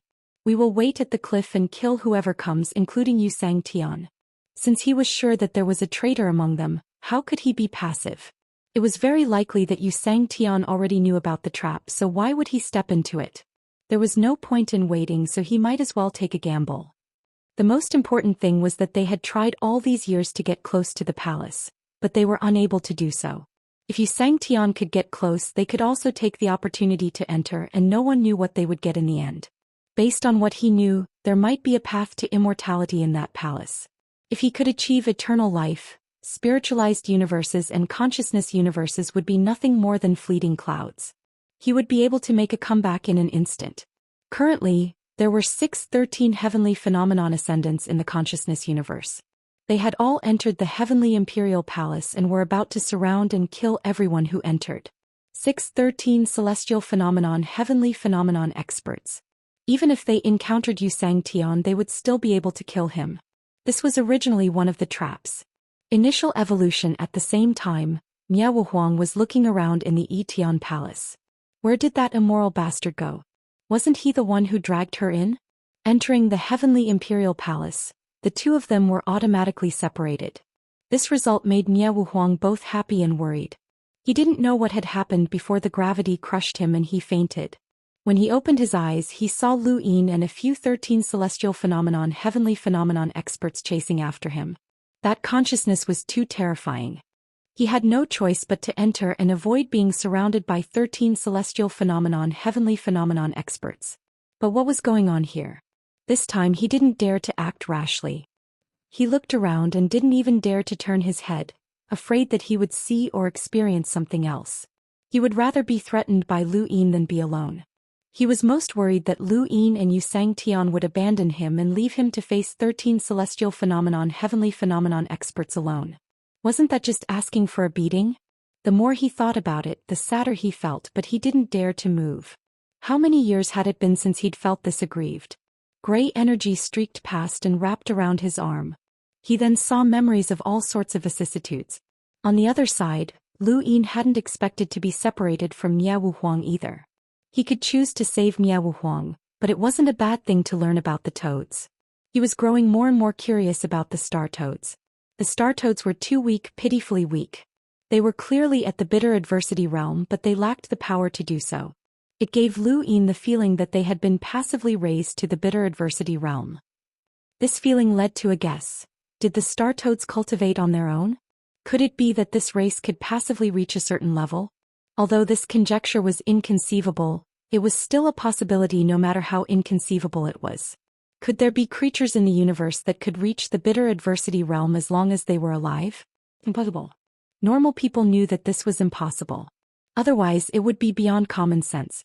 Lu Yin believed that even an eternal realm expert like Grandmaster Grass would find it inconceivable. No matter how powerful the ninth firmament universe was, it was impossible for such a creature to exist. The ninth firmament universe was one of the most powerful universes Lu Yin had ever seen.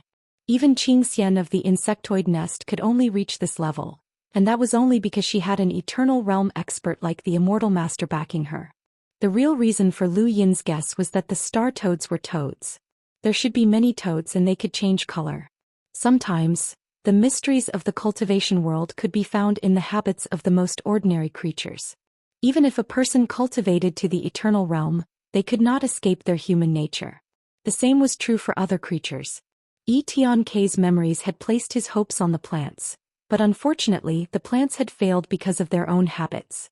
If there really was a race of star toads, then it would be an extremely terrifying matter. Xuanhuan could give him an answer, but Xuanhuan was separated from him. Looking at the darkness around him, Lu Yin did not know what to do. He had seen countless memories here and he could feel the passage of time. The only way out was to send out his consciousness and appear at the bottom of the cliff, where he could leave. However, Old Chief and the others had arrived. If he were them, he would definitely gather at the bottom of the cliff and kill anyone who went there. As long as the cliff was the only way out of the Etian Quebec, Lu Yin did not go to the bottom of the cliff.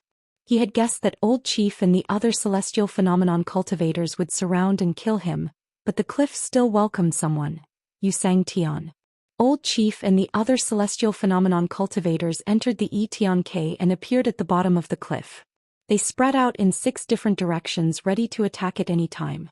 Not long after Xianxia appeared.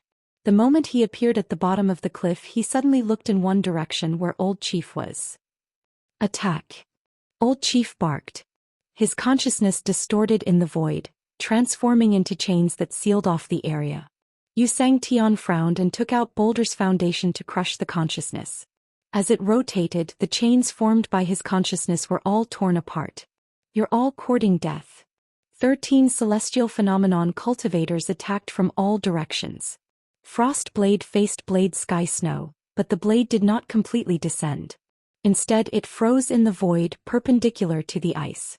Xianxia had become wary of Lu Yin, and it was best to stay away from such an expert. Behind Xianxia was Gui Shaoqing. Gui Shaoqing's consciousness surged, transforming into a ripple that charged towards Xianxia's back. Consciousnesses appeared from other directions as well. Xianxia slammed his palm onto Boulder's foundation. His heart was like a boulder, capable of changing the universe. The consciousnesses around him instantly scattered, and Xianxia attacked Old Chief with his other hand, parting the clouds. Old Chief's expression changed and he pointed out, condensing a sword in the void, Azure Sword. The great sky-split disc above Xianxia's head smashed down. Boom! The Azure Sword was shattered by the clouds and Xianxia took a step back. Old Chief's consciousness was extremely powerful, and if not for his Boulder's foundation he would not have been able to withstand it. 13 celestial phenomenon cultivators had surpassed the previous battle. The great sky-split disc descended, and Xianxia pushed his Boulder's foundation against it. Xianxia flung out his robes, burning the heavens and destroying the earth. He charged towards Gui Shaoqing, his body flickering. His aura increased with each flicker. Gui Shaoqing's eyes narrowed, and an indescribable coldness enveloped him. The shadow of death descended. He gritted his teeth and his consciousness condensed into an astral beast. It was chaos. Chaos opened its mouth, and his consciousness completely retracted before attacking Xianxia. Xianxia blasted out with his palm, but before he could complete his attack, one of the 13 celestial phenomenon cultivators in the corner started bleeding from his 7 orifices. Success, he controlled chaos for an instant. And in that instant the consciousness of chaos slammed into Xianxia's body. Xianxia's eyes went slack. This attack didn't attack his physical body, but his consciousness. When the consciousness slammed into Xianxia would subconsciously resist it. Gui Shaoqing's goal wasn't to destroy Xianxia's consciousness, but to create a momentary blankness in Xianxia's body. Taking advantage of this opportunity, a frost blade appeared, slashing towards Xianxia's back. The 13 celestial phenomenon cultivators appeared at the same time, and with a flick of their fingers, they pierced towards the back of Xianxia's head. 13 celestial phenomenon cultivators attacked at the same time. Even with his Boulder's foundation, Xianxia found it hard to resist. However, Dao Tianshui missed. The woman's finger pierced through Xianxia's body, and her expression drastically changed. "Where is he?" "Behind." Old Chief shouted. Xianxia's body distorted as though he was an illusion, formless and formless. Bang! Bang! The frost blade and the woman's 13 celestial phenomenon cultivators were sent flying at the same time. Boom! Old Chief shouted. All the 13 celestial phenomenon cultivators attacked at the same time, and their consciousnesses completely covered the precipice. But this attack was blocked by the Boulder's foundation. Xianxia's gaze was cold. The Boulder's foundation was ranked 3rd in the spiritualized universe, and it was the nemesis of consciousnesses. It was almost invincible in his hands and no consciousnesses could break through it. So what if you have 13 celestial phenomenon cultivators? Today I will kill all of you. After he finished speaking, he faced Yu Yi with a single palm. Among the 13 celestial phenomenon cultivators present, he was the only one who hadn't attacked. Yi didn't take any form. In Xianxia's eyes, his form wasn't important. What was important was to kill him. "Old Chief!" Yi exclaimed. Chapter 3694. The old man's expression darkened. "Xiwen, how long are you going to hide?" Xianhuan was the woman with 13 celestial phenomenon. When she heard the old man's words, her face paled. She raised her hand and pointed once more, this time with a sword. Sword of the firmament. The old man raised his hand at the same time. Sword of the firmament. 2 streaks of sword intent shot towards Xianxia from both sides. Xianxia's expression changed. He didn't care about a single sword intent, but 2 at the same time posed a threat to him. This was no ordinary battle technique. A battle technique that used one's consciousness to drive the sword intent was similar to the battle technique that Lu Yin had learned from Wu Wei. It was called the Sword of the Firmament, and the 2 streaks of sword intent in front of him came from the same source. Xianxia's robe swept towards the 2 streaks of sword intent, but it was pierced through and dissipated at the same time. The old man looked up. Great unity lock. As soon as he spoke, the consciousness that filled the void suddenly trembled. Xianxia's body swayed and his pupils dilated once more. There was deep shock in his eyes, he couldn't block it. What kind of consciousness battle technique was this? Tao's the time. The other 13 celestial phenomenon cultivators all acted. The boulder's foundation suddenly descended and floated above Xianxia, blocking all of the consciousness attacks. Although it trembled continuously, it protected Xianxia. Xianxia looked up at the old man. You've hidden your strength well. The old man took a deep breath. Xianxia, it's time to end today. He then fully released his consciousness for the first time. As the oldest consciousness life form in the consciousness universe, no one knew how terrifying the old man's consciousness was. Today they all saw it for themselves. It was close to the strength of 3 or even 4 cosmic realm consciousnesses. This consciousness overturned the boulder's foundation and shocked Gui Shaoqing Frost Blade and the other celestial phenomenon cultivators. The strength of the old man's consciousness had exceeded his expectations. The old man's consciousness could stand at Xianxia's level, and he was now using his full strength.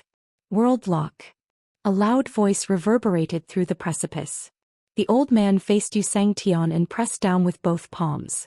It was as though there was an invisible lock that locked down the void, locked down time, and locked down the external perception of all living creatures. The other 13 celestial phenomenon ascendants had never seen this move before, just like how they didn't know that Xianhuan had the Kangang sword. In this battle they had used all their hidden techniques to kill Xianxia. Under the heaven and earth lock, the old head was confident that even Xianxia's eternal thought would be useless. The boulder foundation was lifted. Xianxia looked up. The feeling of being sealed was infinitely close. His consciousness, thoughts, wisdom and cognition were all sealed in an instant. This was not a method used to cross the bitter adversity. This was the method of the eternal life realm. A ray of brilliance illuminated the precipice like an eternally inextinguishable resplendence. It broke through the darkness from bottom to top, penetrating the vault of heaven and the void. In the end, it turned into fireworks and scattered, illuminating the faces of the old chief and the others. The heaven and earth lock was broken. Xianxia stood in place and looked up at the fireworks. Don't you think it's beautiful? The most beautiful light shines in the darkest place. The old chief stared blankly at Xianxia. Xianxia turned to look at the old chief and smiled. Good technique. It's very close to the power of the eternal life realm, but it doesn't belong to the eternal life realm after all. I admit that you are qualified to fight me, but you underestimate the boulder foundation and eternal thought. That ray of brilliance came from eternal thought and also from the convergence of the boulder foundation's endless and majestic sequence particles. Stars move, only the boulder foundation remains unshakable. Seas turn into mulberry fields, only eternity remains unchangeable. Xianxia had it all. Regardless of the wind and rain of heaven and earth, eternal thought. Wasn't this also a method of the eternal life realm? Looking at the shocked expressions of the old chief and the others, Xianxia was about to make a move. Suddenly memories flooded in. The old chief's eyes widened and he immediately made his move. The celestial sword slashed out and Xianxia struck out with his palm. Suddenly the celestial sword disappeared and pierced through Xianxia's palm, piercing into his body. He made his move. This was his method of using consciousness. Unlike the other celestial phenomenon cultivators who constantly condensed their consciousnesses, he constantly thinned them to create an absolute control space. Within this space he could bring about some changes. For example, he could accelerate the celestial sword to the point where xianxia couldn't react in time. Although it wasn't a killing technique, it could be used in conjunction with any of the celestial phenomenon cultivators. It was an indispensable part of the trap to kill xianxia. This part was useful. This was also the reason why he was so arrogant. If it weren't for the memories, xianxia wouldn't have any flaws. This flaw wasn't created by the celestial phenomenon cultivators, but by the heavenly imperial court. After being struck, the old chief yelled, "Attack!" Xianxia felt dizzy. He could bear the memories, but it wasn't easy. His consciousness wasn't below the old chief's, but it wasn't at Lu Yin's level either. Seeing the celestial phenomenon cultivators surround him, he raised his hand, and the brilliance appeared once more. The old chief and the others hurriedly dodged. None of them wanted to die under a thought. 5 celestial phenomenon cultivators had once tried to kill xianxia, and 2 of them had died under a thought. This scene had left a deep impression on them. However, xianxia's attack wasn't aimed at them but at the precipice. The brilliance was like a shooting star, constantly approaching the precipice. The old chief and the other celestial phenomenon cultivators subconsciously looked over, but they couldn't get close to the precipice. The surrounding precipice was as smooth as a mirror, and it was difficult to climb. The higher the precipice, the more it was like a mirror. It was no longer a problem of climbing, but rather they couldn't touch it. It was as if it was infinitely far away from them. It wasn't just space but also time. Even if the brilliance was truly a thought, unless xianxia himself reached the eternal realm, he wouldn't be able to get close to the precipice. However, the result was unexpected. The brilliance of a thought struck the precipice. Although it was still some distance away from the palace, it really did hit the precipice. This was something the old chief and the others had tried for countless years, but to no avail. But now xianxia had done it. At this moment they didn't make a move. They all looked at the precipice. Over there, as a thought struck, ripples appeared in the void. Then it was torn apart, revealing a group of people. A group of people who were originally smiling, but their smiles gradually froze. On the other hand, the old chief and the others looked at the precipice as if they had seen a ghost. How could there be people there? Xianxia's expression was calm. He wasn't surprised. A voice came from the precipice. Hey, what's going on? Why were you seen? Are you kidding? Didn't you say that you wouldn't be seen? That's what my grandfather said too. What was that just now? What a beautiful brilliance. Beautiful? Try touching it. I guarantee that you'll die immediately. How do you know? Why don't you see who shot out that brilliance? You know him? Humph. The discussion of the group woke the old chief up. They even forgot about xianxia. They stared blankly at the precipice. Who is it? The scene was too shocking and too strange. It was as if the world had suddenly become unfamiliar. The world that they knew was just a toy in the eyes of others. How could they accept this? How many years had it been? How many powerful consciousness beings had entered heavenly imperial palace but couldn't climb the precipice? Now, a group of people had appeared on the precipice and looked at them as if they were looking at a joke. They still couldn't see that group of people. What was their past? What was their past experience? The old chief had entered heavenly imperial palace countless times and tried to climb the precipice. How many people had seen this scene? Those people were very young. It was impossible that they were stronger than him. But what was going on? On the precipice at the front of the group of people was a woman. Her face was cold and beautiful. When they were exposed, she stared at xianxia. A mere inferior being who had been blessed had exposed them. So what if he was the inferior god? This position was always reserved for people from the spiritualized universe, whether it was this person or someone else. The ninth heaven universe was already dissatisfied with this person, but this person still dared to expose their existence. But how did this person do it? Why did he know the secret of heavenly imperial palace? Why did he have the ability to expose their existence? According to the records, above and below the precipice were 2 different worlds. Even the inferior god couldn't cross over. How did he do it? Below the cliff, xianxia was also looking at the woman. He had never seen her before, but since she was able to appear here, her background was definitely not simple. She looked down on the spiritualized universe, which was perfect. Now that she had been exposed, she would have to bear a great sin. Looking at the woman's hateful gaze, xianxia slowly retreated.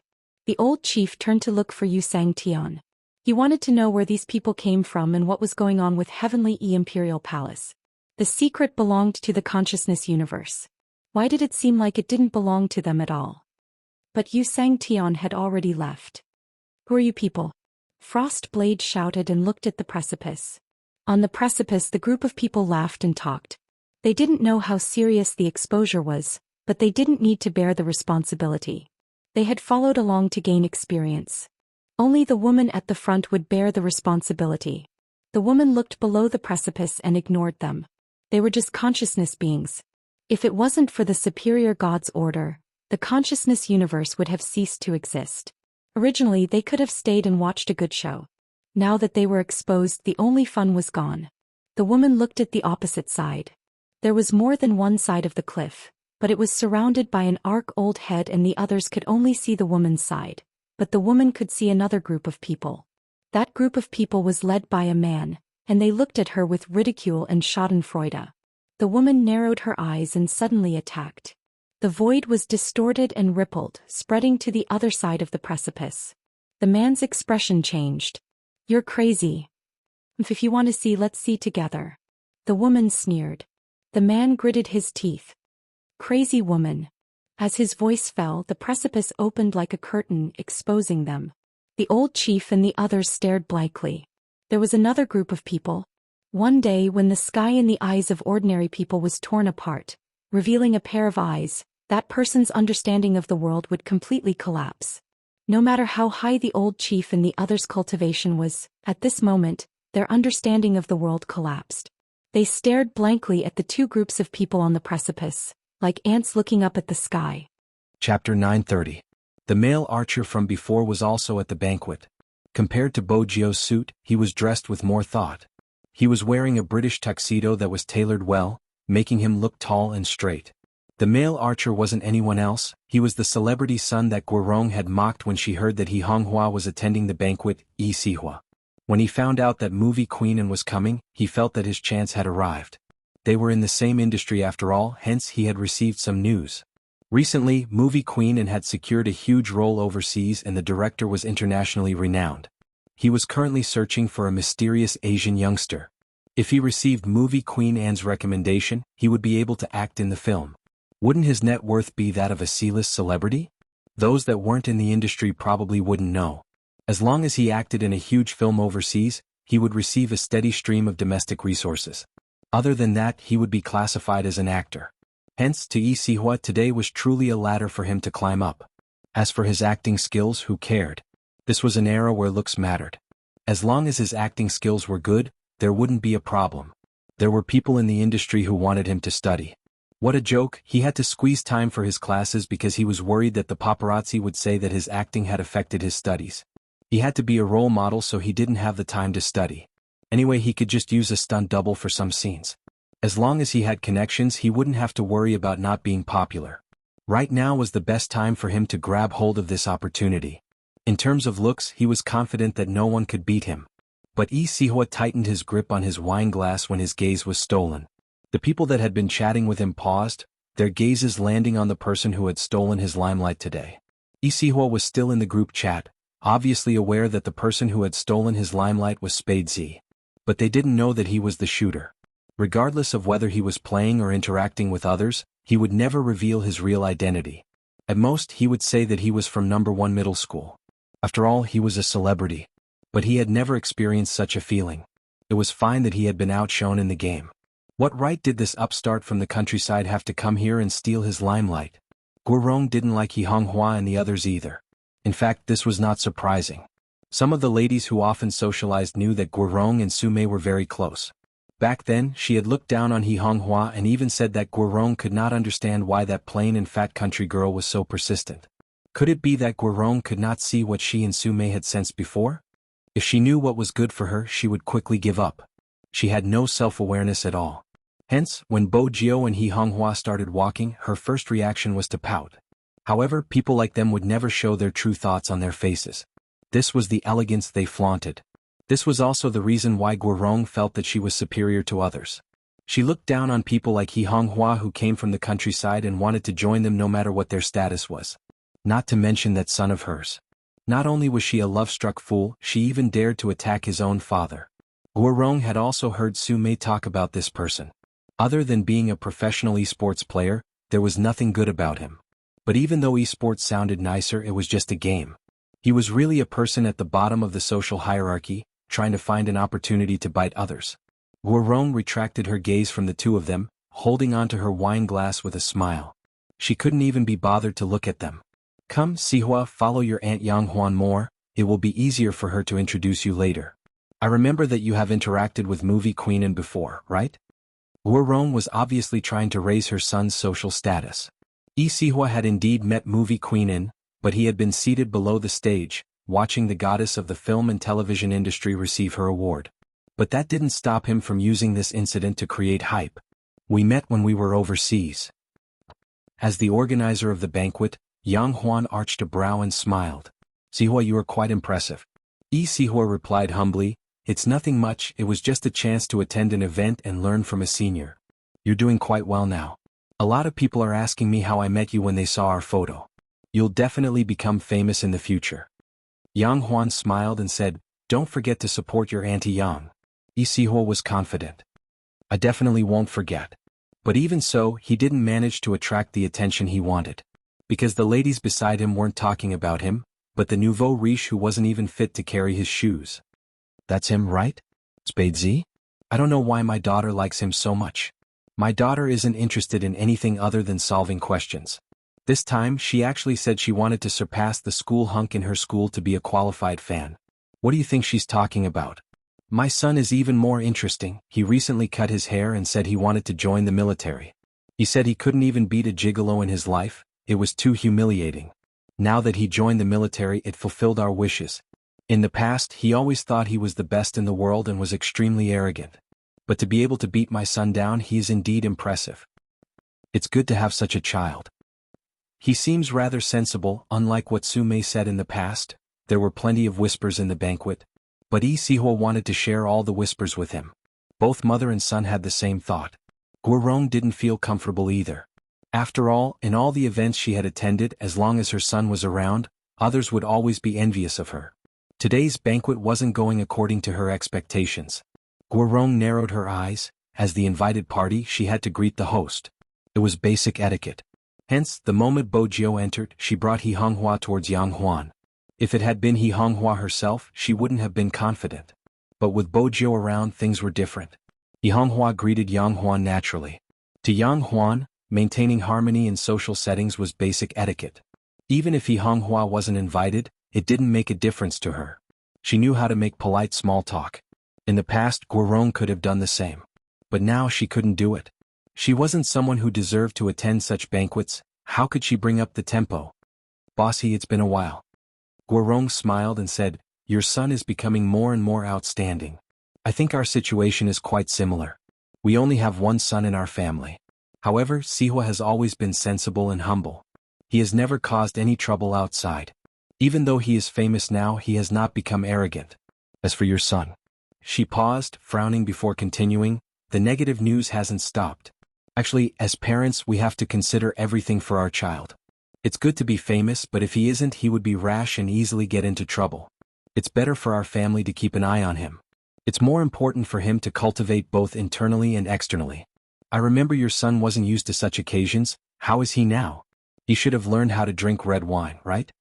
Of course, she still remembered Guorong. But she didn't have a deep impression of her son. The reason Guorong mentioned how to drink red wine was to mock the first time she had attended a gathering with Su Mei. When others had clinked glasses with her, she had gulped down large mouthfuls. She hadn't been aware of this aspect. At that time, the original body had treated Su Mei as a good person. She hadn't known that Su Mei had brought her out just to embarrass her in public. And Guorong had been one of the participants. Xianxia understood what Guorong was implying. Her gaze dimmed. She told herself not to be rash. If she was rash, she would fall into the other party's trap. It was better to tolerate it. If she lost her temper, it wouldn't be worth it for her Gio to be criticized for her lack of upbringing. According to Bo Gio's personality, such words would go in one ear and out the other. She would just ignore it. But today Xianxia was here. In this world, there would always be such a person. You couldn't allow her to suffer. To Bo Gio, Xianxia was such an existence. I've been doing some research on red wine recently. Bojio stuffed a hand into her pants, a devilish smile on her face. Thank you for your concern, Bosqua. In Guirong's memory, the youngster was still a weak and useless nouveau riche. Now that she heard the youngster's words, she stilled for a moment before breaking into a smile. It's good that you know. I would like to get Sihua to teach you. Both of you are around the same age.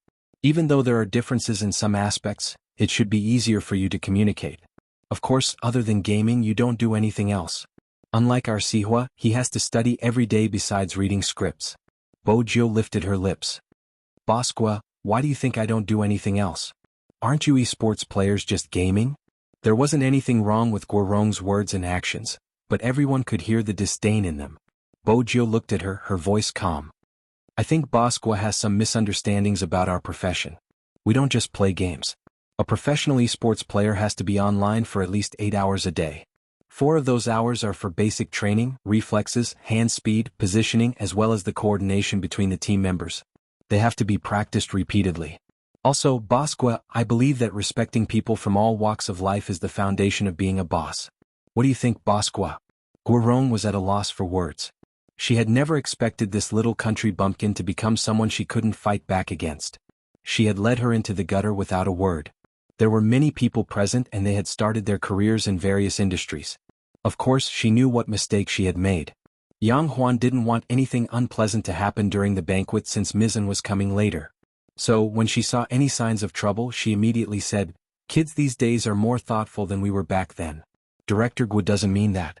Come, let's have a toast. Let's keep our words in the wine." Xuanhuan wasn't being fair, but regardless, Guirong was someone she interacted with regularly. Xianxia was an outsider after all. Inviting her to the banquet was just to make up the numbers. Between the two, she would definitely lean towards Guirong.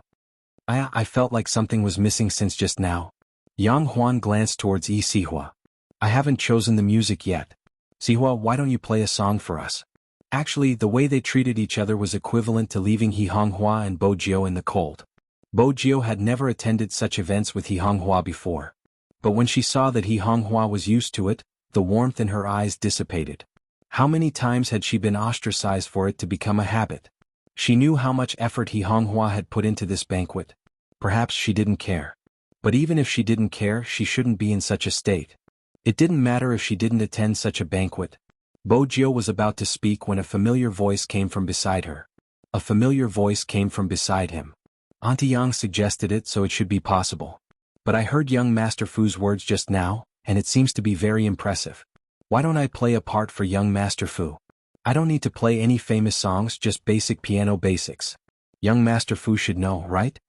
Bojio glanced up towards Sihua, arching a brow. Was this the male archer from earlier? Sihua wasn't aware that she was good at disguising herself and was extremely sensitive to voices. Moreover, Sihua's tone was filled with disdain. Naturally, she could tell who he was. Or do you mean that young Master Fu doesn't even know the basics?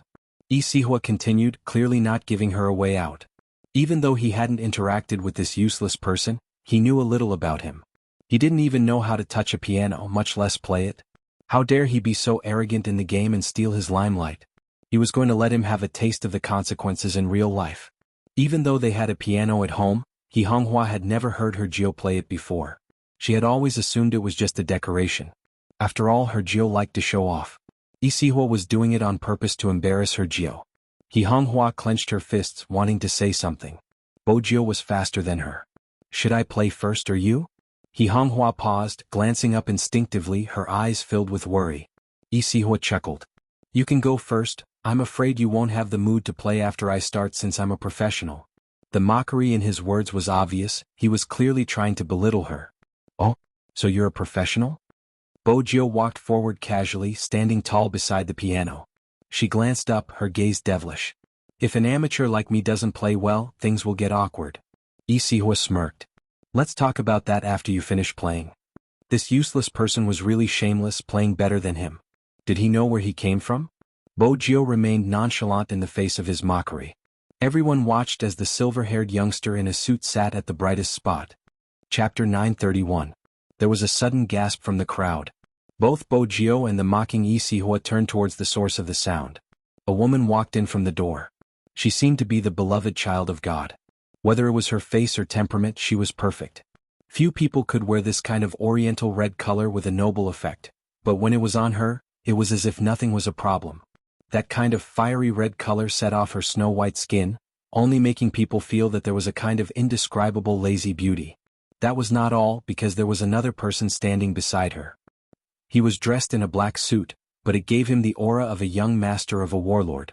His arms were half bent, and his slender legs were walking forward. His tall nose bridge and thin lips were just perfect, sexy and noble at the same time. Who else could it be other than the ravishing young Master Qin of Jiang City? The woman in his arms was movie Queen N, whom Xuanhuan had been looking forward to meeting for a long time. In reality, not many people knew that movie Queen N and Qin Mo were mother and son. Mainly because no one knew about movie Queen N's background other than acting. Her appearance this time. Many were shocked. In terms of age, the two of them didn't seem to be a match. Besides, for young Master Qin to accompany her and intentionally lower her status, she must be a relative of the Qin family. Could movie Queen N be one of young Master Qin's cousins? The wrong guess was because movie Queen N didn't look like someone in her 40s. Other than Xuanhuan, Bo Jiao was the only one who knew the truth. But Bo Jiao was surprised that the Almighty and movie Queen would attend the banquet. Based on their personalities, they shouldn't have attended such events. That was indeed the case. Movie Queen Anne's motive for attending the banquet was to make friends with her in-laws. She hadn't expected to meet her son at the entrance. Hence she had dragged him in. Movie Queen Anne had wanted to introduce her son to Madame, but the moment she entered, she saw the silver-haired youngster smiling faintly at her from beside the piano. Jiao was here too. In that moment, movie Queen Anne's eyes lit up. That was the benefit of being beautiful, even her eyes were deep and seductive. Xuanhuan also saw movie Queen Anne's gaze on her. But she assumed that movie Queen Anne was looking at Sihua, so she walked over with a smile. Sister Anne, you came at the right time. Sihua was just about to play the piano. Guorong followed behind Xuanhuan. Looking at the beautiful woman in front of her whose age could not be guessed, her mind raced. She didn't know how powerful this person with the surname Anne was. In her eyes, the other party was just a celebrity who was good at acting. Later, she heard from her son that her identity would be of great help to him. Only then did she change her opinion of this woman. It was a waste to use such an important time to trample on Xianxia and her son. In any case, a country bumpkin would only be a country bumpkin. It was not worth it for them to take it seriously. Therefore, Guorong quickly continued Xuanhuan's words. Madam and Sihua told me that you've met once. What he said the most was for me to learn from your elegance as a mother. Now that I've seen you today, I'm still far from it. Movie Queen Anne didn't say anything in response. With her self-restraint, she wouldn't expose a person. But at the same time she smiled ambiguously and didn't reply. This was to deter those who wanted to get close to her. It was a pity that whenever Guorong tried to get close to someone with a motive, she would always ignore the fact that the other party didn't want to talk to her. She smiled and continued, I will get Sihua to prepare now. Madam Anne is here, I want to play something nice. With that, Guorong walked towards the piano. Unbeknownst to her. At this moment, Qin Mo was making eye contact with a certain someone. The gist of it was for her to go over to his side. This time, Bo Jiao understood the Almighty's intentions. She supported her chin with her left hand, her fingertips tapping the piano keys. She still had to play. Qin Mo arched a brow, his gaze sweeping over Sihua, who was standing beside her. His eyes dimmed as though he was asking, who is this? Don't tell me he's the person you confessed to before. Bo Jiao understood his gaze. Almighty, don't bring up my dark history. Besides, how could I confess to someone like him? It was an insult to her taste. Xuanhuan noticed her Jiao's gaze, but she wasn't sure if she should greet Qin Mo in such an occasion. Yes, in Xuanhua's eyes, Qin Mo was just a junior who often visited her house. But from the looks of it, Qin Mo had been much easier to interact with when he was at her house. Now that they were in public, his aura changed. It was an air of nobility that kept strangers away. Xuanhua wasn't the type to announce their relationship to the world. And she didn't move. She was still thinking about her Jiao's piano competition with someone. Bo Jiao had the same thought. After the interruption, she tidied herself up and was about to start. But, Madam look, Madam Anne is here. Let's stop this meaningless piano competition for now. Your son should sit somewhere else. Guorong smiled politely since she had to be elegant. Xuanhua frowned. What was the meaning of this? They were the ones who wanted her Jiao to play the piano. Were they trying to chase her away? Bo Jiao smiled. She didn't move, her posture relaxed and suave. Boss Gu doesn't have the final say. We still have to compete. Hee hee. Guorong chuckled lightly like an elder guiding a junior. Young Master Fu, don't be so serious now. If you really want to compete, I'll get Sihua to teach you another day. Bojio didn't move. Instead, she glanced up, her gaze as dark as the night sky, sending chills down her spine. Guorong was stunned by the young man's gaze. Xuanhuan hurried over. Madam He, it's going to be a private gathering and the piano is going to be used. I'm sorry, why don't you get your son to leave first? Xuanhuan was the organizer, and since the organizer had said so, it would seem shameless if she continued to sit there. However, this group of people was too much of a bully. They were the ones who had coaxed her Jio to play the piano. Now, weren't they just playing with her? Xianghua clenched her fists, her face flushing red. Isihua was already standing beside the piano. His arrogant attitude was obvious, he was asking the youngster to give way. But he hadn't expected this. The slender figure walked over and stood in front of him. He stuffed one hand into his trouser pocket, the other on the piano. He was elegant, handsome, and elegant. People like him couldn't compete. Isihua was confident in his looks, but as long as he was around, celebrities like him had to step aside. He had filmed a role in the past, a young master of the warlord era. He was from number 1 middle school after all. The forum would definitely be flooded with his photo. But very quickly someone posted a photo of Qin Mo. What's the big deal? I'll show you the young master of the warlord in real life. When Qin Mo had first entered the school, he had been wearing a military uniform and undergoing military training. His upright posture hadn't captured his face, but the image of him holding a bottle of mineral water and wearing military boots had instantly caused the posts related to him to sink. At that time, he had been thankful that Qin Mo wasn't in the entertainment industry. Now that he was facing Qin Mo, Sihua didn't have any temper. Because he knew very well that there was too much of a gap between them. What confused Sihua the most was movie Queen Anne's words. Jio, you know how to play the piano? Sihua wasn't the only one whose expression changed. Even Guorong turned towards movie Queen Anne. Jio? Movie Queen Anne actually called this country bumpkin Jio? Did they know each other? How was that possible? Xianghua was the son of a country bumpkin, how could he know such a noble person? But the scene before them forced them to believe it. Movie Queen Anne was behaving like a fangirl, her eyes sparkling.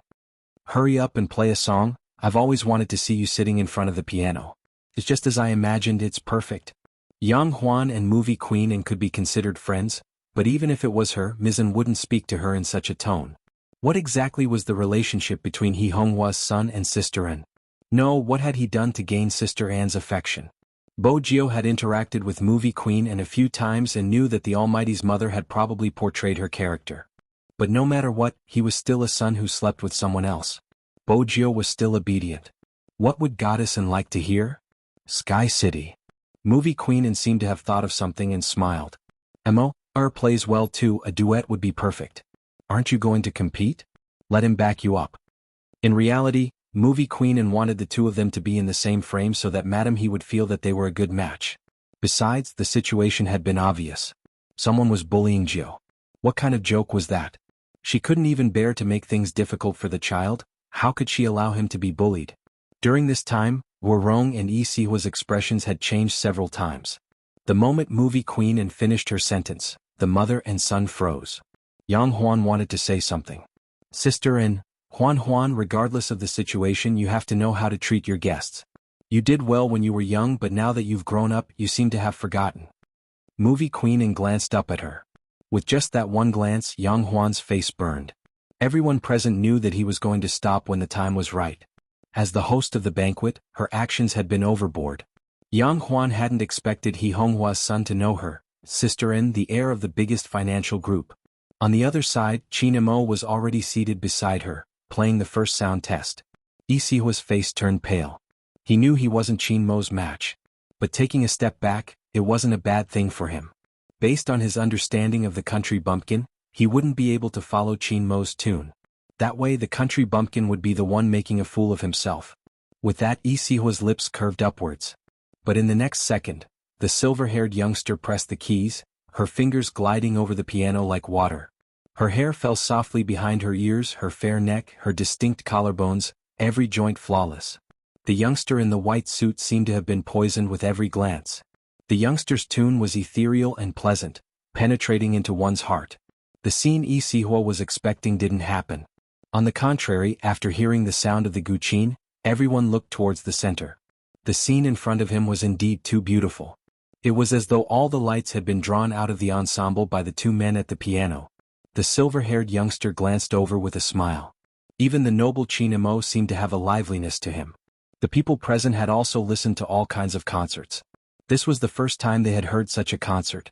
The coordination between the two did not have the slightest bit of interruption. Their smooth movements reverberated in everyone's ears. Everyone could not help but close their eyes to enjoy it. There was even a professional piano teacher among them. Isihua's face turned paler as more and more people surrounded him. Someone pointed out, Isihua's piano skills aren't as good as his. At that moment, Isihua felt as though he had been slapped in front of everyone. He had mocked her at the start of the concert, but now, he had returned everything. There was a saying that had come true for him. After the youngster was done, he couldn't play anymore. Isihua was aware of the situation. He didn't have the youngster's familiarity with the piano keys and wasn't confident that everyone would be engrossed when he played. The coordination between the two of them was too good. Their tacit understanding was not only flawless, but their faces also made them look like a pair of princes. In reality, this wasn't the first time Bojio had played with the Almighty. But it had been a long time. The Almighty had long forgotten that she knew how to play the piano. From a certain perspective, he was the one who had taught her. Back then he hadn't liked to play with her. In order to attract his pet's attention, she had done many things. One time she had messed with his piano. In the end, he had grabbed her hand and pressed it against the piano keys. Which girl doesn't know how to play the piano? From today onwards, learn well and don't play with the English people next door, do you hear me? I don't know which keys are which. Stupid I. Yes, she had been playing the piano since she was young and the Almighty had taught her step by step. How could she be any worse than Isihua? Another note fell. Chinamo glanced over, his fingers touching someone's. It was at that moment. He found it strangely familiar. All of a sudden, something seemed to jump into his mind. Who had he ever sat with like this? Chapter 932. The blurry memory seemed to be separated by mist. He looked to be less than 5 years old. He was sitting beside the piano with a person in his arms. The person seemed to be a little younger than him. Her head was moving around and was very disobedient. He was holding the person's fingers and trying to memorize the notes on the piano. Momo playing the piano is boring. Let's go look for William, his dog is fun to chase. We'll go after we finish. It'll be late by the time we finish, I still have to climb the wall. You'll have curry rice after you finish. You can decide if you want to play with William or stay here to eat curry rice. He heard himself asking the person to make the choice in an aloof manner. The person's head drooped for a second before she lifted it again. I want to eat curry rice, but it's not fun to play the piano all the time. Let's take a break, I'll play Super Mario with you, but tomorrow at this time, you can't go to William's house. You have to come over and learn the piano. Which girl doesn't know how to play the piano? From today onwards, learn well and don't play with the Englishman next door, do you hear me? The last part was his voice. As it was too sudden, a sharp pain shot through his head, causing him to freeze. Even though there weren't any other reactions, his pale and handsome side profile made Bojio realize his discomfort. Bojio glanced over and asked in a low voice, Brother Imo? The pain only lasted for a moment. Chin Imo pressed his long fingers between his brows. Nothing. As soon as he finished speaking, he stood up and straightened his back. For some reason he felt like rubbing the young man's furry head. Chin Imo did the same. You played well. The sudden approach made Bojio pause. The warmth on her head was obvious, just like how he had done it when they were young. His breath drifted over and she could feel the warmth. Bojio lifted her head, her eyes meeting the Almighty's deep gaze. She smiled and pressed her fist against his shoulder. Same to you. The scene was pleasing to the eyes. The atmosphere between the two of them was also unusual. It seemed like a scene from a manga. Almost everyone on the scene was applauding for their ensemble just now. One of the Englishmen held a wine glass in his hand. When he looked at Bojio, his gaze was indescribable. He even turned to his assistant excitedly and asked, Go and find out who this Asian boy is. It was a perfect match. Heavens, I feel like I've met the muse from the script. Yes, sir. I'll inquire at once. In fact, they decided to attend this gathering at the last minute because of an invitation from an investor. He didn't expect to receive such an unexpected reward. The assistant knew very well that the director had visited more than a dozen acting schools in China to find a role that matched the script. But he was satisfied with none of them. However, there was a Japanese actor that the director had listed as a candidate. That actor was originally a best actor, but the assistant knew that the director was not very satisfied. Until this youngster appeared, the assistant had never seen the director so excited before. It must be because he was too much in line with the character in his mind. He saw it when it came in just now. The middle-aged Englishman wanted to wait until the banquet was over before letting and be the middleman. The two of them didn't look for anyone, especially the middle-aged Englishman. This time they had come silently to search for a role. They didn't want anyone to recognize them. With the director's international reputation, the moment the media caught sight of him, it wouldn't matter which country it was from, it would be publicized. This wouldn't be beneficial for them to find the person they needed. The Englishman thought to himself as he glanced at the young man with the devilish smile. He was really too perfect. When the time came, he would dye his hair black and wear the robes of the Republic of China. The mysterious Asian young man sitting in front of the piano would give off a sense of the overlapping of eras. This was the person he had been looking for. He didn't just have an angelic face, he also had a devilish aura. It was a pity that such a person wasn't acting. The Englishman was still excited about his discovery. He didn't know that there were people who had seen his photo and had tried to strike up a conversation with him on several occasions, but none of them had succeeded. It wasn't anyone else, it was xianxia. If he had gone up after the two of them had finished their performance, he would have been asking for humiliation. Hence, before the piano stopped playing, xianxia's men had already left the area. It was because he had retreated from the crowd that he saw the director he wanted to meet. It felt as though he had gone straight from hell to heaven. So what if movie Queen Anne's path was cut off? Now that the director was there, as long as he followed him closely and recommended himself, he would definitely have a chance. xianxia was a man of action. With this thought in mind, he headed in the direction the Englishman had left. On the other side, movie Queen Anne, who was close to the director, had intentionally stood beside xuanhuan at the start of the performance. She took advantage of the lingering warmth and smiled. My son used to have high standards, but ever since he met Jiao, he changed. Madam, he has taught him well, raising a child like Jiao who isn't afraid of my son at all. In the past, there were many people who wanted to be friends with Chinamo, but they all had ulterior motives. Jiao is different. That day when I saw Chinamo bring Jiao home, I was shocked. After all, my son rarely gets along with anyone and Jiao is an exception. But since Jiao is so handsome and likable, my son must have been wondering how could there be someone better looking than him.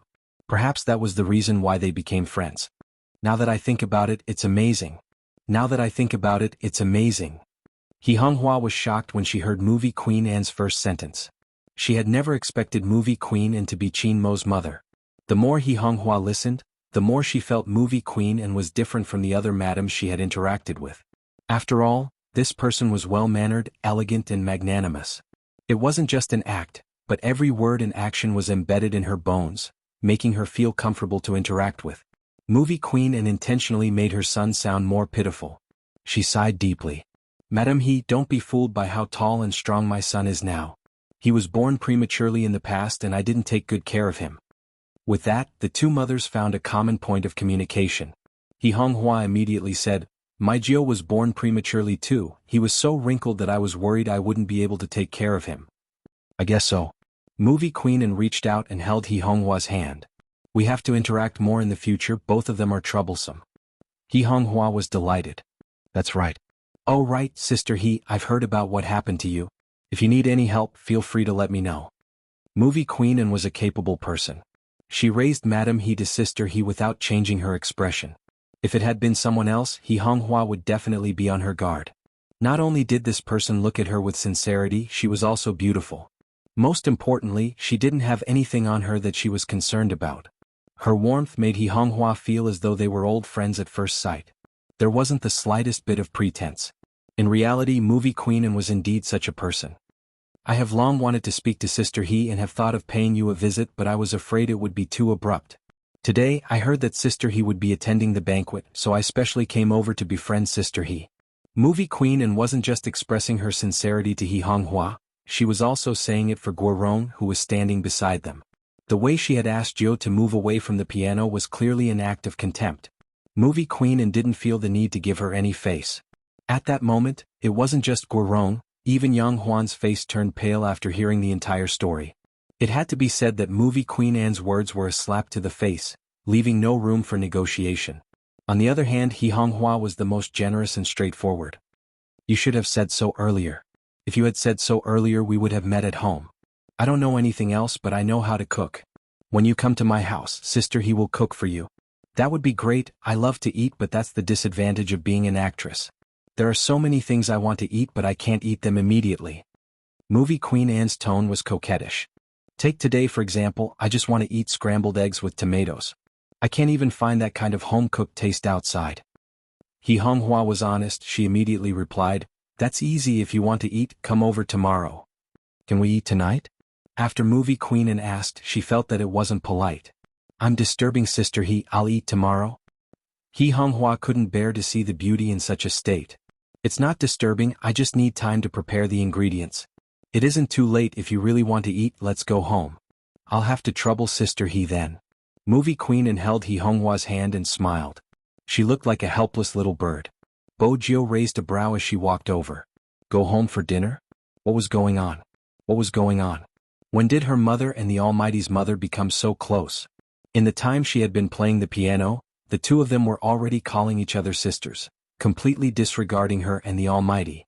That was indeed the case. The two of them chatted for a while before deciding on the itinerary. Even though Bojiu didn't think it was a good idea to attend such a banquet, she was still a little confused when her mother shoved her into the car so quickly.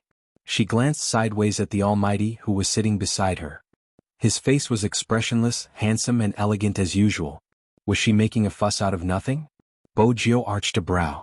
The four of them sat in Movie Queen Anne's car, a Bentley. Even the chauffeur was an old subordinate of the Qin family. His aura was undoubtedly the most graceful among all the guests.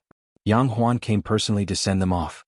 In reality, she didn't want Movie Queen Anne to leave, but there was something she had to mention. Mrs. He, I'm sorry for my negligence. I hope you won't take it to heart. Xuanhuan knew very well why Xuanhuan said that. It was all for the sake of her younger sister and hence Xuanhuan didn't reply, merely smiling. People with different principles couldn't make plans together. In the future she wouldn't attend such banquets and she wouldn't befriend Xuanhuan. That was all. It was understandable for Xuanhuan to come out since she was acquainted with Movie Queen Anne. But Guorong followed, afraid that her son wouldn't have a chance once Movie Queen Anne left. Without a second thought she pressed the car window. Madam Anne, I have a private matter to discuss with you. May I know when you are free? Guorong's actions weren't polite at all. However, she didn't realize it herself. She emphasized in a self-centered manner, it's about my son. Please make time, Madam Anne. Movie Queen Anne was perplexed by his words. She smiled. We aren't close and I don't have the obligation to talk to you about your son. Let's go. Guorong watched as the Bentley was about to leave, fuming. How can she be like that? Her voice drifted into the car. Even Movie Queen Anne wasn't fond of such people. She always believed that everyone in the world should help her and that it wasn't good if they didn't. As compared to such a two-faced person, her in-law was much better. He spoke his mind and was magnanimous. Even though he was careless, he understood the bigger picture. Movie Queen Anne felt that there was nothing wrong with her son and Jiu being together. Even if the gender wasn't ideal. But there wasn't anything else to pick on. Her in-law was easy to get along with. Movie Queen Anne's next step was to think of a way to win her over, to ask her about her thoughts and try to get her to accept as soon as possible. Bojiu didn't know what Movie Queen Anne was thinking, but from the looks of it, Movie Queen Anne was indeed too passionate towards her mother. She had called her sister he so intimately. Was scrambled eggs with tomatoes that attractive? Bojiu didn't understand Movie Queen Anne's actions. It didn't mean Qin Mo didn't understand, but it wasn't the time to point it out since there were still people around. Especially the person beside him, who was still thinking of escaping. It wasn't suitable for her to know his intentions. If he forced her even more, it would be troublesome if he allowed her to leave. Qin Mo's method was straightforward. He would settle her down and not allow her to go anywhere. Once she was completely his, he would talk about other things. With that in mind, Qin Mo reached his hand out, grabbing onto her hand without a change in expression. There wasn't any emotion on his face. There wasn't much emotion on his face, but when his long and narrow eyes looked towards Bojiu, it was obvious that he was telling her to be quiet. Bojiu didn't retract her hand because that would attract the attention of the two parents in front. Chapter 933. Xuanhua's attention was completely captured by Movie Queen Anne's words. Indeed, she hadn't noticed the commotion in the back seat. Bojiu had assumed that the Almighty would let go after holding her hand. She hadn't expected him to hold her hand for the entire journey. Bojiu noticed a white cloth wrapped around his slightly cold fingertip. She remembered how the Almighty had helped her even though he was injured. Her fingers touched his. Qin Mo was aware of his mother's capabilities and knew that the two in front wouldn't have the time to deal with them. He tilted his handsome face, his voice low. Don't forget what you promised me. Bojio arched a brow. What did she promise? My hand can't touch water. Qin Mo raised his left hand casually, clearly reminding her. Bojio wanted to say something. Xuanhuan turned. What do you want to eat? I'll get Xiaodong to prepare the dishes. As long as it's Andy's cooking, I'm fine with anything. Qin Mo smiled, looking like a noble. Bojio couldn't help grumbling internally. She had never seen anyone as picky as the Almighty. He actually said anything was fine. I'll get someone to prepare it. Xuanhuan had been amazed by the perfect youngster in this world. He was so polite, it wasn't surprising that he was good friends with her Jio. Bojio glanced over, lowering her voice. Brother Mo, be careful, there are carrots in my mom's soup. Qin Mo glanced at the mischievous youngster, replying slowly, Indeed, you should be careful. Bojio laughed. Was the Almighty going to admit he was picky? Auntie. Qin Mo glanced up, smiling lightly. Jio said he doesn't like carrots. Let's not put carrots in the dishes for dinner. Bojio? Xuanhuan stilled, turning towards her Jio. Why didn't he tell me he doesn't like carrots? I won't put them in the soup this time. No matter what she said, it would only make her seem humble since the Almighty's move was too shameless. Movie queen and understood her son better. When she heard his words, she glanced at Qin Mo, smiling ambiguously. She was a beauty. She knew better than anyone who didn't eat carrots. Movie queen and hadn't expected her son to pull such a stunt. If it was in the past, he would definitely not say what he liked or didn't like. In fact, he rarely visited anyone's house. Also, did these two people really think that she could not see their little tricks? He had underestimated her too much, humph. The more movie queen and looked at them, the more she liked them. Especially when Jio was depressed, his silver hair would curl up, and the resentment of the beautiful youth. Qin Mo naturally noticed the way the youngster was looking at him. His thin eyelids lifted slightly, his eyes overflowing with a smile. Movie queen and took in his smile. The last bit of unwillingness in her heart disappeared without a trace. She hadn't seen her son smile in such a long time. Probably only Jio could make him like this. He was no longer as rational and even a little unreasonable. But this was him with flesh and blood. He hoped that the influence of that incident would disappear like smoke in thin air.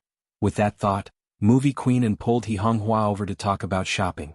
Regardless of the age or status of a woman, when they talked about clothes, they were always the same. It was as though they would never be tired. Bojio waited for the two parents to resume their conversation before glancing in Qin Mo's direction. It was a little resentful. In that instant, Qin Mo was in a daze again. It was as though the youngster in front of him had become very, very small. Then she sat on his bed, her pair of lotus root-like short legs swinging back and forth. She was not at ease at all. She also looked at him with the same gloomy gaze. She was so noisy that he could not even write a word. Right? Qin Mo frowned at his own imagination. Had he been sleeping too little recently? Even images that didn't exist had appeared? But Qin Mo was curious about how she had looked like when she was young. On the other side, Guorong was upset that she hadn't managed to stop Movie Queen. She called her son and complained, "That isn't nice at all. If she hadn't helped you, I wouldn't have ended up like this. Who knew that she wouldn't even bother to look at me when I was already at the car door? What kind of person is she?" Isihua held onto his phone, pushing the crowd aside. "Mom, there's no need to look for her. Guess who I saw just now? It's Director William from The Matrix. With him around, there's no need for me to look for her." Guorong was elated. "That explains why I didn't see you. I've been looking for a chance to talk to Director William and chased after him. That's all for now, Mom, I'm hanging up. Wait for my good news." Isihua was confident that he would catch Director William's eye. After all, he had an Asian feel to him. Moreover, Director William must be here for the casting. If not, an international director wouldn't be so low profile. He was definitely here to recruit newcomers. With that thought, Isihua's eyes lit up. He pushed the receptionist aside and rushed towards the British man. Director William obviously did not expect someone to suddenly appear in front of him. His blue eyes were filled with astonishment. To show his respect, Isihua bowed before exclaiming in English, "Director William, I didn't expect it to be you. I thought I was seeing things. Could you please sign your name for me? I like your movies a lot. The last time I met you was at the film festival, but I don't think you remember me. I seem to be rambling, but you should be able to understand how I feel when I meet my idol. I'm Isihua, an actor." William smiled. Oh, of course I understand. Xihua's confidence was boosted by his response. Having been educated overseas for so many years, he knew that Europeans love to recommend themselves. This was a common flaw of the Chinese. As early as last year, he had transferred his nationality overseas and understood their way of thinking. Hence, after Xihua expressed his admiration, he didn't hesitate to state his motive. I heard that you are looking for a mysterious male actor from the East. I would like to recommend myself to you. William came to a sudden realization. He rubbed his chin and looked Xihua up and down before shaking his head. You're not bad looking. If it was in the past, I might have considered it. But now, I'm really sorry, I've already found the actor in my heart. If you were at the banquet, you would have seen the silver-haired youngster playing the piano. Be it in terms of looks or aura, he exudes a mysterious aura unique to the East. The smile on his face is devilish but not arrogant. He gives off a humble yet not to be trifled with. He's just like what you Chinese call a noble, like a jade. William said the last 4 words in Chinese and his pronunciation was a little strange. But that didn't affect the meaning he was trying to convey. The more Xihua listened, the tighter his fists clenched. It was that disgusting nouveau riche. What mysterious aura unique to the East. That was just an act. Xihua never expected that the role he had fought so hard for would be snatched away by that country bumpkin. No way. He wouldn't allow that to happen. Xihua's lips froze. Director William's words were like a slap to his face. He tried his best to force a smile. Director, you might not know this, but this person isn't an actor and doesn't have any experience in this field. Furthermore, his character. Xihua paused to give Director William some room to imagine. From what he knew, when filming overseas, no matter how good an actor's appearance was, as long as they weren't professional or had poor acting skills, they would be rejected. As expected, when William heard this, he paused. Xihua laughed in his heart and wanted to add more vinegar. Unexpectedly, when William spoke again, he switched to Chinese. Even though he stuttered a little, his meaning was clear. Mr. E, are you trying to defame that Asian youngster because you feel indignant about losing to him? Xihua froze and immediately denied it. Of course not. He couldn't let Director William think that way. This was an issue of image. Moreover, Director William was an internationally renowned figure and he had to be magnanimous in front of him. I'm just stating the facts. I'm afraid that Director William doesn't understand the situation and might use the wrong person. After all, this person doesn't have a good reputation. He was originally an esports player, but in order to become famous, he kept provoking his fans. Not only did he create a topic for himself, he even forcefully dragged another almighty to be his CP. If such a person were to join the production team, he would do anything to become famous. From what Mr. E said, you seem to know a lot about this youngster. William's English was much smoother. Since that's the case, why don't you give me all his information? I'll take a closer look. If it's really as Mr. E said, he isn't suitable to act in our movie. Xihua was stunned again. He really didn't want to tell Director William about the nouveau riche. He hoped that Director William would never be able to find him. William glanced at the person in front of him, arching a brow. Mr. E, are you not willing to let me verify it? Xihua had been in the industry for a long time and wasn't stupid. If he were to reject now, not only would his image be ruined in front of Director William, his words wouldn't be credible at all. He might as well be more generous since there was a lot of negative news about Spade Z online. I do know a little about him, Xihua replied. Xihua replied, but I'm not too sure about the details. He is rather famous online. Director Willem, if you are looking for him, you can do a search online. Spade Z is his in-game name and his mother is from the countryside. It's probably because of this that he does things differently and wants to be famous. William's gaze deepened. Thank you, I'll do some research first before making a decision. Director William, you don't have to be so polite, Xihua replied sincerely. Even if the role doesn't belong to me, I don't wish for it to be played by any random person. This time William didn't reply. At this moment his assistant returned. Xihua knew he had achieved his goal. It was simple, if he couldn't get the role, that country bumpkin wouldn't be able to either. He was just a country bumpkin, what right did he have to steal his limelight time and time again? Xihua sent Director William to the car personally. I'll think about it. This was what Director William said before he left. Xihua waited for the car to drive off before smiling. However, there was still a gush of anger in his chest that could not be released. Who was he to snatch the role from him? Xihua kicked the rubbish bin beside him, his eyes dimming. But it was a blessing in disguise. He had cleverly left Director William's contact details.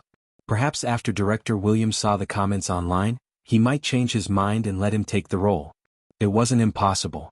Xihua smiled once more, picking up his phone to make a call. Help me prepare some dirt. No, this time it isn't someone from the industry, nor that web novel author. I don't think they need it anymore. I managed to win over his fans. That web novel author should be in a bad mood. Don't bother with such a small character. It's an esports player, ID Spade Z. Once it's done, we'll go according to the previous arrangement. All right. The person on the other end of the line had a sharp mouth and monkey cheeks. Who else could it be other than the tall and slender criminal gang? He hung up, lifting his head to smile at the girl operating the computer. One of our chess pieces has his eyes on Spade Z. That's right. The girl smiled. Help him out. The tall and slender man seemed to have other matters to attend to. The crime squad. Don't worry, they won't be able to find anything. The girl tapped her fingers on the keyboard. The new psychologist has already taken over the investigation with the help of the higher-ups. No one will be able to stop us. How's your discussion with Rao Rome? The tall and slender man laughed sarcastically. He seems a little conflicted. He's still so naive. That's all, he wants to walk his own path. Even if he can't play in the professional league anymore, the mention of his father will calm him down. Chapter 934. Xianhua's bright voice came from outside the door. Jiao, hurry down, dinner is ready. Bo Jiao adjusted her breathing and smiled. All right, let's go down. Xianhua was still boiling the soup. She went downstairs after receiving a reply. Bo Jiao had always been agile. Even after that, her legs weren't as strong as before, but it didn't affect her standing up. But the moment she stood up, the thing that belonged to someone else spread down her fair legs. She couldn't help but pause. Chinamo saw it as well. The slender figure that had been wearing a shirt bent over, pulling out 2 pieces of tissue from the side and pinching them. After wiping twice, he carried Bo Jiao horizontally. Shower before you go down. This time Bo Jiao didn't reject him. The shower wouldn't take long. Chinamo rolled up his sleeves and washed her thoroughly before grabbing a towel to wrap her up. His breath drifted over. Are you cold? Bo Jiao shook her head. Water was still dripping from her silver hair. The Almighty's actions weren't gentle at all. He had probably thrown her under the shower and carried her back. In that instant, she was reminded of the scene where the Almighty had thrown Princess into the bathtub. It was basically the same. She still had to apply the medicine. Bo Jiao took the opportunity while the Almighty was buttoning her shirt with one hand to apply the medicine and wrap the bandage. But this indeed proved that the Almighty's hand couldn't touch water. Just now, the Almighty had only had one hand in the water. The shirt and pants from before couldn't be worn anymore. Bo Jiao changed into her home clothes. Her hair was half dried, the fluffy hair making her look younger. Chinamo glanced at her and had another hallucination. He had seen her in this state often in the past, sitting on the bed fluffy and misbehaving after being scooped out of the water. It was a miniature version of her. Chinamo reminded himself once more that a certain someone wasn't a princess and he couldn't raise her like a pet. Even though he wanted to shrink a certain someone and stuff her into his pocket so that he could bring her wherever he went. But that wasn't realistic. They walked down the stairs one after another. In the end, it was still speed. It took less than half an hour. The dishes were already on the table. 8 home-cooked dishes and a soup looked very delicious. Probably every parent would take out their child's childhood photo album when they were a guest. Xianhua was no exception. Before the age of 2, Jiao needed to hide her gender, so she didn't have many photos. Ever since he was 2 years old, he had been getting more and more. Xianhua pointed to one of the photos and said, "This is the photo before she was sent to kindergarten. She was crying miserably." Cute. Movie queen and was undoubtedly fond of children, especially since they were so adorable. She couldn't bear to part with them, forgetting about the dishes on the table. It was Xianhua who noticed the 2 people coming down. She smiled and said, "Sit down and eat. Why is your hair still wet?" The question was directed at Bo Jiao and she replied naturally, "I took a shower." Xianhua did not suspect anything. Movie queen and lifted her lids and glanced in their direction. Her focus was on her son. How reckless. Chinamo was very calm, and it was hard to tell anything from his side profile. Bo Jiao had a devilish smile on her face. From this, it was hard to tell who was taking advantage of who. Was her son the one at the bottom? Movie queen and felt that it was more likely. She shook her head and passed the photo album over. Look at Jiao when he was young. Isn't he cute? She was reminding her son that he needed to take the initiative.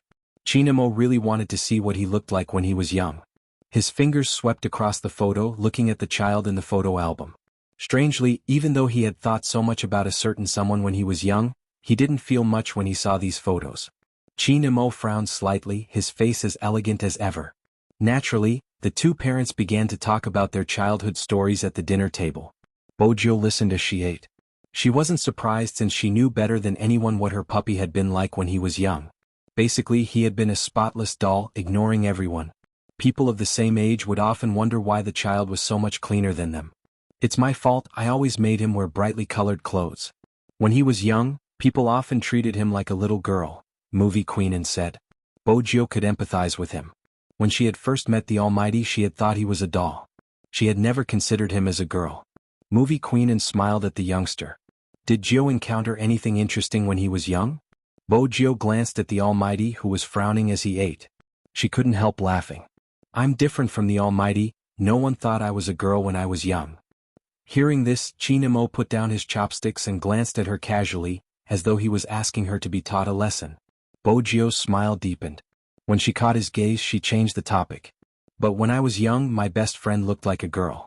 When I first saw him, I thought he was a doll. At that time, I didn't have any concept of suits. I only knew that his hair was tied up in a bun, so he should be a girl. He was fair and pretty but cold. I couldn't help but want to play with him and bathe with him, but he always despised me. There was once when I climbed over the wall and entered his bathroom. That was when I realized he was a boy. That explains why he would always frown whenever I pounced on him. A small ponytail. Movie Queen's eyes lit up. I used to love to tie Mo's hair, but he decided to cut it short on his own, so I couldn't do it. With that, Movie Queen paused. Jio, don't be fooled by Mo's looks now, he was adorable when he was young. I believe you. Bojio felt that her puppy was adorable, cold and aloof. Movie Queen chatted happily. It sounds like you have a good relationship with your friend. Are you still in contact? I guess so. Bojio took a bite of the food. Movie Queen glanced at her son. That means they are childhood sweethearts. MMH. The youngster didn't deny it, even agreeing readily. When Xianxia heard the word MMH, he lowered his raised hand. He didn't like the term childhood sweethearts because it implied a part of someone's life that he had never been a part of. Besides, they were still in contact. With that in mind, Xianxia clenched his fists, his chest tightening. They were still in contact? Who could it be? There were only a few people around her. Unknowingly, the first name that popped into Xianxia's mind was Hoshino. He didn't like such speculation. But everything that had happened in the past was right in front of him, including her reaction when she saw Hoshino. He had never seen her look at anyone with such a gaze. There was an undetectable reluctance. What was so good about a person, and how important was he to the other party for her to be reluctant to part with him? Xianxia's gaze dimmed. When he raised his hand again, his aura was much colder. It was as though a bucket of water had been poured over him. Even his breathing was chilly. Was that why she always wanted to escape? Xianxia's chest tightened, and even the line of his jaw stiffened. Bojio sat beside Xianxia. When she glanced over, she saw Xianxia's expression. Was the Almighty in a bad mood again? What? Was it because of what they had said in the room? That wasn't a suitable time to reply. But even if she could reply, how could she? Once the Almighty found out that she was Z, he would definitely feel that she had lied to him. But she was the one who had been hiding this matter. Even if the day came when everything was revealed, she would still be prepared. What she got in return was his resistance. She was also prepared. She didn't want to see his deep eyes filled with disgust. She would rather reduce the source of his disgust. Bojio paused. She picked up a piece of beef and placed it on the Almighty's plate. She remembered that beef was one of the few foods the Almighty liked. When he saw the piece of meat on the plate, the coldness in Xianxia's eyes dissipated. Xuanhuan broke into a smile. Xianxia likes beef? More. With that, she picked up a piece of meat and placed it over. Bojio watched as the Almighty stilled. His etiquette wasn't bad, it didn't make Xuanhuan unhappy. But when he lowered his head, he used his chopsticks to push the rest of the beef forward. Then he picked up the piece she had picked up and placed it in his mouth. It was probably because of the slight frown on his face, which made him look extremely serious. His seriousness reminded her of the times when they were young. He would sit on the bed and wipe her hair with a towel. He would even warn her not to barge into his room. Ever since then, she hadn't entered his room. She had stayed on the balcony to watch him write. In the end, she didn't know why, but he was probably afraid that she would destroy all the plants he had been growing. He had opened the window to let her in, saying that he would only keep her for one night. That day, Bojio had washed herself especially clean, afraid that her puppy would dislike her again. Fortunately, her puppy had lifted the blanket coldly and told her to lie still. It was difficult for her to stay still. But her puppy's voice had been pleasant. He had opened his fairy tale book and read her a bedtime story. Sometimes he would reach out and stroke her hair. He had told her seriously that as long as she didn't play with William, he would read her stories every day and let her sleep on his bed. Between William and her pet, she would definitely choose her pet. Back then he hadn't allowed her to do many things. That included eating potato chips on his bed. But after listening to his stories, she would feel hungry. He would sweep her a cold glance before heading downstairs to bring food up, just like a little prince. At that time he had already cut his hair short and was wearing cotton pajamas. His features were still prettier than hers and his body was soft. Indeed, she couldn't judge a person based on their childhood. Bojio would never have expected that her puppy, who had always been softer than her, would have such sharp edges. Which part hadn't changed? It was those eyes. Beneath his thin eyelids was a pair of deep and narrow phoenix eyes. Ever since he was young he had been different from others. Nice to look at? A familiar voice asked. Bojio arched a brow. MMH. You've been looking at me since a while ago. Chinamo took the chance when xuanhuan went to scoop the soup, turning to press a cold breath into her ear. What are you thinking about? Haven't you slept enough? Bojio was thick-skinned. The best way to deal with someone as scheming as the Almighty was to remain silent. But the next question made her pause. The Almighty asked, Is this childhood sweetheart the scheming boy you told me about? Scheming boy? Bojio couldn't help wanting to laugh. But in order not to let the Almighty know, she nodded seriously. Chinamo watched her, his gaze deep.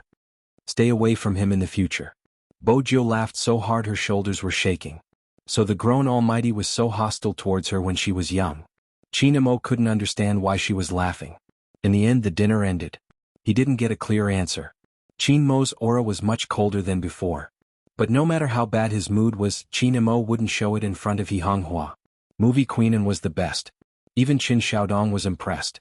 After all, he had never seen Madame become friends with anyone in such a short period of time. Movie Queenan was the first. Moreover, they seemed to be getting along well with each other. They didn't even notice the change in time. This time, Movie Queenan came back not only for her son but also because there was a role that suited Joe. She wanted to try persuading him to see if he would agree. But it was obvious that today wasn't a good time. With her son around she wouldn't be able to get the role. After dinner, Movie Queenan stood up with a bright smile. It's late, Mo and I will be heading back first. Sister He, let's meet another day. We can watch their competition together. No problem, Xianxia agreed readily. When they left, everyone was sending Movie Queenan off. I have something to discuss with Gio in private. You can head back first. He led Bojio to a fork in the road. There would always be a fork in the villa district. For places with good greenery like this, there would be a street lamp installed in the area with lush leaves. The afterglow of the lamp shone on Chinmo's face, a mesmerizing handsomeness. Bojio couldn't help calling him a demon. Chapter 935. What day was it? Bojio was confused. It shouldn't be the Almighty's birthday. Since it wasn't his birthday, what other day could it be? Chinamo glanced at the confusion in her eyes. He frowned and said coldly, Confession. What confession? Bojio was confused by the hint. That handsome mixed-race face inched closer to her, bringing with it an aura that made her restless. It's been 30 days since I confessed to you. The 30th day of his confession? Bojio stilled. She hadn't expected the Almighty to remember such a day. It wasn't easy to reply. But she couldn't ignore it. Time flies. Back then, Brother Mo, you were really... I was afraid you would turn gay. Bojio smiled mischievously. She had the upper hand when she had first met the Almighty. Now she couldn't tease him even if she wanted to. Chinamo watched her beautiful eyes, speaking leisurely. Even if I turned gay, you were the one who did it. Don't change the topic. I definitely didn't change the topic. Bojio felt that this position was too dangerous. If she wasn't careful, the Almighty might take advantage of her. Hence she straightened herself. This time, the Almighty wouldn't do anything to her. There were still parents peeking over from time to time. The Almighty wasn't someone who didn't know his limits. Chinamo was indeed someone who knew his limits. But, he swept a glance at the fox-like youngster, his tone calm. When are you going to give me a status? Do you want to sleep for free? Bojio choked on his words. Give her a status? Sleep for free? I thought you would remember or at least give me something. I didn't expect. Suddenly the voice beside her seemed to have sunk. Even the person standing there seemed to be in indescribable loneliness. For some reason Bojio recalled movie Queen Anne's words. Ever since they were young the Almighty rarely received gifts. He wouldn't even look at the gifts at his birthday banquets. She had assumed that someone like the Almighty would be likable. For example, she liked him. Back then she had even given him a gift. But in reality, after they had separated, she wasn't sure how he had grown up. Movie Queen Anne said that he had a cold personality. Even if it was his birthday, he wasn't interested in the gifts from his elders. It was probably because the Almighty was too smart that he was able to see the pros and cons of the upper class clearly. In other words, he knew very well that the gifts given to him had all sorts of motives. 30 days? She didn't say anything. Thinking about it this way, she was indeed quite a scumbag. A domineering CEO could not treat his pet like this. At the very least he couldn't be so useless. Bojio replied guiltily, "Actually, I've prepared for it, I just didn't remember the date." Chinamo stuffed a hand into his pocket and raised his head. His deep gaze made Bojio's eyes wander unconsciously. Chinamo arched a brow. "What did you prepare?" Bojio knew the Almighty could tell she was lying and was about to confess. At this moment, Chinamo spoke again, "Give it to me tomorrow." Was he giving her time to prepare? Bojio understood the Almighty's intentions and nodded. "All right." She couldn't really become a piece of trash. "I'm really curious what you are going to give me." Chinamo spoke slowly. "I don't think you are going to just buy something to deal with me." Bojio. The Almighty's words completely blocked her way to buy something.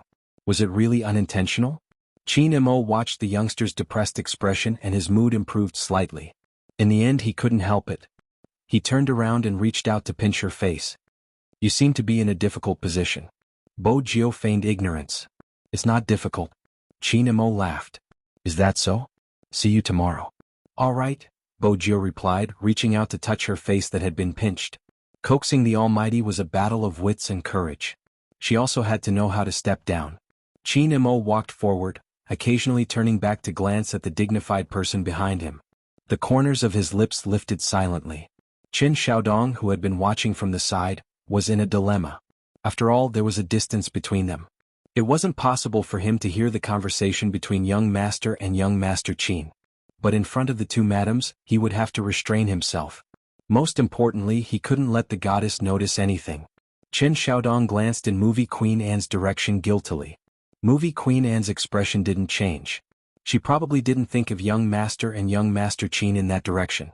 Qin Xiaodong didn't know that his conjecture was completely wrong. Movie Queen Anne watched as the two of them walked over from afar. These two kids are really something. They even have to whisper things. Isn't that so? Xuanhuan had been suspicious at first, but after hearing Movie Queen Anne's words, she felt relieved. Their relationship was probably too good. But she had to find some time to talk to Jiao. She didn't have to worry too much when she was interacting with an upright kid like Chinamo. She still had to maintain a distance with other boys. Even though she was dressed as a boy, her Jiao was still a girl in her heart. Xuanhuan was still waiting. She was waiting for everything to settle down. When the time was right, she would let her Jiao dress as a girl again. That day should be arriving soon. Xuanhuan thought about it. She had to work harder and take back everything that she had lost in the past. But Jiao's identity was special. She had to think about how to dress as a girl again. Everyone had different thoughts. Bojio's mind was filled with thoughts about what to give the Almighty.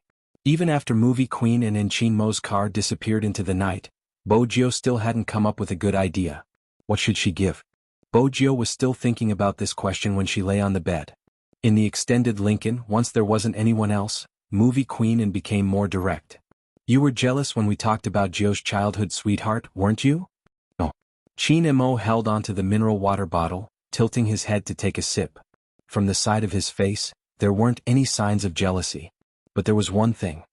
"Why don't I remember tying my hair when I was young?" Movie Queen and shifted her gaze subconsciously. She looked out of the car window, her voice muffled. "You were still young then. You couldn't remember. Is that so?" Chinmo didn't dwell on this question. Instead, he turned on his phone and searched for a certain someone's profile picture on WeChat. He typed a few words over. "Don't forget to bring your present tomorrow."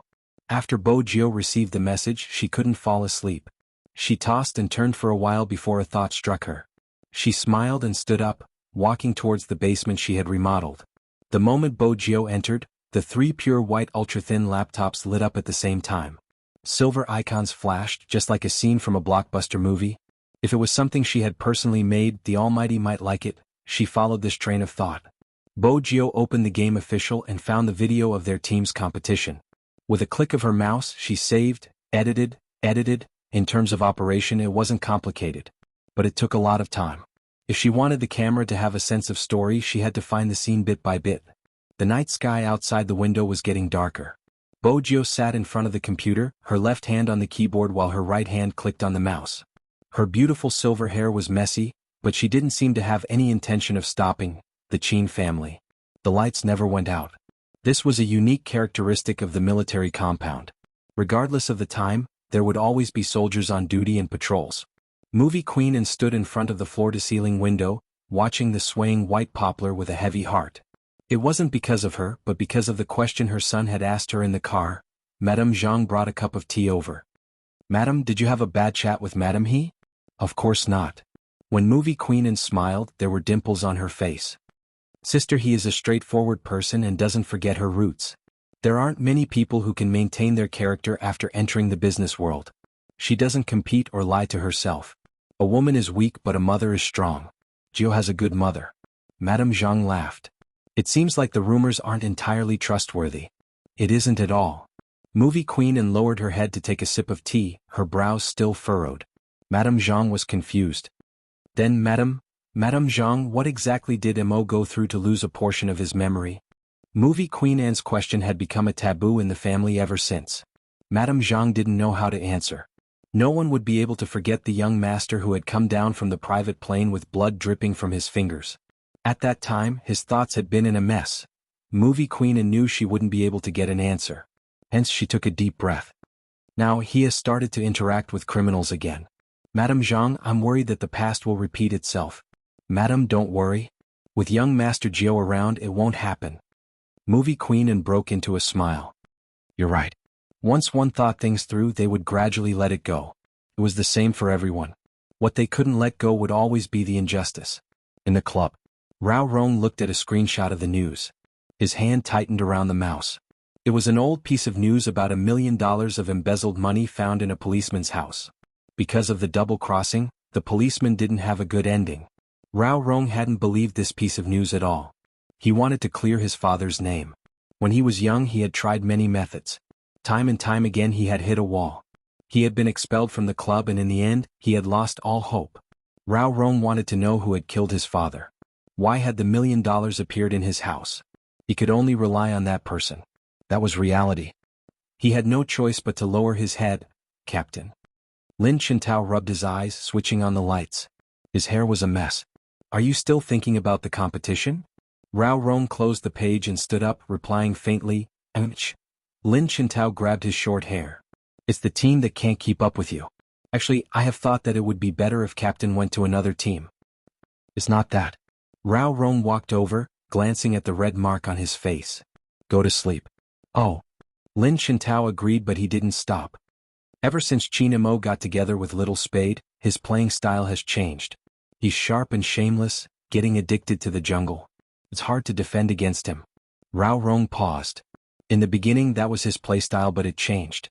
His hand injury was one reason, but as the captain of Supreme Alliance, his first reaction was to look at the big picture, which made him lose his sharpness. Until Spade Z appeared. The Supreme Alliance today is very strong. It was a pity that he could no longer compete with his opponent in a fair and square manner.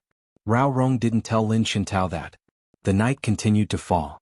The best international hotel in Jianghu City was frequented by successful people from all over the world. Director William's Chinese wasn't as accurate as his son's. Fortunately, his son had translated the comments online and sent them to him. He had also mentioned that he would be flying to Jianghu City in the next 2 days. It had to be said that William was hesitant after reading the comments. Should he invite the youngster over? He despised people who didn't have a bottom line just for the sake of fame. But this Chinese boy Jiao fit the image in his heart. It would be a pity to give him up. But as a director he had to consider all aspects of the crew. It would be better to leave him aside and see if he could find anyone else in China. William looked at the comments on the internet again, shook his head, and turned off the computer regretfully. At this moment, Bo was still in front of the computer working on something. Her eyelids were heavy. She took 2 sips from a bottle of mineral water before continuing. It was almost daybreak. Bojio stood up, pressing onto her neck. She glanced down at her watch, preparing to search for the last bit of material on Weibo. Unexpectedly, she received a private message from Sister Turtle. I have a presumptuous request. I would like you to help my friend. The next match will be against the Xianhuan team. I know you're busy, but I've thought about this for a long time. Only you can help my friend. That was the first message. The second message was long. Chapter 936. Web novelist? Bojio's first reaction was that the thorn-head youngster had told her about the female sorcerer who was planning to buy trending searches to deal with a certain web novelist. She moved her mouse. There were more words. I don't know how to persuade her. She asked me a question that I didn't know how to answer. She asked Sister Turtle, why aren't they blaming a thief? Why are they blaming me instead? Is it wrong for me to focus on my writing? Is it wrong for me to protect my rights? I know it's not wrong, but I can't explain those comments to her, those comments that she's creating hype. The perpetrator claimed to be a true fan and started writing a fanfic. Using that as a foundation, he stole the entire framework and published it. In the past, I even tried to persuade my friend to bear with it. This is how the industry is, people don't care about hurting the original author. I've always thought that a person's talent can't be stolen. But today I realized that I was wrong. I didn't protect her well. I know how much she loves this industry. But because she loves it so much, she doesn't understand. Why is that? She isn't afraid of being copied or how shameless the perpetrator is. She is afraid that one day the industry will support copyright infringement. What about the people who want to write well? What should they do? They deserve to be stolen. Why should they remain silent? When she asked this question, she lowered her head and muttered to herself, no one cares. Yes, no one cares. Bojio arched a brow at the last sentence. Her fingers moved slightly. The last time she saw these words, it was at the Fifth Avenue. The person who liked to lie on top of her had left her a letter with bloodstains. Joe, do you know that no one cares about the victims? They would say, look, she's so well developed, it's no wonder she's targeted. Perhaps there's something wrong with her. They wouldn't say that the bastard deserved it. Joe, why is the world like this? I ask myself every day until midnight. I sit up and stare blankly outside. I'm afraid to make a sound because the moment I say it, the person who helped the bastard will appear. They will say that it's your problem. No one cares that you're already covered in blood when you make a sound. Yes, no one cares. Bojio shut her eyes and opened them again. It was as if he could still see the last sentence before his eyes. I'm so happy that there's still someone in this world who cares. Gio, no, Z, you mustn't become completely black in the future. Bojio tightened her fingers. When she looked at the screen again, her gaze had changed. Her typing speed was very fast and a few words were typed out. Unfortunately, the person on the other side of the computer wasn't there. The sky outside the window had already begun to brighten. Bojio stood up. When she walked out of the basement, there was only a USB in her hand. It seemed like he should make a trip to school. He wanted to see what was going on with Li Shui. As for the Almighty's gift, she would personally give it to him. Bojio lifted her lids and glanced at the clock hanging in the living room. Seeing that she wouldn't be able to sleep for another hour, she found a sofa to sleep. When the sun truly rose. When Qin Xiaodong came out of his room, he saw the young master in his school uniform sitting on the sofa yawning. Qin Xiaodong was stunned. Young master, aren't you training today? Training, go down. Bojio stood up, casually taking a piece of bread and placing it in her mouth.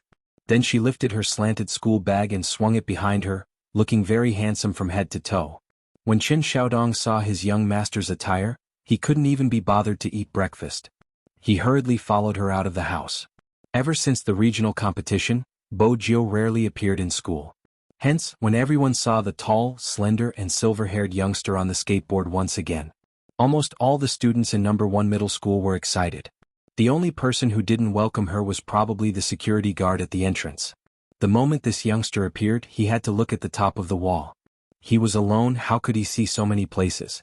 Besides, wasn't it a little too crowded today? The security guard tried his best to maintain his dignity, but waves and waves of people rushed over and attacked him 3 times.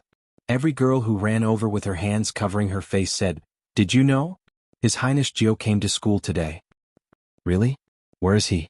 Where is my almighty? Please, that's my hubby.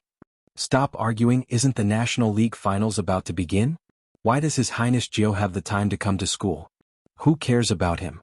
Since His Highness Gio is here, we should capture him alive and take photos. Ah, His Highness Gio, he's there. One of the girls suddenly reached out and pointed at the entrance of the fifth teaching block. It was indeed Bojio.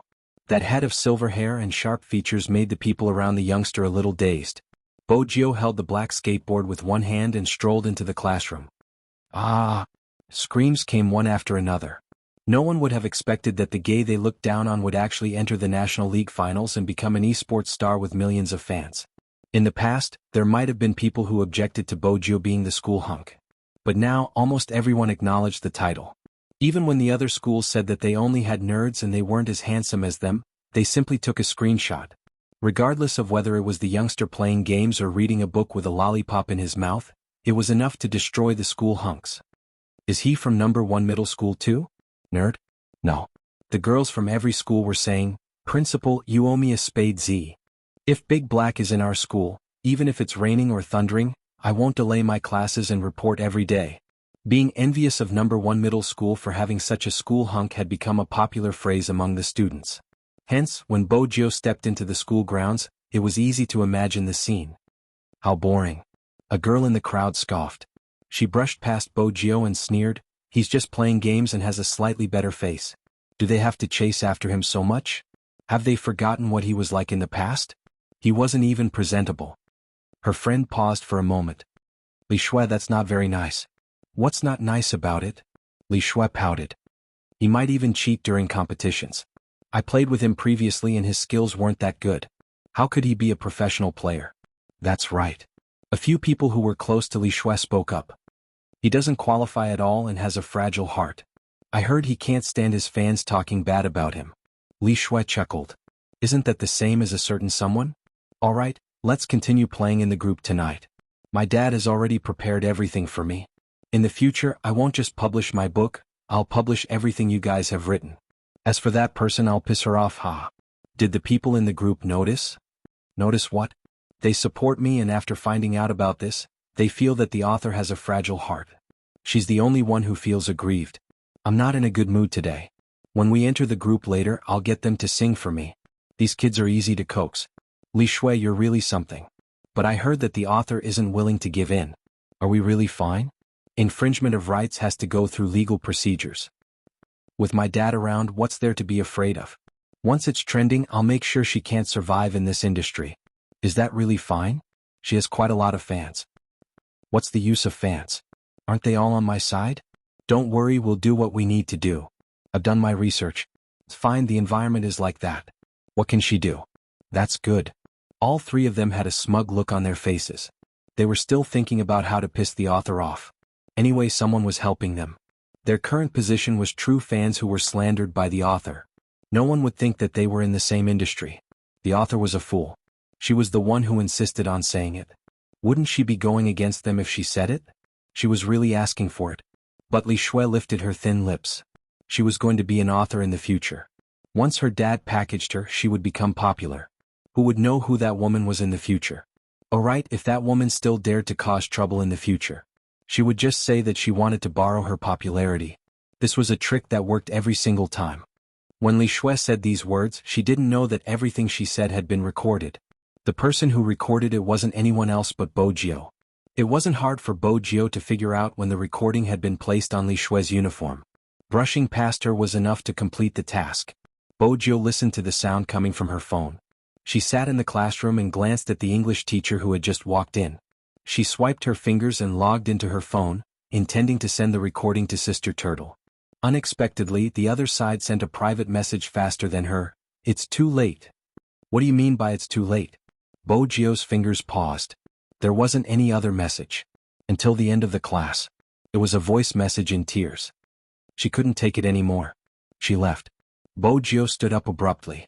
As she walked out, she typed, "Send me your phone number." Very quickly, a string of numbers appeared on the screen. Bojio called her directly. "Where are you?" "The police station." Sister Turtle's voice was heavy. "They said that she committed suicide and that she had something to do with the maiden's sacrifice." Bojio narrowed her eyes. "The maiden's sacrifice?" "Yes." Sister Turtle's voice was hoarse. "I don't believe that she would commit suicide. She could even endure chemotherapy. How could she not be able to endure such things?" Bojio didn't reply. She didn't know what to say. Her gaze was empty. Sister Turtle's sobs were getting softer. There was nothing else. It was just sobs. There was another sentence. I don't believe that she would choose such a method to end everything. What? Why did this happen? In the past, when Bojio had hugged the corpse, she had asked herself the same question. How terrible had it been? Why had it ended in such a manner? Wasn't this world worthy of her nostalgia? Even if it was just a little? After that, Bojio had gone to see a psychologist. The psychologist smoked a cigarette and said, it's probably because she was too desperate. Bojio looked at her phone. Even at this moment, someone had left a comment under the author's post. Are you the only one who feels aggrieved? Is there nothing else to write? Even if she really infringed on your copyright, you shouldn't have done this. Bojio shut her eyes. For a moment she wondered why she was still so useless after so many years. Why had she allowed such a thing to happen in front of her? She hadn't been able to stop it at all. Why hadn't she become completely black? She could have lived happily like those people. That was Bojio's truest thought. Even if you were black, I would rather you be alive. But Bojio knew that some people wouldn't. They couldn't find a way out. They would rather understand or carry on with their lives. It wasn't a long journey from the school to the police station. Bojio saw Sister Turtle sitting on the chair, hugging her. Her tears couldn't stop. She didn't cry, but she just couldn't stop them. Sister Turtle looked at the youngster who had rushed over. She didn't know what she was saying. She promised to watch your competition with me. She said she wanted to see my idol. She wanted to see how good he was. She even said she would buy a dress with me. Her last sentence. Sister Turtle didn't finish her sentence. Bojio reached out and hugged the person whose shoulders were trembling. It was too painful to lose her. Especially when she had lost her best friend since young. That girl had once taught you to treat others well. But she had never been treated well in her entire life. Bojio clenched her fists tightly, her fingertips digging into her palms. Sister Turtle stopped crying but continued. She even cleaned the house. She said she wanted to show her mother that she was living well outside. Bojio glanced up abruptly. You're saying that she cleaned the house? When did she do it? Last night. Sister Turtle was immersed in her own emotions. Her reply was instinctive. But Bojio's questions were never instinctive. Who would clean the house before committing suicide? It wasn't logical. She didn't pause at all. Bojio walked to the side and dialed a string of numbers. The person who picked up the call was drying his hair. Water droplets flowed down his sharp chin. His bare feet were on the wooden floor. He was dressed in a cotton homeware. His features were clear and handsome. Gentle as jade, these 4 words were the most suitable to describe him. Who else could it be other than Hoshino? Bojio lowered her voice. Hoshino, I need you to help me check. Bojio's tone deepened. Hoshino placed the towel on the table. His beautiful eyes shone brightly. You think she didn't commit suicide but was murdered? Yes. Bojio didn't deny it. That's why I need you to find more detailed information to prove my theory. Chapter 937. While Bojio had been speaking, Hoshino had already turned on the laptop screen. As soon as he said the word good, his fingers, which were tapping on the keyboard, suddenly stopped. This isn't that simple. I agree with you, she didn't commit suicide, but there's a video that isn't good for her. The video shows that she has a mental problem. Bojio walked further away. What video? I'll send it to you.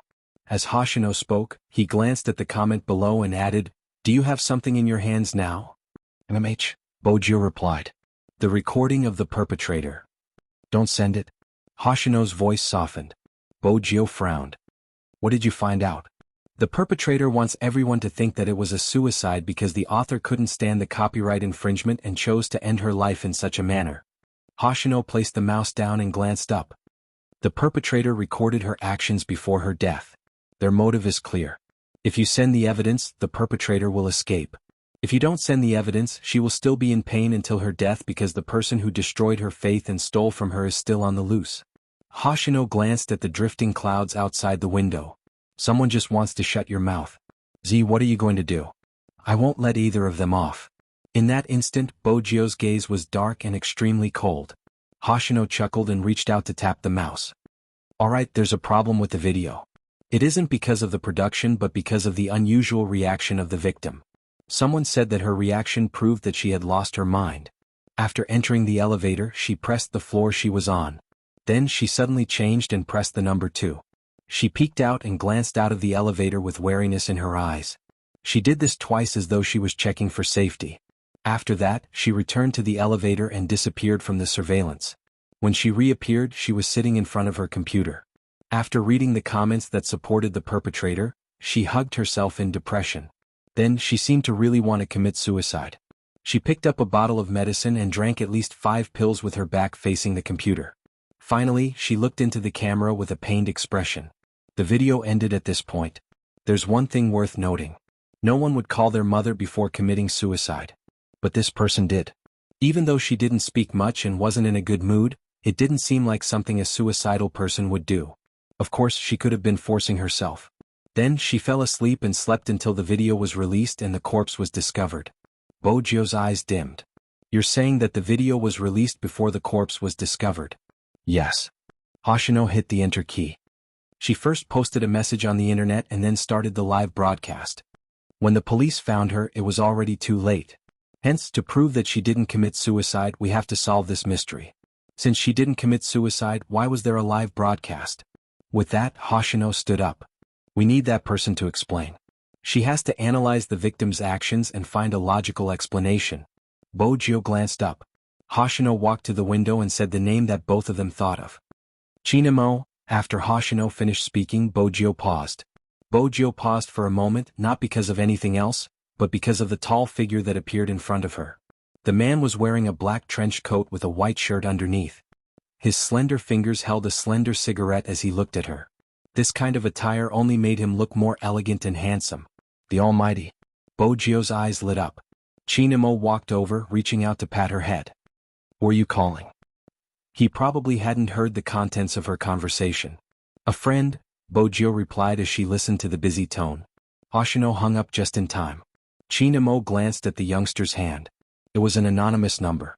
Bojio didn't want the Almighty to be interested in her conversation, hence, she went straight to the point. Brother Mo, I have a video for you to watch. With that, she tapped on her phone. When she searched, she realized that the video had been blocked. It was a normal measure to maintain order. Such a video wasn't suitable to stay online for long. If you're referring to the video regarding the online writer, I've seen it. Chinamo lifted her chin, his deep gaze looking into her eyes. Tell me your suspicions. Bojio replied softly, I don't think she committed suicide, but there are many things that I can't understand. Let's go take a look at the scene. Chinamo didn't deny her words.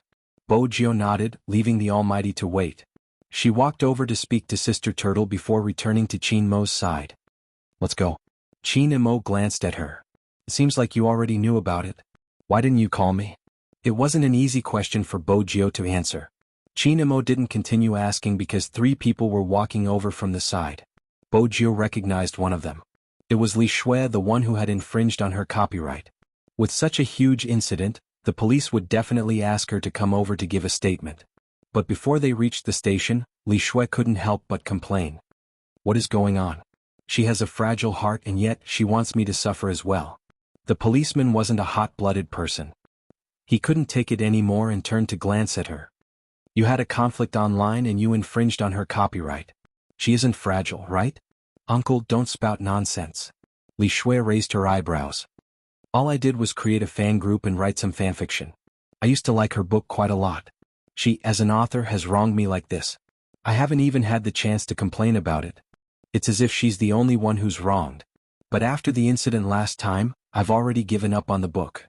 The person beside Li Shui laughed. Sir, we are here to solve the problem. It isn't good to be so harsh. There are many plots in this industry. It's just a joke, it isn't an infringement. As for my client's fan group, it isn't against the law, right? At the end of the day, the victim's mental fortitude was too weak. She should have gone to see a doctor if she had mental problems. Why did she end up losing her life? That's right. Li Shui wasn't wrong. The book she had imitated was selling well. It wouldn't be long before it would be released into a movie. She wasn't happy about this. Her fans are brainless. They keep finding trouble with me. I wasn't the one who asked her to die. You police should take care of them and stop them from slandering me. Bojio clenched her fists as she listened to them. She clenched her fists until her palms were red. Only then could she control the violence in her heart. The evidence in her hands was enough to make this person pay the price. But now wasn't the time.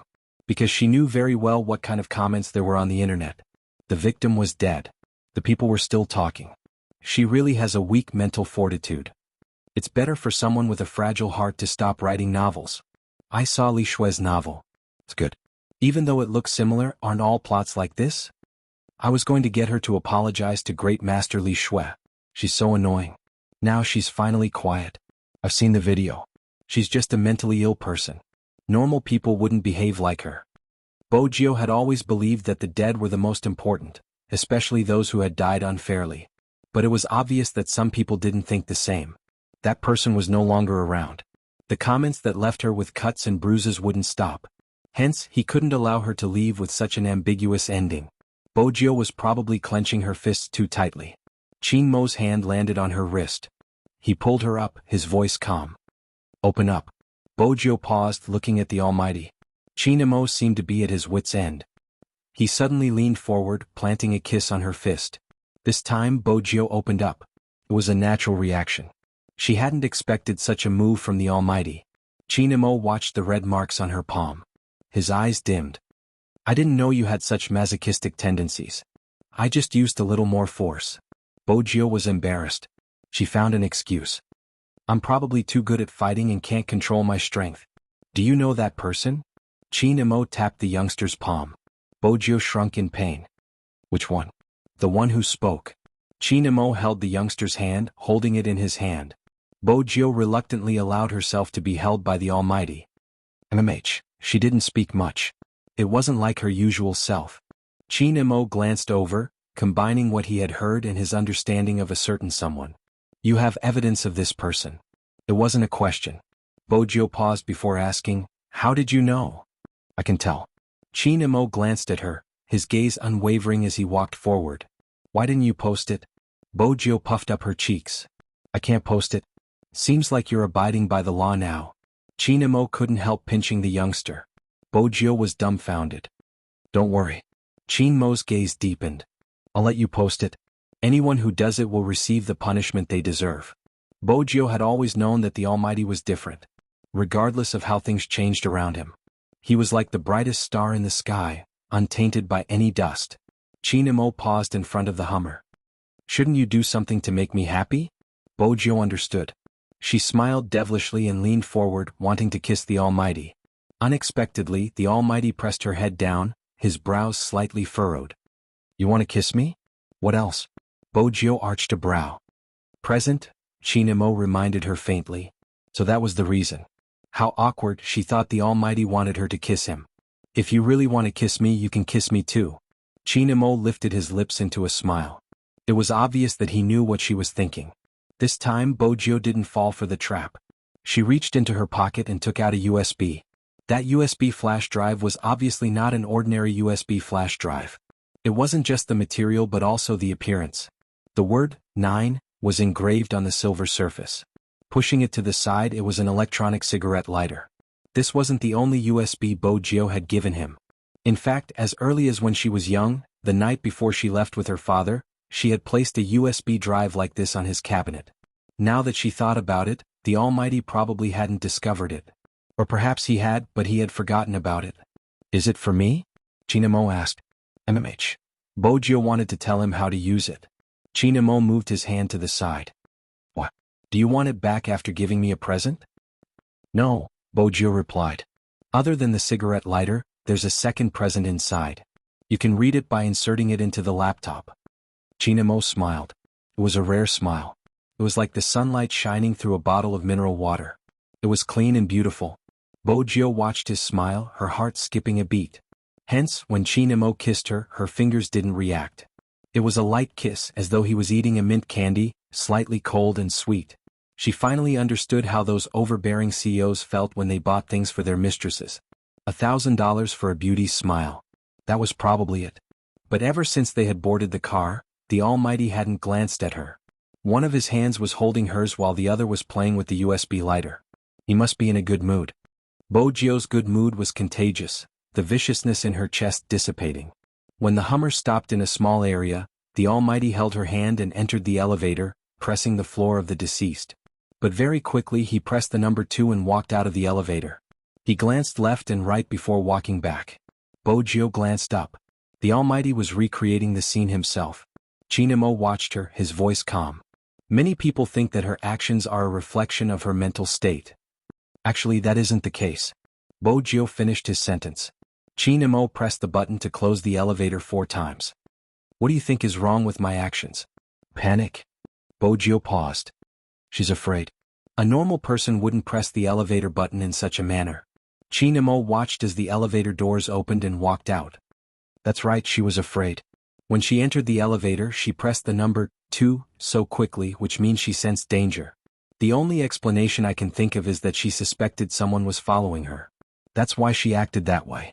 But there wasn't anyone else in the video. Chapter 938. That's not all. Qin Mo walked to the door, turning back to look at Bo. There aren't any surveillance cameras in the entire corridor, which means even if someone really followed her, there wouldn't be any traces left. Bo had noticed this as well. That was why it was so difficult to gather evidence. A woman's sixth sense isn't completely baseless. Qin Mo's voice was calm. Compared to what the eyes can see, psychological actions are much faster. As the crime scene, there would definitely be police officers around. Even if the victim was no longer around, there would still be traces left behind. Such a sensational case wouldn't be handled by an ordinary department, hence, it would be handed over to the crime squad. The moment Bo entered, she saw Director Huang with a solemn expression. Did you find anything? Director Huang shook his head, his white-gloved hand moving the mouse. Director Huang shook his head, his white-gloved hand moving the mouse. I got someone to check, there wasn't anyone else recording her. It was indeed this laptop that recorded her actions, and from the angle of the video, it was the same. We have completely ruled out the possibility of a homicide. As for the medication she took before her death, we have found the bottle. It was an ordinary sleeping pill, but if taken in large quantities, it could be fatal. She didn't force herself to take the medication, so your judgment was wrong this time. Director Huang sighed. The possibility of suicide is 99%. Isn't there still 1%? Qin Mo walked over, taking a closer look. He even picked up the teacup. There were traces of coffee in the cup, and beside it was a French pressure pot that was specially used for brewing coffee. The room wasn't particularly clean, but it had a certain ambience. There were 2 words written on the cup: all the best. This cup is custom-made. Bo was familiar with such things, turning her fingers. As expected, there were a few names engraved on the bottom of the cup. They were all single words. MH, Director Huang replied. This cup is a gift from the readers, is there a problem? No. Bo glanced up. I just don't think someone loved by so many would choose to commit suicide. Director Huang paused. That's just a guess based on your feelings. He didn't want to believe that a person would leave in such a manner. I need evidence. Director Huang had met the victim's mother. She had been holding onto his hand, saying, "Believe me, my daughter wouldn't commit suicide, I beg you, believe me." Director Huang was used to such situations. He didn't know how to console the other party. However, he had never seen such a mother who was so sure that her daughter did not commit suicide. Let him look for more clues. Because of this, he had been hesitant, even leaving the scene as it was. But he couldn't find any evidence at all. After the deceased came in that night, no one else came to this floor in the elevator. There were no surveillance cameras in the corridor, and all the clues came from the neighbors. However, the neighbor went to bed early. He was an office worker who worked from 9 to 5. He did not feel that anything was wrong. What about the neighbors? Qin Mo placed the cup down. Director Huang pointed to the room next door. This is the second time he has to take a statement, he still has to work. That person was indeed very busy.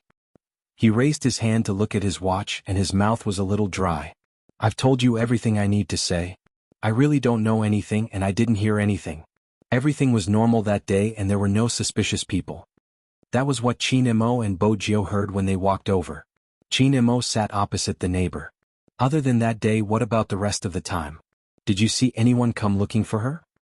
Just 3 to 4 times, the neighbor recalled. There was a woman with long curly hair who kept coming over recently. She was the one who opened the door, she should be her friend. But now that you mentioned it, I remember something.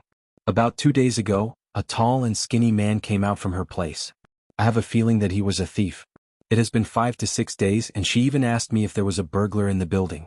But I don't think it has anything to do with the case. Anyway, everything was normal that day, nothing happened. Qin Mo's hand stilled.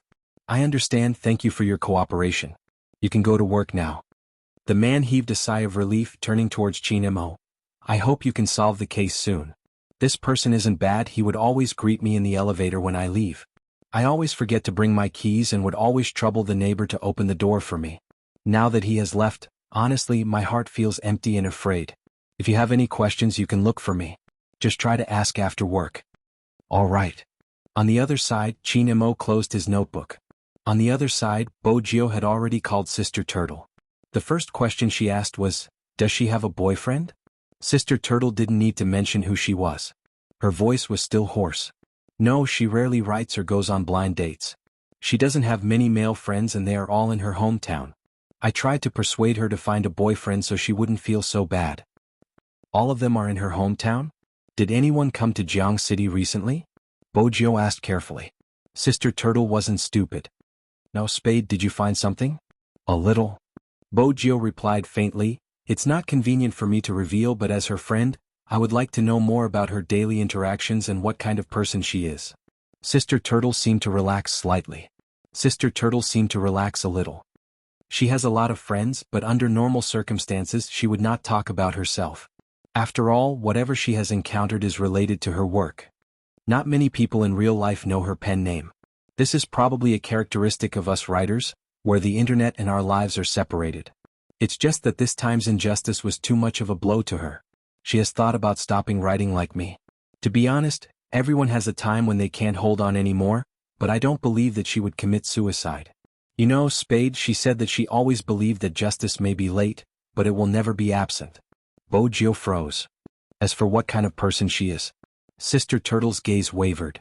Take a look at her writings. When Bojio heard this, she glanced over. The Almighty was already seated in front of the computer, his right hand moving the mouse. He was reading a story, a Word document left behind by the computer owner. After Bojio hung up, she walked over. The Word document was automatically saved. Since the laptop hadn't been closed, the cursor hovered at the position. It was the position where she had typed her last words. It feels like I'm living in hell, perhaps a place scarier than hell. I feel like I'm living in hell, or maybe it's a place scarier than hell, but the miracle is that the flowers that bloom in hell are more tenacious. I'm glad that I met you guys, glad that I'm able to write what I want to write under your company. Many people think that this is a war, but it's not. I'm just making the weakest voice I can after encountering injustice. I hope that my voice can influence some people. I hope that they won't become beasts and thieves so that the original creators will be disappointed. I hope that after they graduate, when they encounter injustice, they will be able to speak out bravely instead of keeping it in their hearts. I hope that they know that no matter how lonely and afraid they are now, there will always be a group of people who will pass through the surging crowd to give them a hug. You're not alone, there's still justice. Human nature can't be understood, but I'll be with you guys just like you guys used to accompany me. Bojio didn't understand this industry, but she had the basic ability to read and understand. A person who can write these words wouldn't commit suicide. The most important thing is the last sentence. I will be by your side. Bojio turned away from Chinemo, her fingers tapping the screen. This sentence means to continue. Chinemo glanced at the youngster's sharp chin, which was very close to him. Smart, but this can't be used as evidence. Director Huang nodded.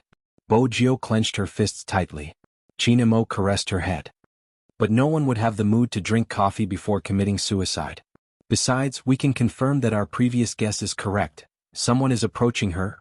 Before Chinemo could finish his sentence, a round of applause came from the other side. It seems like I came at the wrong time. Was Smith. He was still dressed in a well-ironed suit with a British style, making him look like a famous detective. After hearing young Master Chin's shocking words, I understand why you would think that someone is approaching her. It must be because of the witness's testimony regarding the burglar. The burglar did exist and entered her room, perhaps even stealing her things. But this has nothing to do with her suicide.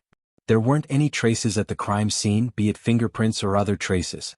The cause of her death was the sleeping pills she had consumed. If we were to forcefully consider it as a homicide, the person who caused her pain would escape punishment. However, China doesn't seem to have a specific law in this aspect. Now that the culprit has been bailed out and isn't affected, this case should end here. Director Huang was about to say something when Smith spoke again. There was a piece of paper in his hand. The higher-ups have given orders for me to be in charge of this case. Hence, we have to invite the external staff to head out. It's better to end our speculations here. With that, Smith gestured for Chinemo to leave. With Director Huang's temper, he couldn't take it anymore. Qin Mo's expression was nonchalant. Bo Jio arched a brow. With the Almighty in this state, the other party would only be in trouble. She hadn't expected to meet the Almighty's gaze. Smith must have treated the Almighty as a formidable opponent, which was why he had gotten so close to him. He was trying to create a tit for tat. But he hadn't noticed the Almighty's gaze. To a certain extent, they had a telepathic connection. After sensing the Almighty's gaze, Bo Jio brushed past him, an item appearing in her left hand. She stuffed her left hand into her pocket as though nothing had happened. Director Huang stilled. He knew what the youngster had taken. It was the medicine box in his palm. But it was obvious who had given the youngster the medicine box. What were they trying to do with the evidence? Director Huang couldn't figure it out, but he didn't say it out loud. One day. Give the two of them another day's time. If the verdict was still a suicide after one day, then the parents of the deceased would be allowed to go home. Director Huang wasn't able to face the mother even though he was an adult. As an experienced detective, he knew there was something wrong with the case. But without evidence, he couldn't speak carelessly. Everything had to be based on evidence. He hoped to be able to provide evidence for the two of them. Smith was still basking in his superiority in front of Qin Mo, oblivious to her actions. He smiled. Young Master Qin, it's best to hand over your temporary identification. Coming to the crime scene without informing me is putting us at a disadvantage. The moment he said that, the rest of the crime squad turned over. What was he trying to do? Was he trying to make young Master Qin a mere figurehead? Director Huang's face darkened, turning ugly. Since I'm in charge, I can't be careless. Young Master Qin, I'm sorry. This time, Qin Mo didn't bother looking at him. Swoosh. Something seemed to have brushed past his face, stabbing into the wooden table behind him. It pierced into the wood. He couldn't help trembling. Qin Mo wasn't affected, bringing the youngster out of the apartment. Director Huang gritted his teeth in anger. Was Smith here to harm him? It hadn't been easy for him to become a member of the crime squad. He had only handed over a temporary identification because he didn't want to. Now that he had thrown the identification back, it would be hard to get it back. Smith, if he wasn't stupid, then there was something wrong with him. Director Huang's eyes dimmed. Could it be him? The spy who had been discovered when Qin Mo had approached the drug dealer? He couldn't be sure, hence he had to observe. Smith didn't seem to be acting strangely. At this moment, Bo Jio and Qin Mo got into the car. Bo Jio opened her palm. It was a bottle of medicine, evidence from the crime scene. You suspect there's something wrong with the medicine? Bo Jio asked Qin Mo. Qin Mo pressed his fingers on her wound. When she wasn't hurting anymore, he replied, "It's fine, it seems like it's healed." What a shocking recovery speed. Bo Jio muttered softly, as the overbearing sugar daddy, how can he be defeated by such a small injury? What did you say? Qin Mo arched a brow. Bo Jio cleared her throat, smiling devilishly. Nothing. The Almighty's ears were really sharp. Is that so? Qin Mo asked slowly. Why did I hear the word sugar daddy? Bo Jio replied seriously, you heard wrongly. Qin Mo glanced at her nonchalantly, especially when she looked so serious. He wanted to pinch her. Qin Mo reached out to pinch her face, lowering the bait. Do you want to hear my analysis? Of course. Bo Jio knew the Almighty must have found something. Qin Mo retracted his hand, his face noble. Then let's be honest. Bo Jio asked, am I being dishonest? The Almighty replied, you haven't taken the bath you promised. Chapter 939. Bo Jio had always known that the Almighty had a good memory. But it had been almost 2 days since she had helped him bathe. How could he still remember? She remembered the last time she had helped him bathe. She had thought that since he would be the one naked and not her, she would be able to take advantage of him. In the end, she had been flirted with by the Almighty. This time, Bo Jio glanced at Qin Mo. Bo Jio glanced at him. She had to find a safe place to wash the Almighty. Madame Zhang was the only one in the Qin family. When she saw Bo Jio behind Qin Mo, she broke into a smile. This was completely different from Princess's reaction. Princess had been walking in front of Bo Jio intentionally to provoke her. Thinking about it, a fat cat with a big face moving gracefully, that scene was also very amusing. Madame didn't know that young Master Jio would be coming. Otherwise she wouldn't have gone shopping. But she is meeting Madame He. Madame Zhang looked at Bo Jio with a bright smile. The two of them want to buy some merchandise and dress up as Supreme Alliance fans. They will be watching your competition with young Master. Bo Jio smiled. Her Madame He and Movie Queen and were developing rapidly. That was good. Movie Queen and could bring Madame He around and make more friends. Even if she wasn't in Jiang City, she wouldn't be lonely. Madame Zhang was still at the side. She hadn't expected her young master to bring them over, so she had made meat dumplings in advance. Bojio smiled. Madame Zhang, are you planning to make dumplings? That's good, I've been craving dumplings. Her words helped Madame Zhang out of her predicament. As long as you want it, I'll make it now. All right. Bojio pulled Princess over, intending to sit down and wait for the delicacy. At the same time, she could get some information from the Almighty. Chinemo had already taken off his trench coat. His white shirt had a different feel to it. His collar was loosened, and his black hair wasn't as neat as when he was outside. It was a little messy, but it made his face look even more distinct. He walked over and held her wrist, his expression elegant. Aren't you going to make dumplings yourself if you want to eat? Make dumplings? Did the Almighty think she was an all-rounder? Other than instant noodles, she didn't know anything else. She could cook steak, but that was all. Make dumplings? I don't know, Bojio replied seriously. I'm a terrible cook. Chinemo gave her a look that seemed to say, what do you know? His aloofness made people feel a little unconvinced. She still knew how to play games. Bojio's left cheek puffed up, but she didn't reply. Chinemo looked at her and smiled. He walked to the table, his voice calm. I'll wrap one, you wrap the other. Follow my instructions. Bojio arched a brow. The Almighty even knew how to make dumplings? Such complicated cooking skills? Honestly, Bojio was slightly surprised. She knew that the Almighty could cook, but dumplings? In her heart, dumplings were a dish that required a lot of steps. Only an elite chef could make them. He had to admit that the hands of a gamer weren't that bad. Slender, fair, and well-defined. The Almighty's hands were especially good in this aspect. Even though one of his fingers was wrapped in bandages, it didn't affect the delicacy of the dumplings he made. Bojio followed the Almighty's steps. She would take the wrapper and she would take the wrapper. When the Almighty placed the meat in the dough, she would do the same. She needed the meat at the right time and was very serious. It could be said that she had never been so focused before. But the dumplings she made didn't look like dumplings. They were flat and the stomach was huge. They were ugly beyond belief. Bojio looked at them for a long time. Chinemo thought that she would be able to figure something out. It's really ugly. Chinemo lifted his head, his voice calm. Stupid. Bojio wasn't sure if the Almighty was commenting on her dumplings or her. She saw his expression. It was just like when they were young, extremely cold. Back then, he had the same expression when he taught her how to play the piano and write Chinese characters. But the next second, before she could react, the Almighty had already rolled up his sleeves, allowing her to stand in front of him. Then he emptied his right hand from behind his back and picked up the wrapper. His slightly cold breath landed on the back of her ears. Take the wrapper. Bojio reacted quickly. After taking the wrapper, she realized that their posture wasn't right. Chinemo maintained his expression. He held onto her hand with one hand, dipping it into the flour at the side. That kind of posture was really very ambiguous. It wasn't just ambiguous. Those who didn't know better would think that they were a newlywed couple. Bojio watched as Madame Zhang kept glancing at them. She wanted to avoid such intimacy. But at this moment, the Almighty spoke. There's nothing wrong with the medicine in your hand, but the medicine in the video isn't this. Bojio immediately grasped the crux of the problem. Did someone change her medication? Smart. Chinemo seemed to be looking at her hand, his brows slightly furrowed. Raise your hand, the dumplings will be exposed. Bojio regained her original hand speed. There wasn't any change. But at this moment, Bojio's attention wasn't on it. Instead, she was on the case. Which means the medicine in the video was taken by the murderer. But logically speaking, the deceased must have drunk the medicine in the video. That's why she fell into a deep sleep. Besides, the cause of death was found. There was too much sleeping powder in the medicine, but the medicine was changed after her death. There isn't much that doesn't make sense.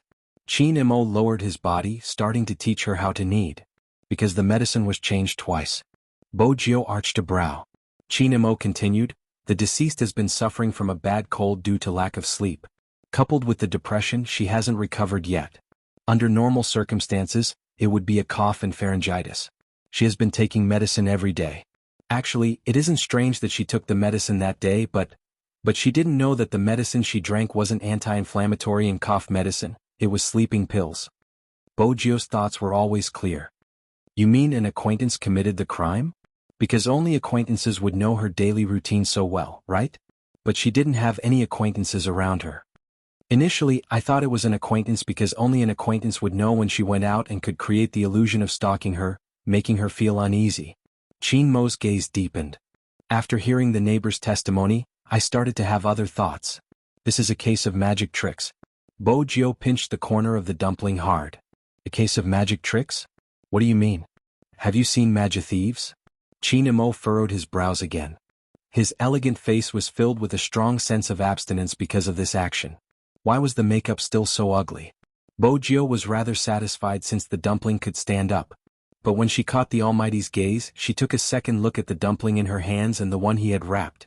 Beauty and ugliness were instantly revealed. In order to prevent the Almighty from making her wrap it again, Bo Jio placed the dumpling down and picked up the second one. Of course I have. She paused. The closer you are, the easier it is to be distracted. Magic tricks rely on distraction to complete the miracle. There's more. The first magic trick these people did wasn't random, it was a chosen one. It was the same for the victim this time. The murderer had chosen her from the start and got to know her bit by bit. After getting to know her habits, he started to make his move. That way, a well-planned murder turned into a suicide that would become a hot topic. Bo Jio's breath brushed past her ears. That's right. Bo Jio nodded. Madame Zhang hadn't wanted to disturb her young master and young Master Jio since they were so close. But when she heard the word suicide, she couldn't take it anymore. Young master, are you referring to the news on the internet today? No, it's a pity for the girl. I heard she was still young and yet she's gone just like that. Her family must be devastated. The most infuriating thing is the comments from passers-by. They even said she was trying to get famous. Where did they say that? Bo Jio asked. Madame Zhang wiped her hands, pulling out a phone from her apron. It's all here, I was just looking at it. Bo Jio took Madame Zhang's phone. It was a forum that had been created by the fans of the deceased. Yet, a bunch of analytical emperors had appeared.